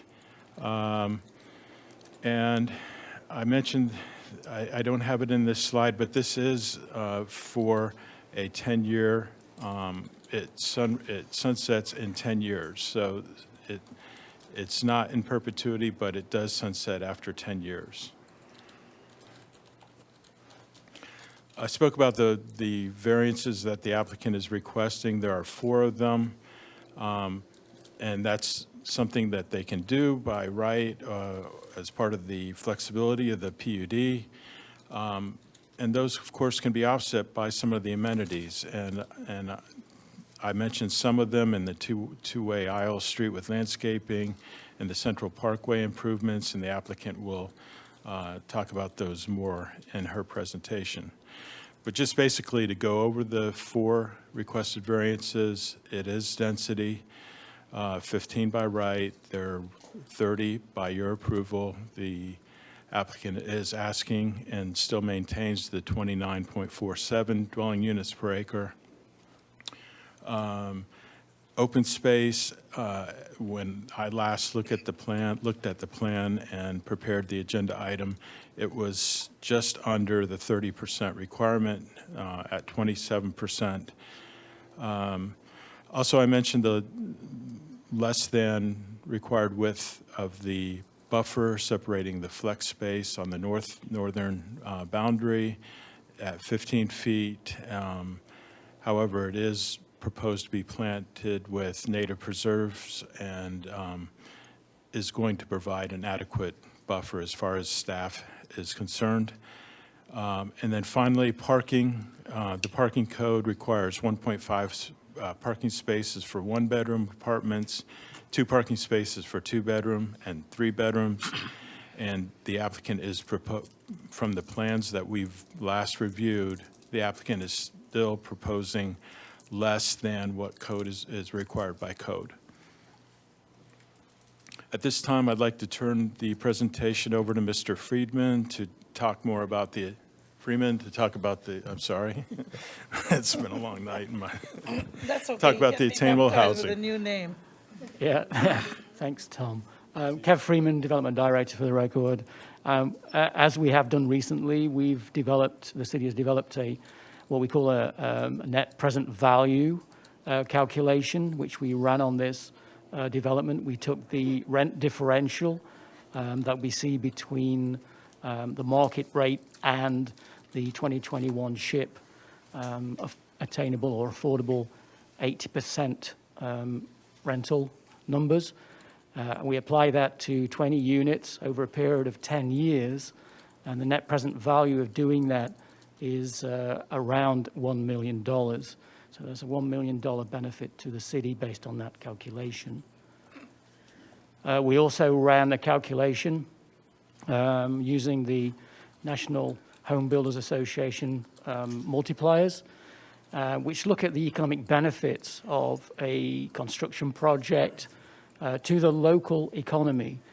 And there are two phases of economic benefits. One, the benefits during the construction, and the other based on the occupation phase, where the building is finally completed and people move in to that residential units. And you can divide, in the agenda item, you'll see that broken down by industries, but in total, the direct local business impact from the construction is more than $4.6 million. The induced local business, that is businesses that will indirectly or more than indirectly be induced by the activities by the existing local businesses, is a value of $1.4 million. When we say local jobs supported, that's not jobs created necessarily. It's jobs that are supported that may be already existing in the local economy that would be benefiting from the activities based in the construction phase. I consider the occupation phase more important because that actually goes on year by year. So that is the disposal, in fact, that's a disposable income of the residents of that unit that go and spend it within the local area. And that's approximately $1 million per year. And the local job supported through that would be about 64. And that's people employed in all the industries that service the residents as they go and eat out, entertain themselves, buy products, improve their homes, and so forth. Madam Mayor, can I ask a question real quick? Okay. Pertinent to that last slide. Mr. Freeman, you've shown a slide like this before for projects, Yes. PUD projects. You have some sort of calculator, I imagine, that you feed data into that spits out these numbers? Yes. I think this would be helpful for us to have from staff's perspective so we can make sure that it's realistic or at least checked. But I just want to say I think it would be more appropriate moving forward if something like this was part of the sales pitch of the applicant, that maybe we could just verify. Yes, I think they have actually run their own calculation. Okay. I don't know what multipliers that they're using. Okay. I'm using multipliers from a 2015 National Home Builders Association study of many different developments throughout the country, and then they apply that to a local area. Okay. Thanks, sorry. Thanks. Continue your presentation, sir. Yes. With that, staff will make recommendation of approval of 2461, 2020 with 2021 with conditions. The applicant is here to make her presentation, and I can. Can you list those conditions, please, Miss, just for the record? Sure. Madam Mayor, did you mean what variance requests or? Yes. The variance requests are four that I'm aware of. They may have changed depending on the applicant's application or presentation, but they are density at 29.47, open space at 27%, the native preserve buffer requirement at 15 instead of 25, and then the parking at less than the required parking per code. Okay. Ms. Camblor, sorry, hold on, let me just say the proper language so that make sure we're following everything. The petitioner may now present her testimony and call any witnesses. Good evening. It's still the evening, right? Madam Mayor, Commissioners, staff. Marcella Camblor, Principal of Marcella Camblor and Associates, and representative for the applicant. And with me here today is Mr. Quazzo from Conceptual Design Group, and we have, I think, some of our other consultants in Zoom as well available to answer questions, should that be necessary. Thank you for the opportunity. I will try not to dwell in too much detail because I understand how late it is, but I think that when we saw this project, it is a site that is a little bit challenging because it straddles both sides of a fairly wide boulevard. A fairly wide boulevard that all of us that have lived in the area for a while know that cars tend to drive through it at much higher speeds than what is posted, probably because it was designed with a little bit of super elevated curves, and that tempts people to go a little faster. But it is also a site that is in a very unique location. I'll show you in a couple of slides. That is also in what was originally thought of as the multifamily and commercial corridor for the city of Stuart, or one of those corridors, and I will get to that in a second. I want to make it very clear that, we just sat through several hours of saying PUD, everything goes out the window. That's a little, that makes us a little nervous because it really doesn't all go out the window. It allows for a lot of scrutiny, and it allows us to request certain variances when we compare this to the closest zoning, which would be, in the case of staff, R3. But this was already a PUD. This was already approved as two very large four-story buildings. We're coming in with five smaller increments, much smaller scale, still 4 stories that taper down to 3 stories on the ends. But this was 2 full-blown 4-story buildings that in mass, they had more square footage than what we're proposing right now. Yes, they had less units, but it was 2 much larger buildings that were proposed on this site. As I mentioned, part of it is because this corridor was envisioned in your land use with R3, with multifamily, with what allowed these PUDs to, per your comprehensive plan, with commission approval, go to 30 units to the acre. Again, this is many times presented as a variance from 15 to 30. It's what your comp plan is saying, it's the process for the underlying land use. As I mentioned, from the St. Lucie River to US 1, this is where the majority of our older and denser areas that are relatively close to downtown are concentrated. The properties to the east were all developed under the CPUD. We have commercial, we have light industrial.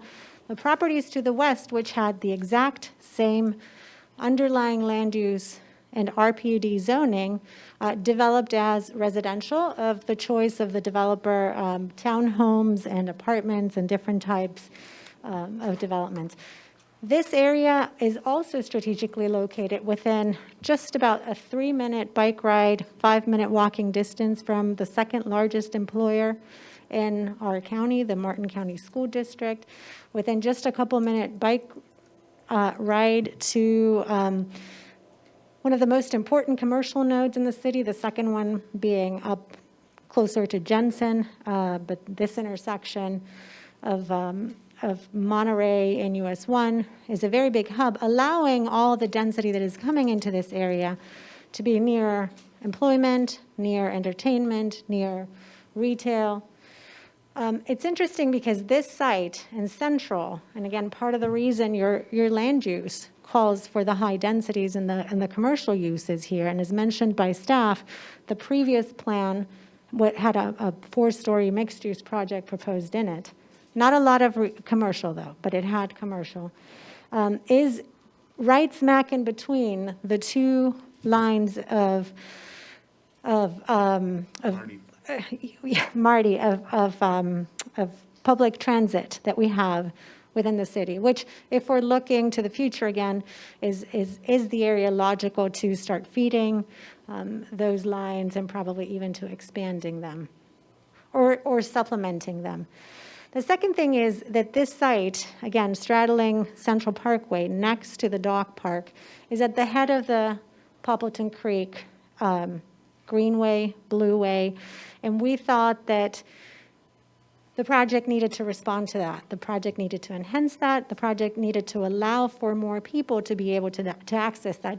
Just in seeing this from 10,000 feet, we have the ability to have a little piece of, western Martin County right smack in the middle of the city with this Blueway and Greenway, and working with the city. This is not part of our project because we can't go into city lands, but the ability to make the head start for a really unique trail, pathway, connection, or recreation area within the city. An aerial view that shows, I don't know if you can see, the property is, as staff mentioned, organized along a central, public, open street, two ways, that terminates and allows access onto the head start of the Poppleton Creek Greenway and Blueway. This area right here to the west it has a canal right now, but this is part of the 80-foot right-of-way for the future extension of Willoughby Boulevard. There's a canal to the south, Martin County mobile home land uses here. I believe the seaside townhome communities here and all the light industrial and commercial that was mentioned before. The proposed development is on 6.65 acres, 196 residential units. Now, it's important that the applicant is proposing just over 29 units to the acre. About 26 units to the acre are market rate houses. The remainder are workforce housing, attainable housing, the level that staff explained on the rental price. Statutes have really tied local government's hands in that you cannot request of a developer to provide workforce housing unless, as the statutes read, you make them whole. This is a very unique case of a developer that is investing quite a bit in our community, that believes in true mix of income, mix of age. And so he's bringing forward 10%, the largest number that has ever been offered to the city of workforce housing units. 25% of the 196 units will be age restricted as well, 55 plus. Again, it's this notion of mixing income, mixing age. There are a variety of 1, 2, and 3 bedroom units, a clubhouse, and we'll get into parking in a second. The proposed height, it is 4 stories, as I mentioned, the previously approved, and what we're amending is to maintain it 4 stories, but to taper it down. All the units, it's hard to see from this angle, but the end units are 3 stories and 4 stories to the back, and as we get closer to the street, it tapers down to 3 stories. As I mentioned, it is organized, along a pavered street.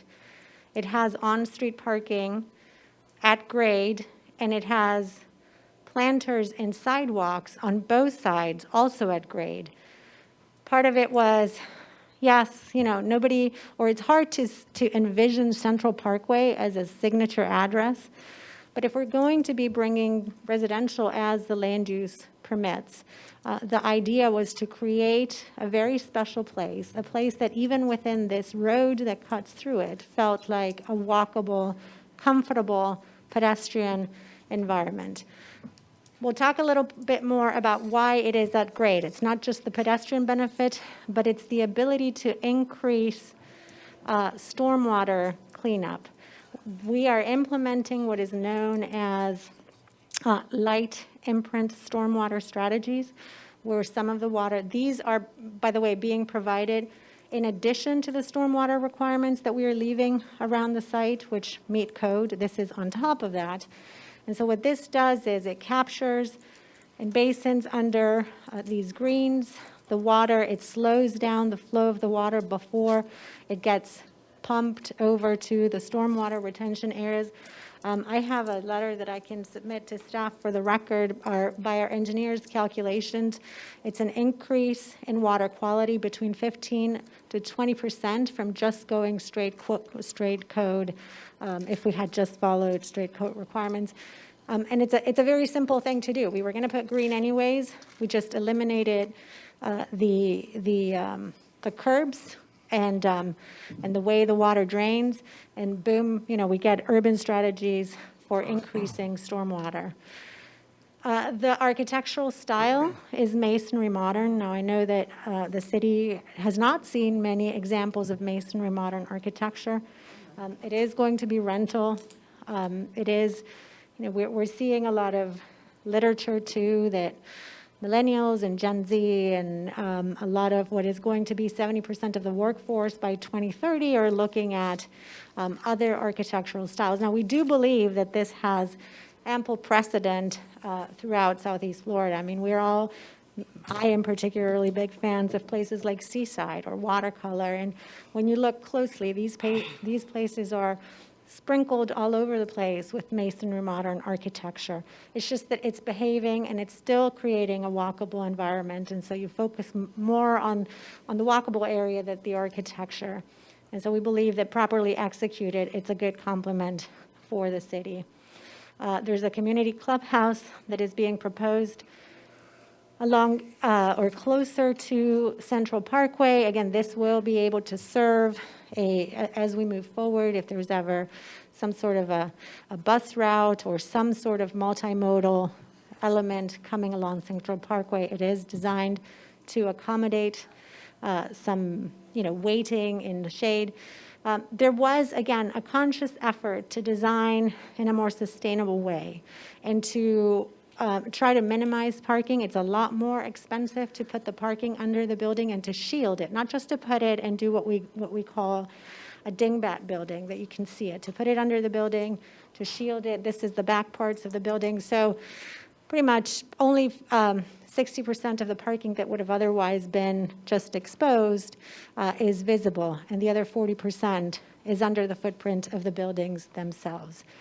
Now, in order to ask for these changes, and I would argue that of the 4 things that are proposed as deviations from the R3, one is the density. Again, we're still within the comprehensive plan density where the number is increased and offset by the fact that 20 units are workforce housing.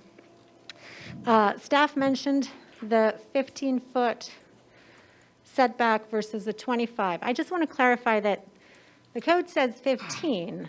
You have to go to 25 if your site does not have any native landscaping. This is an anomaly in Florida that we found a site that doesn't have any, not one. We couldn't find a single little cluster of native preserve. And so somehow that doubles or increases by 10 foot a setback requirement. So if we were looking at the straight R3, had we had a little cluster, which we would have preserved, that's what triggered that change. As far as the parking, I will talk to you about in 1 second. I think the other one was parking density, the setback. And the open space. I'll talk about the open space in a second. So all these, the parking is something that we are requesting to be reduced.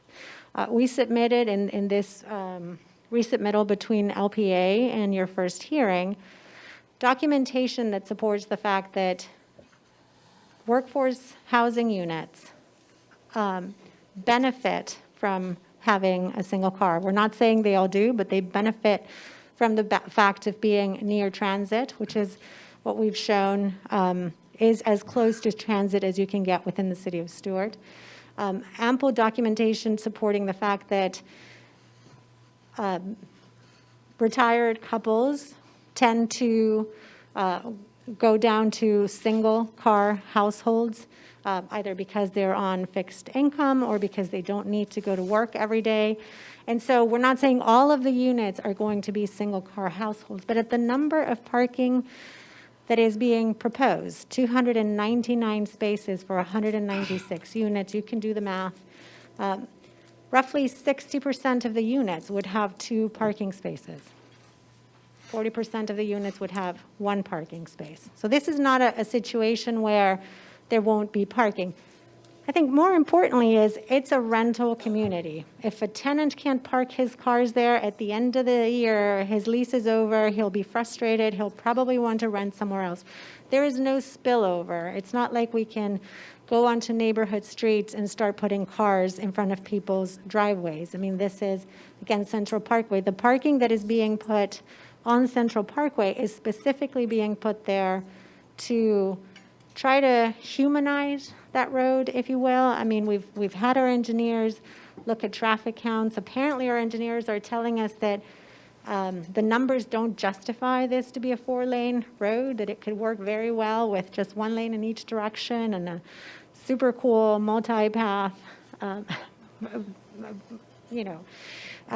facility next to it. But at this point, we've submitted it to a road diet and just put the on-street parking to attempt to slow traffic down a little bit through that area. So in exchange, your code requires that when you're asking for certain deviations or increasing the density within what is permitted in the comprehensive plan, that public benefit be offered. And you have a list of what those public benefits are. I'm just going to go quickly through some of them. Job creation. As I mentioned, this group is investing in several properties. They're committed to at least the creation of 5 new permanent positions. They've hired 5 local consulting firms. All of their, they want to work with local consultants. As was mentioned by staff, the temporary impact to the economy is hundreds of temporary jobs, dozens of permanent contracts for maintenance for pool area and landscape areas. Again, a local builder that understands the community and that has a lot at stake by just creating a really good product. The attainable housing was mentioned at 10%. The fact that the road is not gated and that at the end right here, we're proposing the ability of parking and a gazebo. And if there was ever a desire of the city to do any path, boardwalk through the Poppleton Creek Greenway or Blueway, connecting almost straight into downtown, this could be a head start for that as well. Again, if that were done, adding public eco art, which is part of your requirement list. Of course, recycling and infrastructure, and part of it, committing to education of recycling and how it works within the city, within the contracts of each tenant. The enhanced pedestrian environment that we mentioned with the unique street design. This slide is completely distorted, but this parcel participated in the dedication. It was a sale, but it was a voluntary sale of land to allow for the Willoughby extension, making this possible in the future. The increased stormwater on site. The applicant is proposing a bike share program. They're going to put, we haven't established the number yet. We have to talk to staff, but they're going to paint bikes a certain color. They're going to be free there for anyone that can just come, grab one, go around town, come back and put it back. They're providing 4 electric car stations, not just the wiring for them, but providing 2 on each side, 4 electric charging stations. Because it is rental, every single one of the units has to meet Fair Housing Act. So the universal design elements have been expanded to meet every single unit. That doesn't mean that every unit is ADA prepared, but you have to design every bathroom so that it would be in the future, and every kitchen so that it would be in the future. Again, the way the buildings are oriented, it guarantees that one side of the street is always in shade because of the way the architecture projects these blade balconies that you're covered as you walk. And so, providing natural shade and natural shelter through the architecture and the positioning of the buildings. Staff's recommendation was of approval of the amendment to the previous major PUD. The LPA recommended approval, and they suggested providing more mature landscaping along Central Parkway, maybe providing a crossing, improving the connection between the two parcels, reducing density to 24 units to the acre. What we didn't do with them is explain why the density is where it is, and increase parking. Since the LPA, we have agreed to all that mature landscaping. We have created a design that improves that crossing and not only creates a raised table as staff showed, we're committed to the button activated lights on the crossings. The density, as I explained, is roughly 26 plus 3, 26.4 plus 3. We have increased the parking by 17 spaces since the application went in front of the LPA. We have increased the open space from 27 to 31, so we're just 1% over code. And of course, the increase to the water quality discharges because of the design. Just real quick, and I'm almost done. This is what Central Parkway looks like today. With the improvements to Central Parkway, a pedestrian crossing with cross lights and signage. This entire area of either stemmed concrete or pavers, slightly raised. It's not a ramp, it's about 3 inches. So slightly raised. The on-street parking that also allows for a perception of some things happening and traffic slowing down. And we understand why the LPA wanted more landscaping. Central Parkway has been there for a long time, and you can't even see the little Christmas palms here. Without irrigation, they never really grew. But this is the existing section. So in that proposal, we are, while not taking a lane away because it's very difficult just for a single project to, chop off a lane, we are proposing a small road diet that takes the 24-foot travel lanes to 20. Again, all these are consistent with accepted and allowed street design principles. We are increasing the width of the sidewalk and shielding the sidewalk behind the parking so as to make that a safer, and including a sidewalk both on the north and the south side. Again, slightly raising those travel lane areas and including a dignified landscaping in the median as well. You have experience with creating some of the coolest crosswalks, and we're willing to work with your staff to see what else we can do. Just back real quick, this plan doesn't show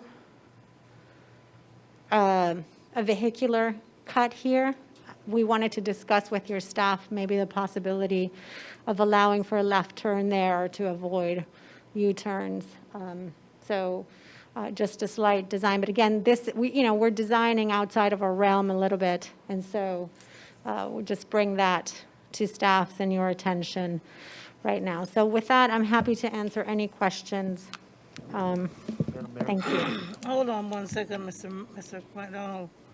Does staff have any response or comments related to the presentation from the petitioner? Just one comment that I should make. We saw there the past dedication or allocation of that right-of-way to Willoughby. I should point out that the previous Central Parkway Lofts development was based around a site area of 7.75 acres. Mm-hmm. So it's an acre more than what was previously discussed.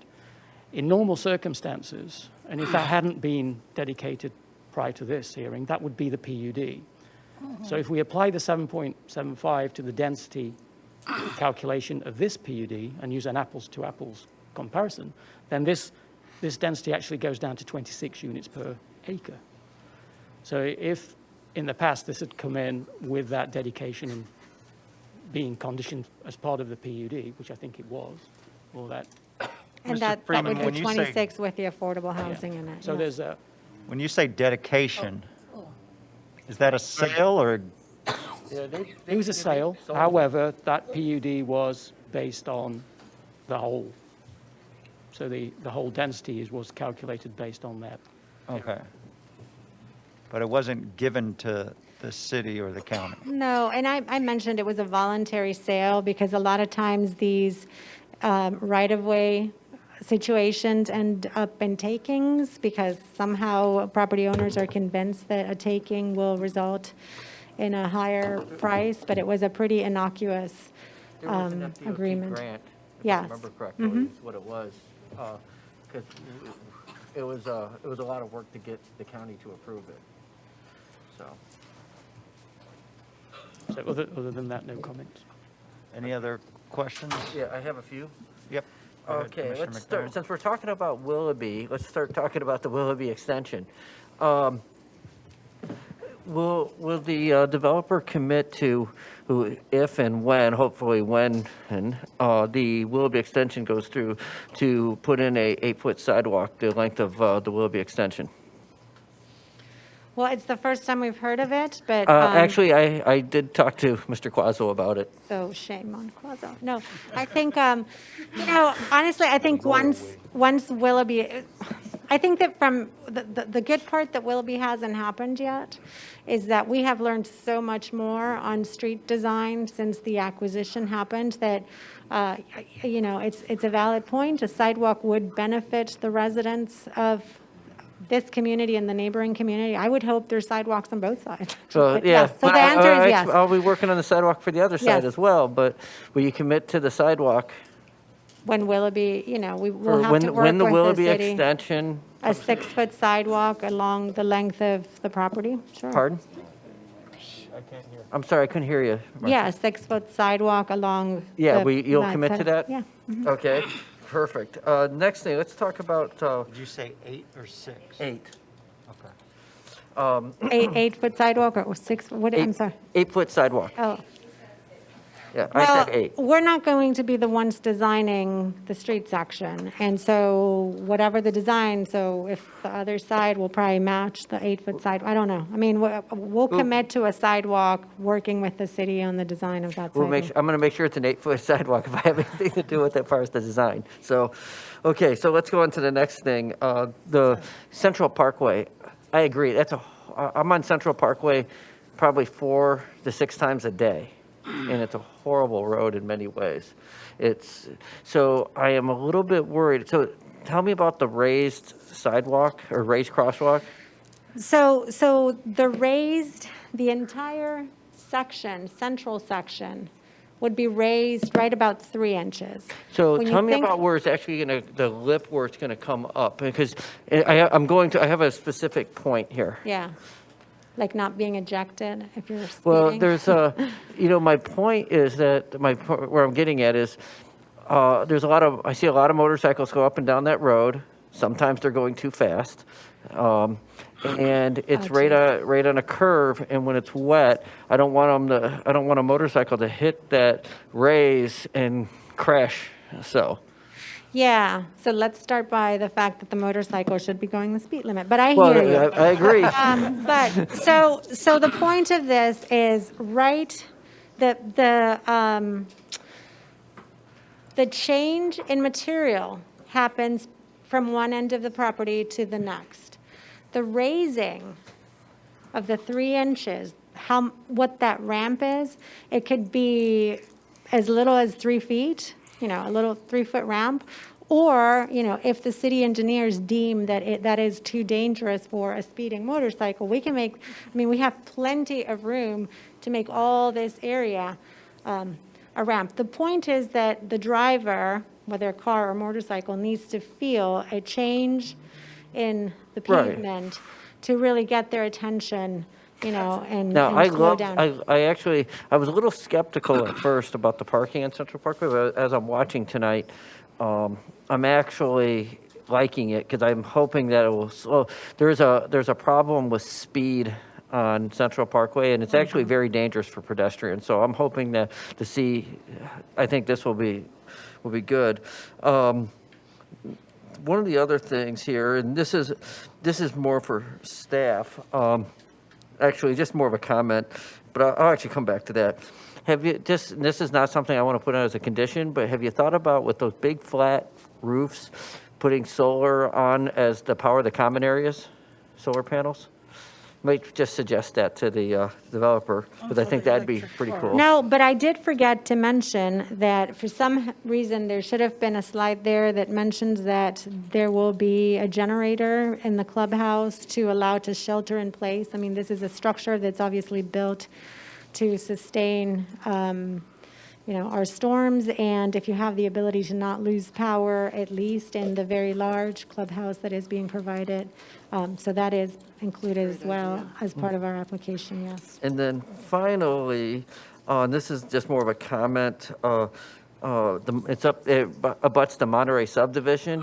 It'd be really nice if we could work with the county and maybe even get that annexed into the city. So Oh, gosh. maybe there's someone here that knows about how that works.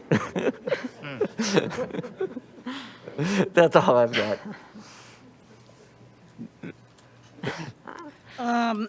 Commissioner Meyer. Thank you, Madam Mayor. Thank you, staff and applicant. I'm curious about the maintenance of the stamped pavement, the elevated roadway, how that will be maintained. So our initial suggestion to staff was to do pavers, and immediately staff consulted with I think, Public Works, and they suggested stamped concrete. Stamped concrete is the same as, any other road. We would have to put a color, a tint on the stamped concrete to match the tint of the pavers that are going inside the property. But maintenance-wise, it eliminates the paver maintenance issue. I believe, it would be city maintained, just like the remainder of Central. Okay. Now, we can talk about maintenance of the Would it landscaping if you be, want. thank you, would it be any would it be- additional cost over and above if it were a standard road?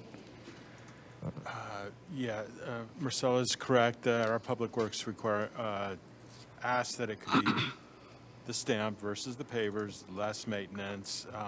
Exactly what that maintenance is, does it have to be re-stamped every, 10 or 20 years? Maybe, but it's a lot less than it would be if it were brick pavers. Okay, and compared to just your standard like asphalt road?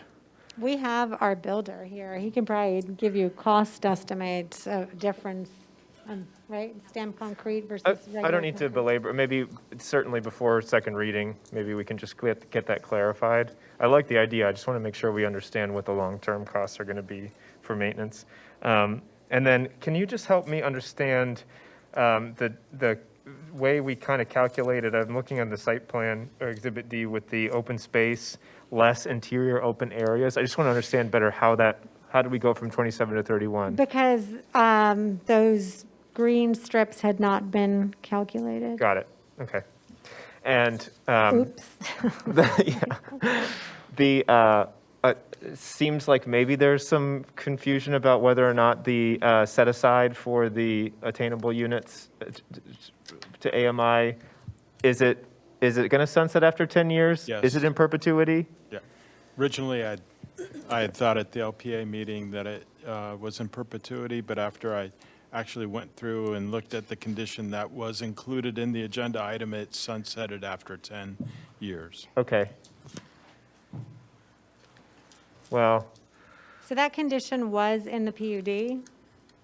I think the question came up during the the LPA meeting, the applicant was of the understanding that he was just providing those units, not that, there was a sunset, but Well, it doesn't have If to there be. doesn't have to be a sunset, then we could take that out. I would really like to not have a sunset. I mean, I'm Well, gonna ask for that. sale, for sale product, it makes a lot of sense to have the sunset because you allow people to, benefit from living in in that community for 10 years or 8 years.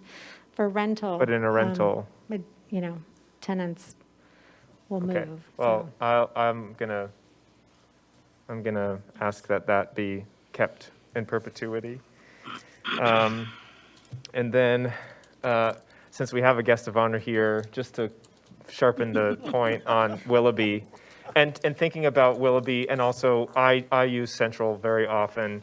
I drive the speed limit always, but I also drive the speed limit on Central. But I'm also thinking about, I'm so glad you brought up Marty, because when I first looked at this plan, I immediately thought of Marty and whether or not it made sense to think long-term about a stop, regardless of Willoughby extension, but as Central becomes, more developed, and especially with Willoughby, I'm thinking about public transit, I'm thinking about multimodal.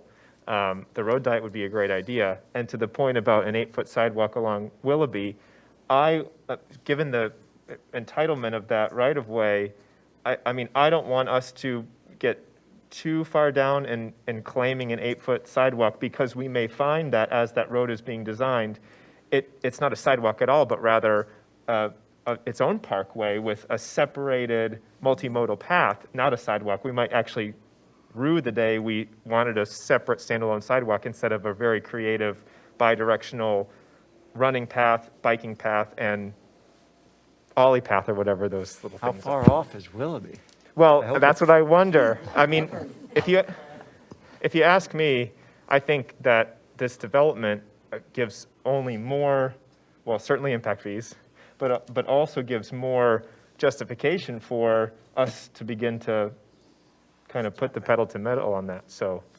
we're going to work our friends at the higher powers and also at the MPO. And then finally, sidewalks.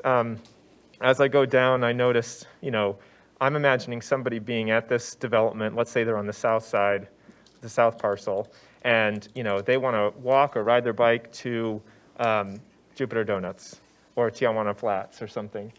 The sidewalk is very all over the place, all the way down. So I know we're waiting on some of those parcels to potentially be developed. We want to make sure that the sidewalk is connected. But in the cases where they're not, where we already have developments from before, there's several areas where the sidewalk just goes to nowhere and stops. And the parcel's developed. What can we do? And I'm not holding this development hostage for it per se, but what can we do maybe around like TAP or LAP grants, whichever, I don't know the grants, to help get that connectivity all the way down so that we don't have fits and starts of sidewalk. I guess that's a question for MPO. It is, from an MPO perspective, we'd have to look and see if the road qualifies for TAP grants, because see if it has the right designation, which I don't know if it does or not.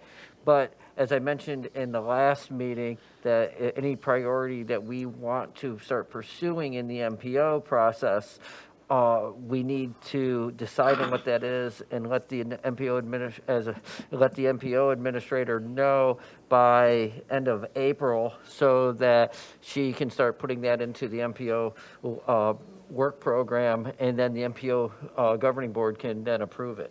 I believe Willoughby's already in our top Yeah, the three. Willoughby is. Well, But I so think talking about other sidewalks projects. on Central, I think, should be a priority for us because, that's what I'm imagining. Justifying the reduced parking spaces, envisioning somebody being able to go up to that major not Publix, but major shopping center or down through Canner and around.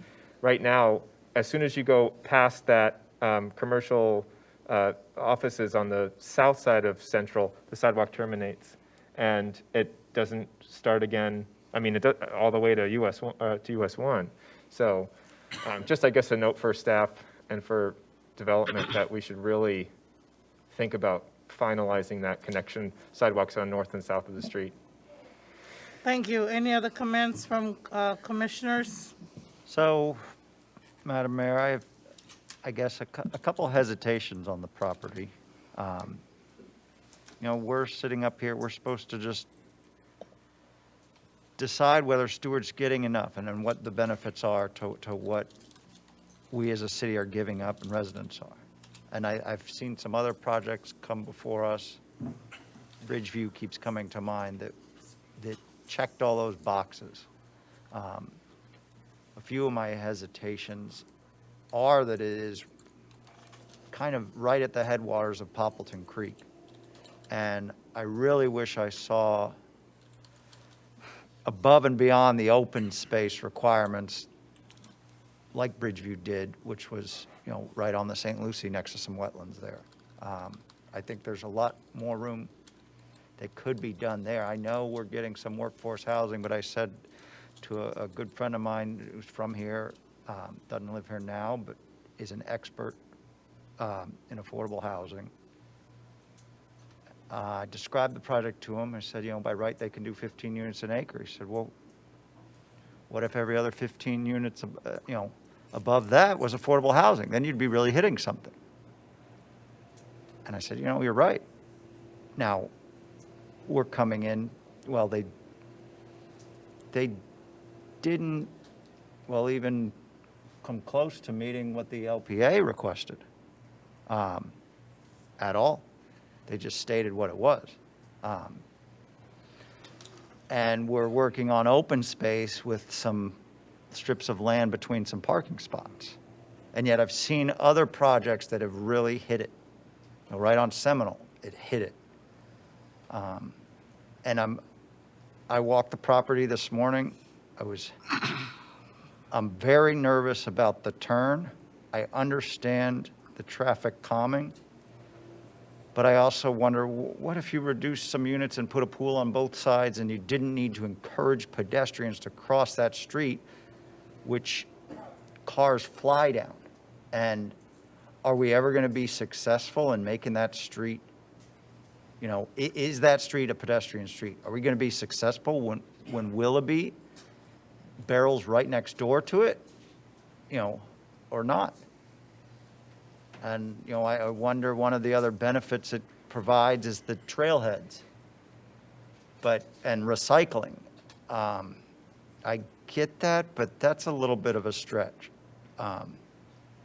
Recycling as a major benefit, and the trailhead, I do get, but they have, if for me as a resident, am I going to go to the dog park that's right next door, that's already there and open to walk? Or am I going to drive through this apartment complex and park there at the trailhead that's not proposed yet? I mean, these are some of my hesitations where I wonder, could it be better with the proposed project? You know, one of the things that I'd love to maybe see would be to follow the city's landscape management plan like Bridgeview did, where they're stopping the use of glyphosate. I mean, this is very much right in the proximity of the headwaters to Poppleton Creek. But it doesn't highlight that fact enough in my mind. And granted, we'll have Willoughby barreling down on it, but that makes me nervous about what'll happen with Central Parkway as well. Thank you, Mr. Matheson. Did you have a comment from Mr. Matheson? It looked like you were going to say something. I always have something to say. But no, just, I mean, I understand your concerns, and Bridgeview was slightly a different situation also because the requirements were higher. It was an annexation. It was following Martin County rules. It's also a wetland next to a waterway, which, again, we don't have any of that. I would argue that it is located near employment, but it's not an urban situation, whereas this has always been envisioned as an urban support system for the city. But regarding the swimming pool, I mean, we did consider that. Remember, this is rental, and there's a huge, a lot of things going on in the equation of making housing affordable, not just, the attainable units, but affordable in general. This chart just shows it's a compilation of the increased cost of each swimming pool in rental communities in our region. Just in our region, 5.9% rent increase for every swimming pool you add. I mean, it's the power. These are commercial pools. So, and pools need to be dimensioned to the number of people. So, you know, the amenity is there. The ocean is 10 minutes away. It's being provided. So in that sense, we decided to create a bigger clubhouse and try to keep costs down, because all those costs really translate into rent. I think we did not come down from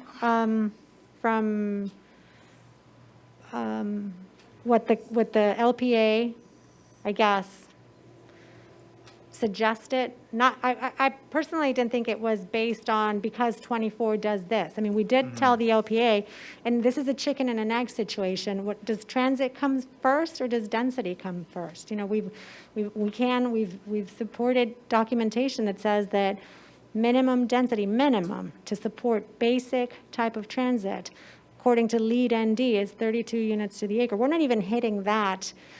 So, I mean, and look, I'm not trying to start a citywide debate, but if we are looking at the literature, we're really, even at these projects, not hitting the minimum density to have sustainable mass transit. And by mass, I don't mean a train, you know, even a supported trolley system. So a lot goes into it. What we try to do is explain that, yes, there's a large number of attainable units that the applicant, despite the offer in the initial condition to sunset, the applicant has said just leave it in perpetuity. And, you know, we hope that it makes it a little clearer as to why the density is where it is. That's all. Thank you. Thank you. And, you know, this has come up in my mind as well. I wanted to just share it for the record, my fellow commissioners. I've had a lot of conversations when we do talk density and affordable housing. A lot of that stress point is, you know, older parents I know that have lived here that are trying to get their kids to live here. And from my perspective, on my peers and younger, some of the things I've heard in those conversations is, oh yeah, well, I could find some place to live, except it's all age restrictive and I'm not 55, so I can't afford it. But those would be affordable. And we're moving out of the age restricted areas, and I'm not saying they're bad, but when I do look at this project, maybe it's a benefit for the developer. From what I hear from my peers, that's one of the hindrances in them finding affordable housing in some of these areas, is that the only affordable housing requires them to be 55 and up. You know, take it with what you will, but that's what I'm hearing. Thank you, Vice Mayor. Commissioner Bruner? I think you did a really good job on it. I never seen anything so thorough as I read it. And the 10% that you're offering, you know, for affordable housing, if there's any such thing as affordable housing. But it seems like everyone's screaming at us to stop building. And we don't have any new apartments to rent. Got the one north of town. Is it completed? The one north of town? What's it called? Watermark? Yeah. Yeah, and then I think that's the largest one. I don't think anything is started south. I think they're by Walmart. I forget the name of that one. But I like this, and I like that idea of where they're parking, there's no, whatever you call it. At grade. Yeah, I Yes. love that, because you first mentioned it, we were going to do it back here, hopefully at Seminole. Seminole is the city's Yeah. where it has their designs for Seminole is going to look And like I that. like that modern look. I really do. I don't have a problem with this. I appreciate you doing the 10% for 10 years. Thank you. Okay, it's my turn to make comments, and I think Commissioner Bruner kind of started my comment. One of my first comment that I want to make is to our city attorney and to the city clerk. we did get a lot of letters. I don't know, at least I did. I think all the commissioners did. I didn't print mine out to bring in, to put into the record, but I wanted to be sure if the city clerk had those or no, if they would be put into the record. There were comments that were sent to us. I believe it was through Civic Plus, and it was the same person But multiple Ms. times. Moran or There were somebody. 5 emails that were sent, and they stay part of the record, but they're not, that's public comment. They're not technically evidence put into the record. They're part of the city's records, and they're part of the thing, but they're not introduced by anybody as actual evidence. Because and again, that was just a person's comment on it, but it wasn't a technical testimony one way or the other. It was just their feelings. Okay, I just want to let them know that their comments were there. And did we get Zoom comments already? Am I losing track of things? Are there are no Zoom comments yet? Well, we haven't gotten to the public yet, but I just want to be sure. Okay, so we have Zoom comments coming. LPA, can we look at the LPA recommendation and the summary of the recommendation from the LPA, please, for staff? And if I say anything, I hope I'm not belaboring anything. And if I ask questions, it's only because I want to get it on the record. It's not because I haven't read this or studied it or thought about it. I just want to make sure some things get on the record for sure. Okay. I Tom thought I reads saw a for the little record. green thing that said LPA comments and recommendation. That was on Ms. Campbell's. Yeah. Was it yours? Yeah, There we are. there we are. So that Okay. was the LPA, landscaping, yours. crossing, and I have that idea of the crossing. I talked to Ms. Campbell about the flashing, possibly having some kind of flashing crosswalks. We've talked about the raised area, and maybe things would slow down, and of course, signs. Reduce the density from to 24 units instead of 26 or so. That was from the LPA. And then, what was the other thing? The parking. There was a problem with parking. They were saying that there needed to be more guest parking and possibly additional parking. I think I saw your explanation to them about possibly other areas of the property or things that could be converted to make some parking, but I just wanted to be sure that it was there. And then having more open space, and I'm concerned, I've listened to Commissioner, Vice Mayor Matheson with regard to Poppleton Creek, and I wanted to ask staff if they gave any consideration to this being close to the headwaters and to Poppleton Creek, if there was, and I know even if you've put it in the staff report, if you could just say it on the record, what you did. Well, this is why we encouraged the applicant to look at the water quality on this property, and they did take some increased measures with that.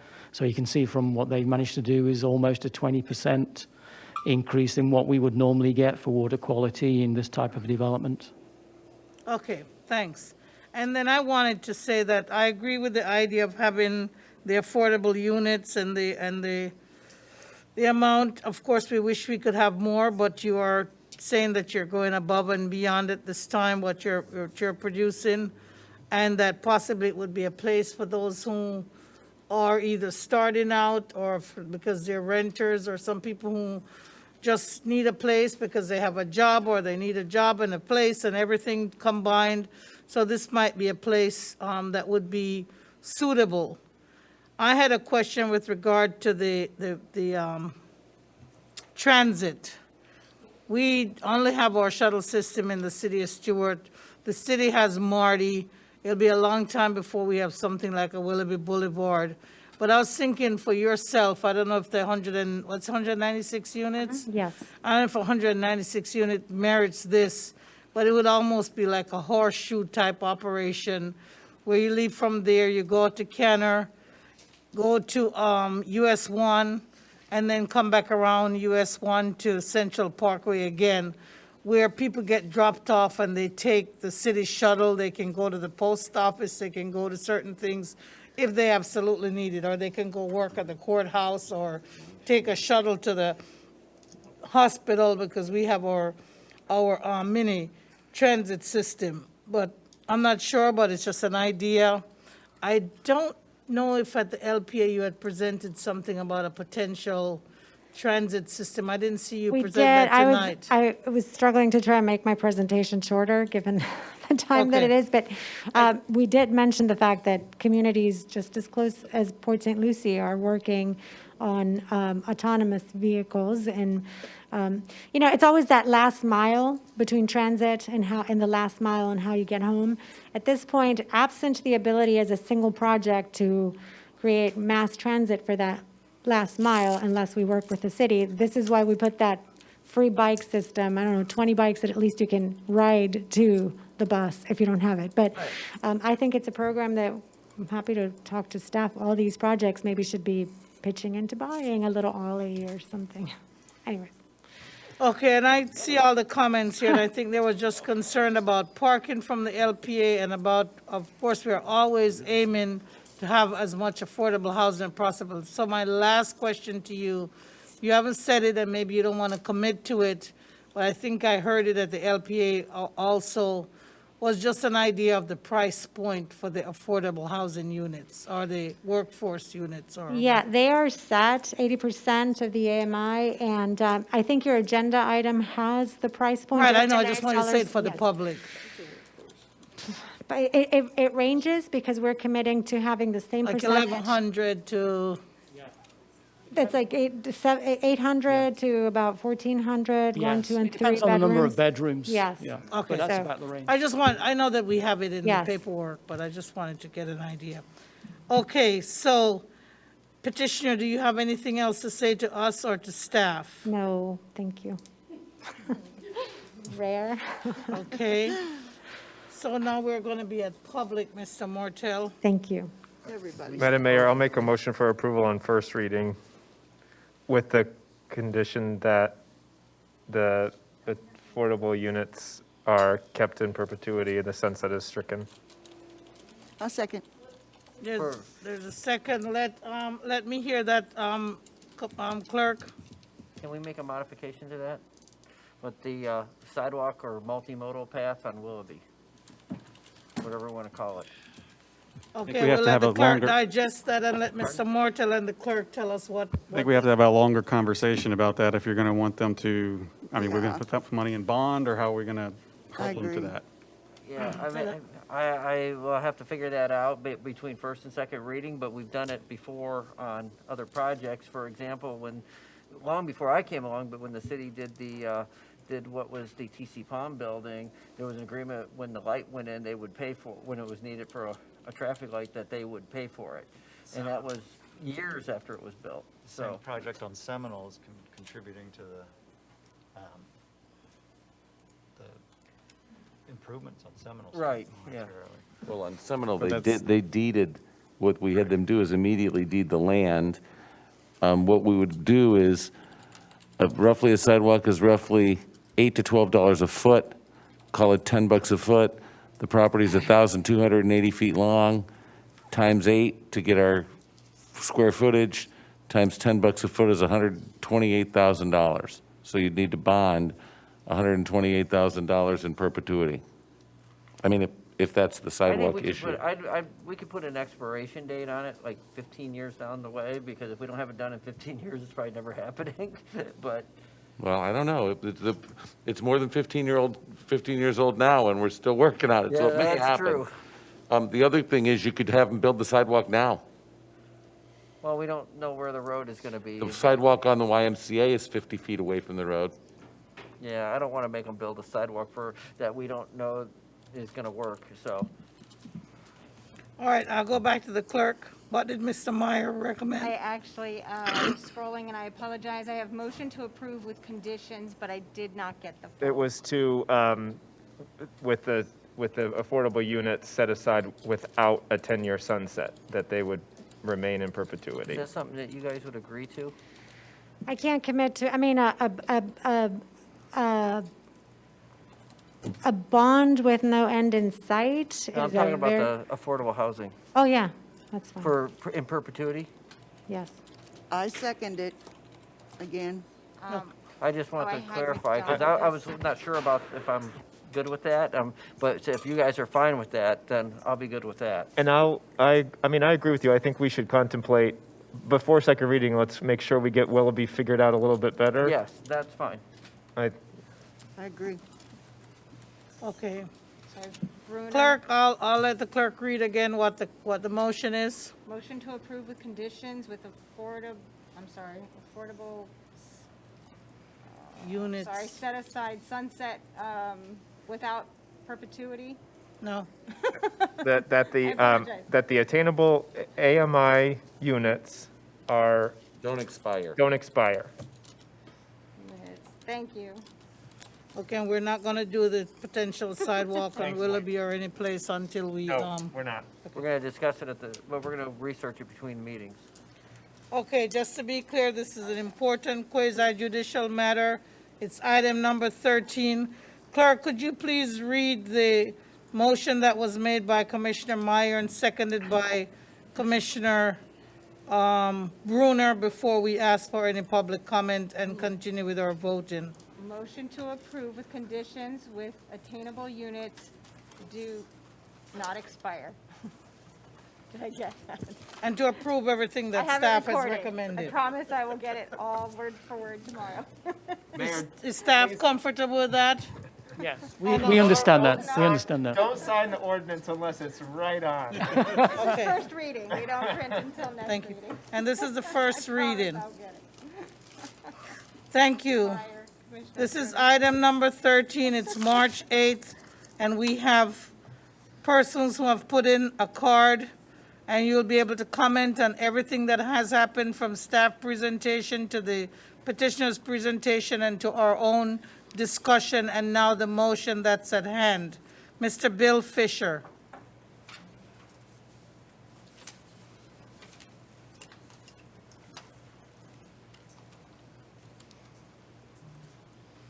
Thank you for giving me the opportunity to speak on this. Yes, sir.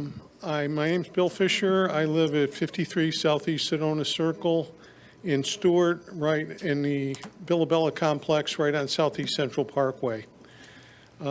Major concern from people in our development that I've spoken to that the traffic issues are a major concern on Central Parkway. You know, alarm bells started going off in our development when we got word of what was going on with this, proposed Central Parkway lofts. Our complex has a number of young families, probably 60% of the units in our development, were bought by investors and are, rented out to full-time tenants, many of whom are, young families with, school-aged children. These kids ride their bikes, wait for, school bus on Central Parkway, cross the street to go fishing in Poppleton Creek. And I think it was, Mr. Meyer, as you said, driving down that road every day. I mean, I drive it every day, going to the Y, going grocery shopping. People drive down that road way faster than 25 miles an hour. If you're going 25 miles an hour, somebody's going to run you off the road because you're holding them up. Southeast Central Parkway has a great deal of traffic for a number of reasons. It's a main thoroughfare, whether people want to admit to it or not. You've got, offices there, you've got residential, you've got churches there, you've got preschool, and you've got a senior living place up near US 1. In addition, you have a ton of traffic cutting through from US 1 to Canner all the time. Besides that, you have people cutting through from Monterey using Ray Street, to get to Canner or US 1, and that's all coming through Southeast Central Parkway. You got more cars on the street now with the new development at Meritage Homes. There was, I think, 75 townhomes they built there, so you've got additional cars there. Now you could be adding another 300, 350, cars from this new development that is being proposed. And which I think you're underestimating the number of parking spaces you're going to need. I've been on the board at Villabella for 4 years. Parking has just been a nightmare. You give people, 2 stickers to be able to come in. You get 3 and 4 people living in a unit, and they park one in the garage and put the other two outside, you're going to find that you're trying to shoehorn an apartment complex into too small of an area, and you're not going to have enough parking. I used to have, brown hair. It's all gray now just from dealing with parking there. Very few cars follow the speed limit, and it's frightening to me that you're going to have a pool on one side of the street, and you're going to have kids crossing the street to go to the pool. Because you should know, from coming US 1 towards Canner, you come past that office park, and you're coming right around a curve where kids are going to be crossing the street, and people are coming like a bat out of hell over there. That's something I would be frightened about if I had small kids and lived there. Okay, the time has gone, sir. You have a. Okay, I'm just wanted to point out the dangers. The traffic seems to be, a very big issue that needs to be concerned. Yes, sir. Thank you for your time. Thank you. Melinda Bruna. Would you please state your address for us? Yes. And if you want to spell your last name for the clerk. No, the clerk has your paper. We're fine. I'm Thank fine. you. My address is 307 Southeast Halifax Lane. I live directly adjacent to where this proposed property is at the Seaside Meritage Homes that this gentleman just spoke about. I want to say that my husband and I are new residents to Stuart as of 2 months ago. And as of 2 months ago, since we moved here, we always talk about it in the morning. We wake up and we pinch ourselves. We're so happy because we moved up from Miami.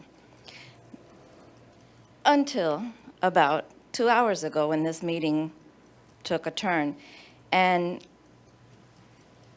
my fear is, and I know, you have all your fancy consultants, your builders, and they come and they talk and they say what you want to hear and what residents want to hear or don't want to hear.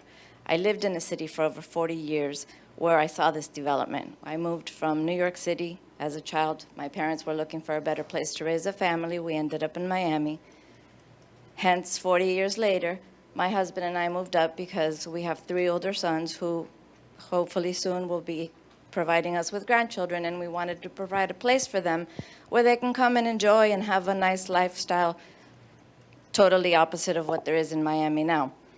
And I find now, sitting here, listening to all this, I'm afraid that the choice we made and the decision we made to transfer our family over here is going to be the same thing 10 years down the road with this development.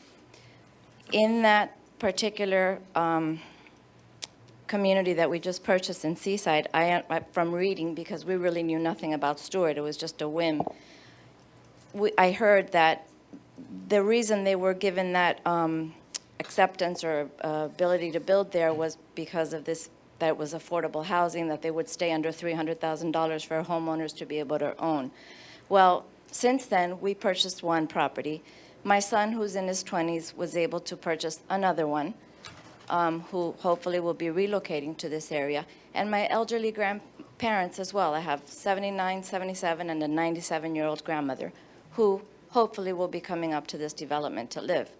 But it was supposed to be under $300,000, and it was when they first began. But I can tell you now, and if you don't believe me, take my word for it, go to the sales office and find out. There is not one unit there that is under $300,000. The most recent one, I believe, went under contract for about $375,000. So that affordability goes out the door eventually. But I know my time is up. I just want all of you commissioners and Mrs. Mayor to please, Stuart, to my husband and I and my family, is a place, it's a paradise. And I would hope it would stay that way, and you be careful with your choices as to what is being developed in this area. Thank you, ma'am. Lucas Latham.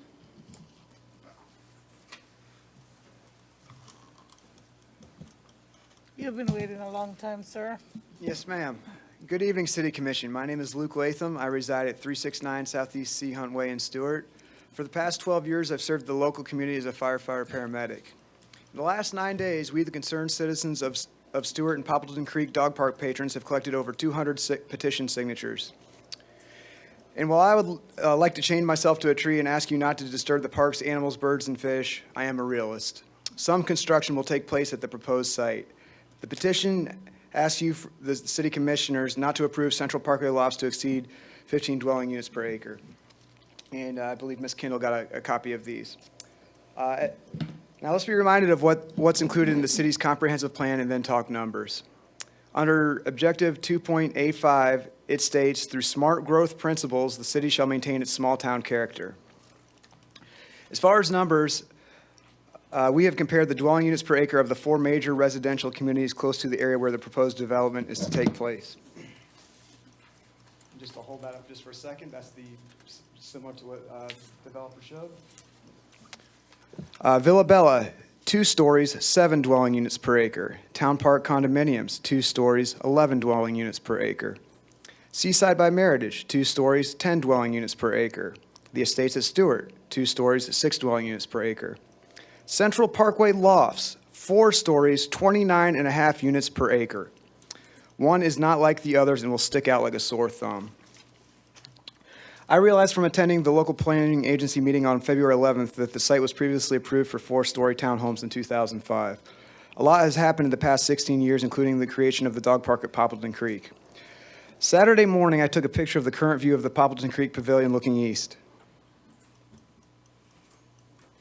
Vice Mayor Matheson, you might recognize this. The current view is a beautiful tree line, some of the trees standing more than 40 to 50 feet tall. If the height and density of this project is approved, that tree line will be replaced with 40 to 50-foot skyline of apartment buildings. I don't think anyone in here can say with a straight face that putting the proposed structure next to a public park would reflect small-town character or smart growth. City Commission, there's really only one of 2 courses of action to take. Either vote to keep Central Parkway Lofts under 15 dwelling units per acre, or vote yes to allow the Central Parkway Lofts to build a 4-story, 196-unit rental property. In that case, please remove any language in the city's comprehensive plan that refers to smart growth principles and/or maintaining small-town character. Please choose wisely. Thank you. Thank you for your comment. Next, we have John D. Schalk.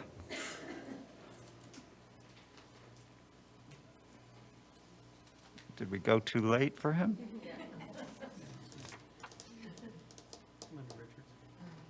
Ms. Linda K. Richards?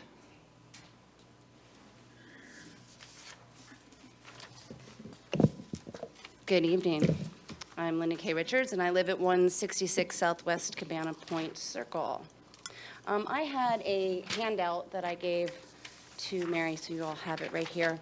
I'm here to speak about the housing explosion that is currently happening in the city of Stuart. And I'm sorry, Commissioner Bruner, when you say that there is nothing being built. There are 9 projects that have been approved in the city of Stuart, and I have them outlined right here. We're looking at adding almost 2,000 new housing units in the next 5 years. That's increasing our population. Hold on, I got off track here a little bit, sorry. So you can see from this housing that we have these 9 projects, and there's 2 that are pending. And I don't believe that you guys are looking at this in a cumulative matter. And in fact, I've been told that traffic studies are done in silos, so they don't take into account any of the other projects that have been approved. I attended the LPA meeting that this was talked at. I watched every board meeting have issues. They had issues with the safety, they had issues with the density, they had issues with the traffic, they had issues with the parking, they had issues with everything. And then they voted to approve. We left that meeting scratching our heads going, how can someone have so many issues and then approve it? So let's just talk a little bit about this. Not including the Watermark development in North Stuart. All of these projects are located within a 3-mile radius. Hidden Key, Central Park Lofts, Cantor CUPD, Bridgeview are all on Cantor Highway within 1.5 miles of each other. Harbor Grove, Trillium, Springtree are within 1 mile of each other on US 1. We are putting so much density here into the city of Stuart and increasing our population to a point where the people who live here, and as I'm sure you all remember me, I'm born and raised here, as was my mother. From a population standpoint, we're looking at putting 5,000 more people in the city of Stuart. That's a 30% population increase. How can the city handle this growth? Our schools are at capacity. Is the city going to plan on building new schools to support all of these new, the new population? Our roads are already crowded. How can we handle 5,000 more cars actually living in this city? What's the overall impact, cumulative, of all of these projects? Not just looking at them in silos, but all of these projects. The relocation of wildlife, the runoff of pollution into our already fragile river systems, light pollution, noise pollution. And finally, what about our quality of life? Everything I've mentioned directly affects the quality of life to all the residents of Stuart and Martin County. Schools, traffic, environmental, noise, light, safety. We're not preserving our quaint seaside town by cramming multifamily units into 4-story buildings at every single turn. Our city needs growth, I understand that, but it needs smart growth. And just one last comment about these workforce housing. We all know what happened, and I believe it was Watermark. When it was sold, what did they do? They took that workforce housing away. They gave you a little bit of money, told you to put it in a fund, figure out what to do with it, but those units were not provided. Thank you for your comments. Robin Cartwright. Thanks. Good evening, everyone. Robin Cartwright, 703 Southeast Hibiscus in the city of Stuart. I now vote for you. How very exciting. So I had a different set of written notes, but as we sat through the LPA meeting last week and I sat through the meeting tonight, I have 2 general comments and 1 closing comment. And I'd like to lead off everything with just because you can doesn't mean that you should. The future land use plan states, as we heard just a moment ago, to maintain and enhance Stuart's quality of life, natural beauty, and small town waterfront character and its stable residential neighborhoods. The comprehensive plan projected population for 2025 to be 17,490 people. As of the LPA meeting, as Linda Kay pointed out, there are pending approvals and pending submissions for over 1,900 units. Using the industry standard of 2.6 people per unit, that's 4,966 people. Even if you take away the pending application for Costco that will come in front of the LPA probably on March 25th, you're still looking at 3,936 more people. So with a population of approximately 16,500 people, plus the low estimate of not quite 4,000 people, you're already in excess of the projection that the city has stated for 2025. My second point is let's go to the 80% AMI. The developer is going to honor the 1-bedrooms that were stated on the agenda at $1,041 for a 1-bedroom and $1,250 for a 2-bedroom. A starting school teacher makes less than $40,000 a year in Martin County. A Publix cashier makes $10 to $12 on average. A CNA makes $14 an hour. So a 1-bedroom suggested at $1,043 per month is not affordable. So how appropriate that the minimum wage was discussed this evening. According to the National Low Income Housing Coalition, affordable to a person making minimum wage in the state of Florida, their housing should be no more than $445 a month. A renter in Martin County, according to the same report released by Senator Whitehouse, states that a renter in Martin County needs to make $23.21 to afford an existing 2-bedroom unit. And these are new properties which will have a higher price point, as we all know. So statistically, a renter in Martin County makes $15.25 an hour. So these numbers, based on the $15.25 an hour, a renter needs to work 1.5 jobs in Martin County to be able to afford affordable housing. So I would just like to close with this. As a city shareholder, I need to express my concern about the developers driving what this city, this community, and this county will look like and who can afford to live here. I understand that staff's jobs are not easy. I understand that there's a lot that we don't know and understand about the city plan. However, I'm concerned that the city staff are providing a level of guidance that dismisses the voices of those of us who live here. What is being proposed is not what the community needs or what the community wants, as you've heard this evening. Those of us who live here are being able to speak, but we are far from being heard. Thank you, Ms. Cartwright. Ms. Barbara Grass. Yeah, this is like a marathon. I'm Barbara Grass. I live at 63 Southeast Palermo Court here in Stuart. I'm a longtime resident of Stuart and Martin County. First, let me tell you that I am in favor of apartment develop on Central Parkway, which is going to be in my neighborhood. But unlike the previous plans that have come before this commission, such as the one that required a zoning change to build commercial on property that was zoned multifamily at one time, this commission voted to change the zone and put it into commercial, and then had to reverse itself and come back and put in multi-housing so Seaside could build there because nobody was building commercials. But I have a few concerns about this development, and let's start with density. Density, density, density is what is going to make this project not acceptable to anybody. So density has to be reduced, has to be reduced. And then let's talk about their proposal to reduce a buffer. Why would we want to reduce a buffer along where Willoughby is going to come through, and then we have this 4-story apartment that is going to hear about that? Why would we have to change anything about a buffer, right? But more concerning is your parking. Let me tell you, there is no way you should reduce anybody's parking. Villa Bella has a parking issue. Seaside has a parking issue. I think Town Center is the only apartment that doesn't have a parking issue. Let me tell you what these people do, and you might want to check into this. They take their excess cars and they go over and they park at your dog park, and they park there overnight. There should be some towing out of there for anybody who parks overnight. We have renters in Villa Bella that we can't keep them down to 2 cars per, and so they use your dog park, which is absolutely horrible. Okay, so parking is an absolute must. You cannot reduce parking.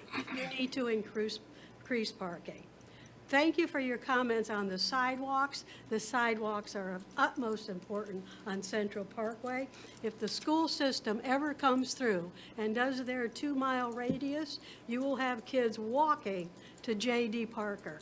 Schools, let's talk about this split, right? The north side of Central Parkway for this development, middle school, will go to Stuart Middle School. The other side of the street on Central Parkway, on the same development, those kids are going to go to Anderson Middle School, right? And your high school, everybody goes to Jensen Beach, even though you are 1/2 mile away from the high school. Thank you so much. Excellent considerations. This is a public hearing. This is a quasi-judicial matter. It's listed at item number 13 on our agenda, Central Parkway Lofts. There has been a motion and a second. Madam Mayor, you have one on Zoom. Okay, that's what I'm saying. I'm coming to it. If we have any other additional persons, including those on Zoom or those in this room, please speak now. Zoom? Carolyn Hall. Oh, okay, Mr. Harden has a, go on, let put the person on Zoom first, if you can get them connected. Okay, ma'am, please speak up. We're listening.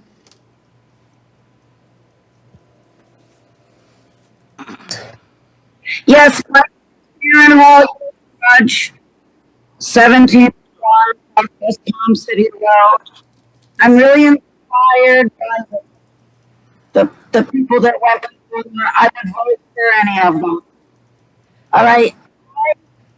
Also, I've asked before, and I'm asking again, to help the residents. So, like, item 12, people don't know what's going on. We pay Mr. Freeman. I'm asking again to help all the people that spoke before. Can you just put on the website? What are the proposals? What are the applications? That way, people, residents know what's going on. Okay? Ms. Raj, And then- Ms. Hall? Yes. Ms. Hall, if you have a phone, can I you dial don't. in instead of doing it on Zoom so we can't hear you? Is that better? And then we'll have someone, if you can I'm try doing- again so that we can hear you clearly. If you can phone in instead of doing it through Oh my Zoom? gosh, my phone, I don't do anything on my phone. It's a cell phone. Can I, all right, I agree with what everybody said. I have no, I can't call you on phone. But Mr. Freeman needs to put on the website of the city of Stuart, what are the applications and the proposals? So residents don't get mad. Because residents are mad. All right? I love Central Parkway. I'm like Mr. Meyer, Commissioner Meyer. I love the speed limit. And Bella is beautiful. There's island there. It's a beautiful parkway. Okay? But I agree with most residents that we want to know what is going on. So please put on the website what the proposals are for this area. We're a small little town. Thank you. Thank you for your service. Thank you, Ms. Hall. Let the record reflect that we had a Zoom call from Ms. Hall. It wasn't clear. At this time, before we even continue with the hearing, I just want staff to just put this out there. You don't have to answer it, but I want to make sure, because tonight is the first night that this has happened consistently with everybody on the line. If it's something that's in our city side, or maybe it's something on their own IT side, but I just wanted to be sure, if we're going to use a system to accept calls through, we need to be able to have calls that we can hear and understand and get properly into the record. So I just want to say that. Mr. Jeff Hardin? Yeah. Thanks so much again, Commission, for what you do. I appreciate it greatly. Real quickly, I wasn't even here for Mr. Price's presentation earlier. I just happened to be in the wrong place at the right time, or vice versa, and was able to comment. But I am here on behalf of the team at Central Parkway. They reached out to me several months ago with Ms. Camblower and the rest of the team to help them figure out the best way to come up with a housing solution for this site. And generally, I don't get that opportunity to actually sit with a developer and have them ask our opinion of how to share ideas. As a 17-year resident of Martin County, a business owner in Martin County, I own multiple properties in the city of Stuart. I deeply care about this community. I've raised 5 children in Martin County and been through the public school system. I understand all the comments and concerns about the growth. We're in the state of Florida. We're not going to stop the people that are moving to this area. It's just going to be something, I think, that continues to happen. Responsible development's important. Good developers in this community are even more important. This developer's asked me, though, to represent them, to help them figure out the best way to work with the community, to use our local relationships. They've hired a local team to develop, a local team to build. They've asked me to participate in these meetings, and I just want to say that I think that's the step in the right direction. It may be a new thing that we're experiencing. A couple other things, the speed on Central Parkway, I think that's an issue that should be addressed, but I don't think this developer should be penalized for that. Maybe that's a bigger responsibility for the city of Stuart, but I do think their solution to provide a safe crossing for that community was a good alternative. And also with the parking, I will say that parking now gets stressful and frustrating for all. But I do believe that there are more walkable and better solutions than just driving and buying additional cars. And I do think that in the future, there's going to be more solutions for our traffic issues for people that do want to take public transportation, ride bikes, or create walkable communities. That's it. Thank you. Thank you, sir. Do we have any other persons who want to speak? Ms. McBride, Helen McBride, and Mr. Gallegos? Okay. Helen McBride, Flamingo Avenue. I've lived here for 48 years. When I came, it was flower farms. You can't stop growth. But I think, like that young girl said, we've got 9 apartment buildings on the books. And none has really been finished. Maybe we should just take a step back, 3 to 6 month moratorium on holding up for any new more to let's get them built, get them rented, to let's really see. Yes, we all, we know we need more housing for our working people, because I'm still active with the kids, I say kids. But we are going full steam ahead. And when talking about Central Parkway with the traffic, well, we got that same problem over there on East Ocean Boulevard. Palm City Road has a problem, Palm Beach Road, well, there's even my little street on Flamingo Avenue where the kids, my son and his friends, used to play basketball on the road and ride their bikes. We got a lot of traffic going on now, and even our residential street. So I'm not against this this development. I'm not saying that's, but I'm just saying you keep saying yes, yes, yes. It's like if we have our children, yes, you can have this, yes, you can have that, and yes, you can have that. But then, you got to come up with the money. I just think maybe we should take a step back. And that's my 2 cents. Thank you. Thank you.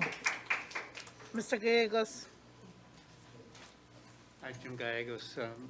I've been living here in Stuart for, 14 years now, and I've seen a lot of growth. I'm actually happy to see the growth.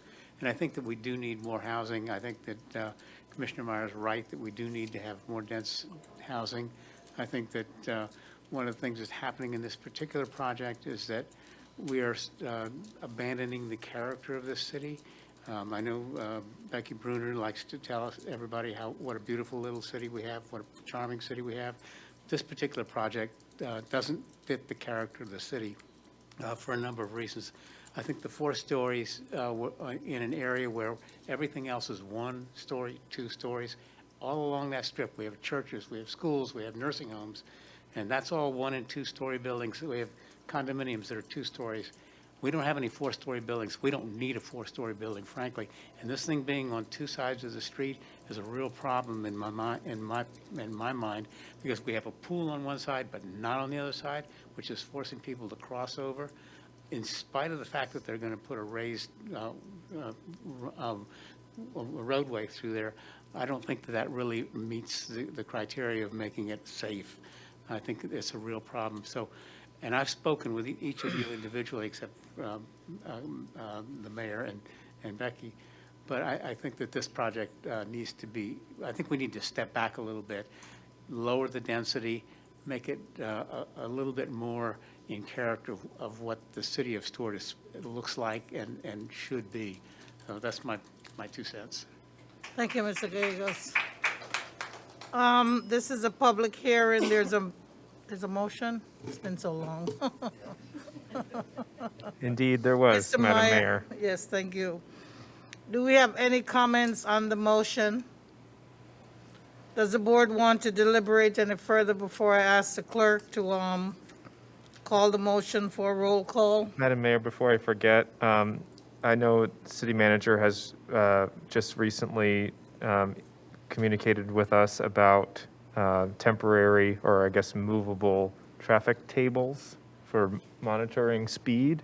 I think this would be a great opportunity for us to use them and Check out what's going assess on. the problem and see if it warrants doing some speed tables or something along Central. I'm shocked, truly, I drive it often, I ride my bike often, and I don't see a lot of speeding, but clearly there is, so let's use those tables. Thank you. I've met with Ms. Camblor and I've talked to her. She knows my concern about the crossing. She definitely knows my concern about the parking spaces. If the more bedrooms you have, and especially if you have affordable housing, people are gonna have their grandkids and their children and their spouse. You already have 2 full cars. If you have 2 adults living there, that's almost a given. There's not that much space. The guest parking, I know about the guest parking issue in Villa Bella. I've been there, visiting with people, and it's hard. I would just love to see something less, and I know that you've been approved for more and you're trying to make some changes here. I really want to see quality of life. I want to see quality of buildings. I don't want to see 4 or 5 box buildings that look like, even though a lot of people like modern architecture and so on, but I just think that,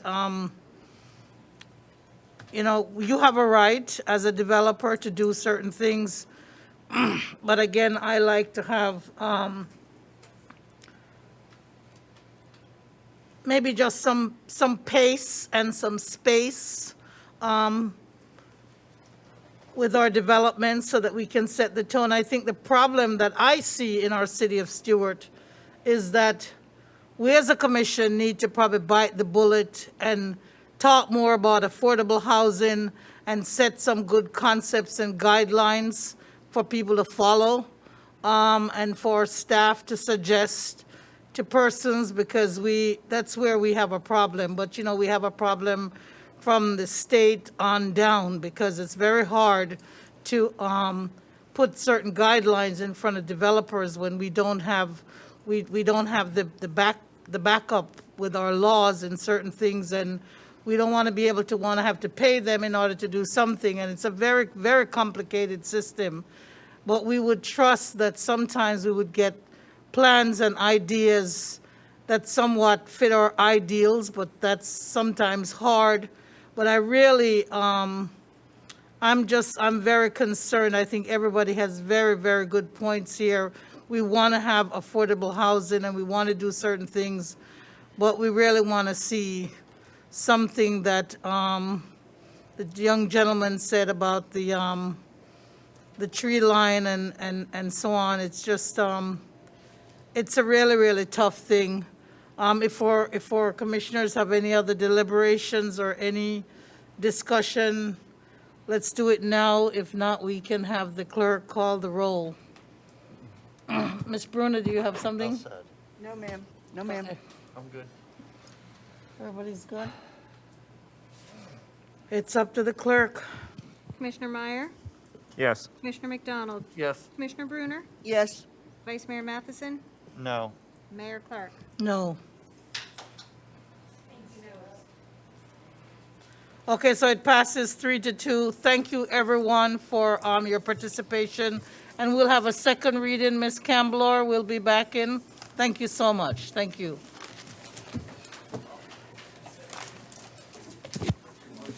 Item 14. Thank you, guys. Are we adjourned? No. No, we have another item. We're just waiting for people to close out. We have another item, so if you're leaving, leave quietly. Ladies and gentlemen, please leave the room if you're going to speak. We have another item. Let's call item number 14, the last item on our agenda, Florida Friendly Landscaping Code of Ordinance Text Amendment. Staff? Oh, Mr. Mortel? This is ordinance number 2462-2021, an ordinance of the City of Stuart, Florida, amending Chapter 42, Article 2, Division 4 of the Code of Ordinances entitled Conservation in respect of standards for the provision of regulating Florida-friendly landscaping and the use of rain sensor devices on automatic sprinkler systems, providing repeal of conflicting ordinances, providing for severability, providing for codification, and providing for an effective date and for other purposes. I can tell you that the purpose for this code amendment is to come into compliance with some public works regulations that needed to be done by March 30th. There's also some regulations on our LDR that we've addressed in the past, but what we did with this is try to adopt, for example, Florida-friendly rather than zero-scape, because the state gave us certain regulations we have to comply with by March 30th. Madam Mayor, I'll move approval. Second. Moved by Commissioner Meyer, seconded by Commissioner Matheson. McDonald. Commissioner McDonald, is there any public comment on item number 14? Hearing none, is there any discussion by the, any further discussion? No, we've already had, by the commission. Clerk, could you please call the roll? Vice Mayor Matheson? Yes. Commissioner Bruner? Yes. Commissioner Meyer? Yes. Commissioner McDonald? Yes. Mayor Clark? Yes. There's no discussion, deliberation. This meeting is adjourned.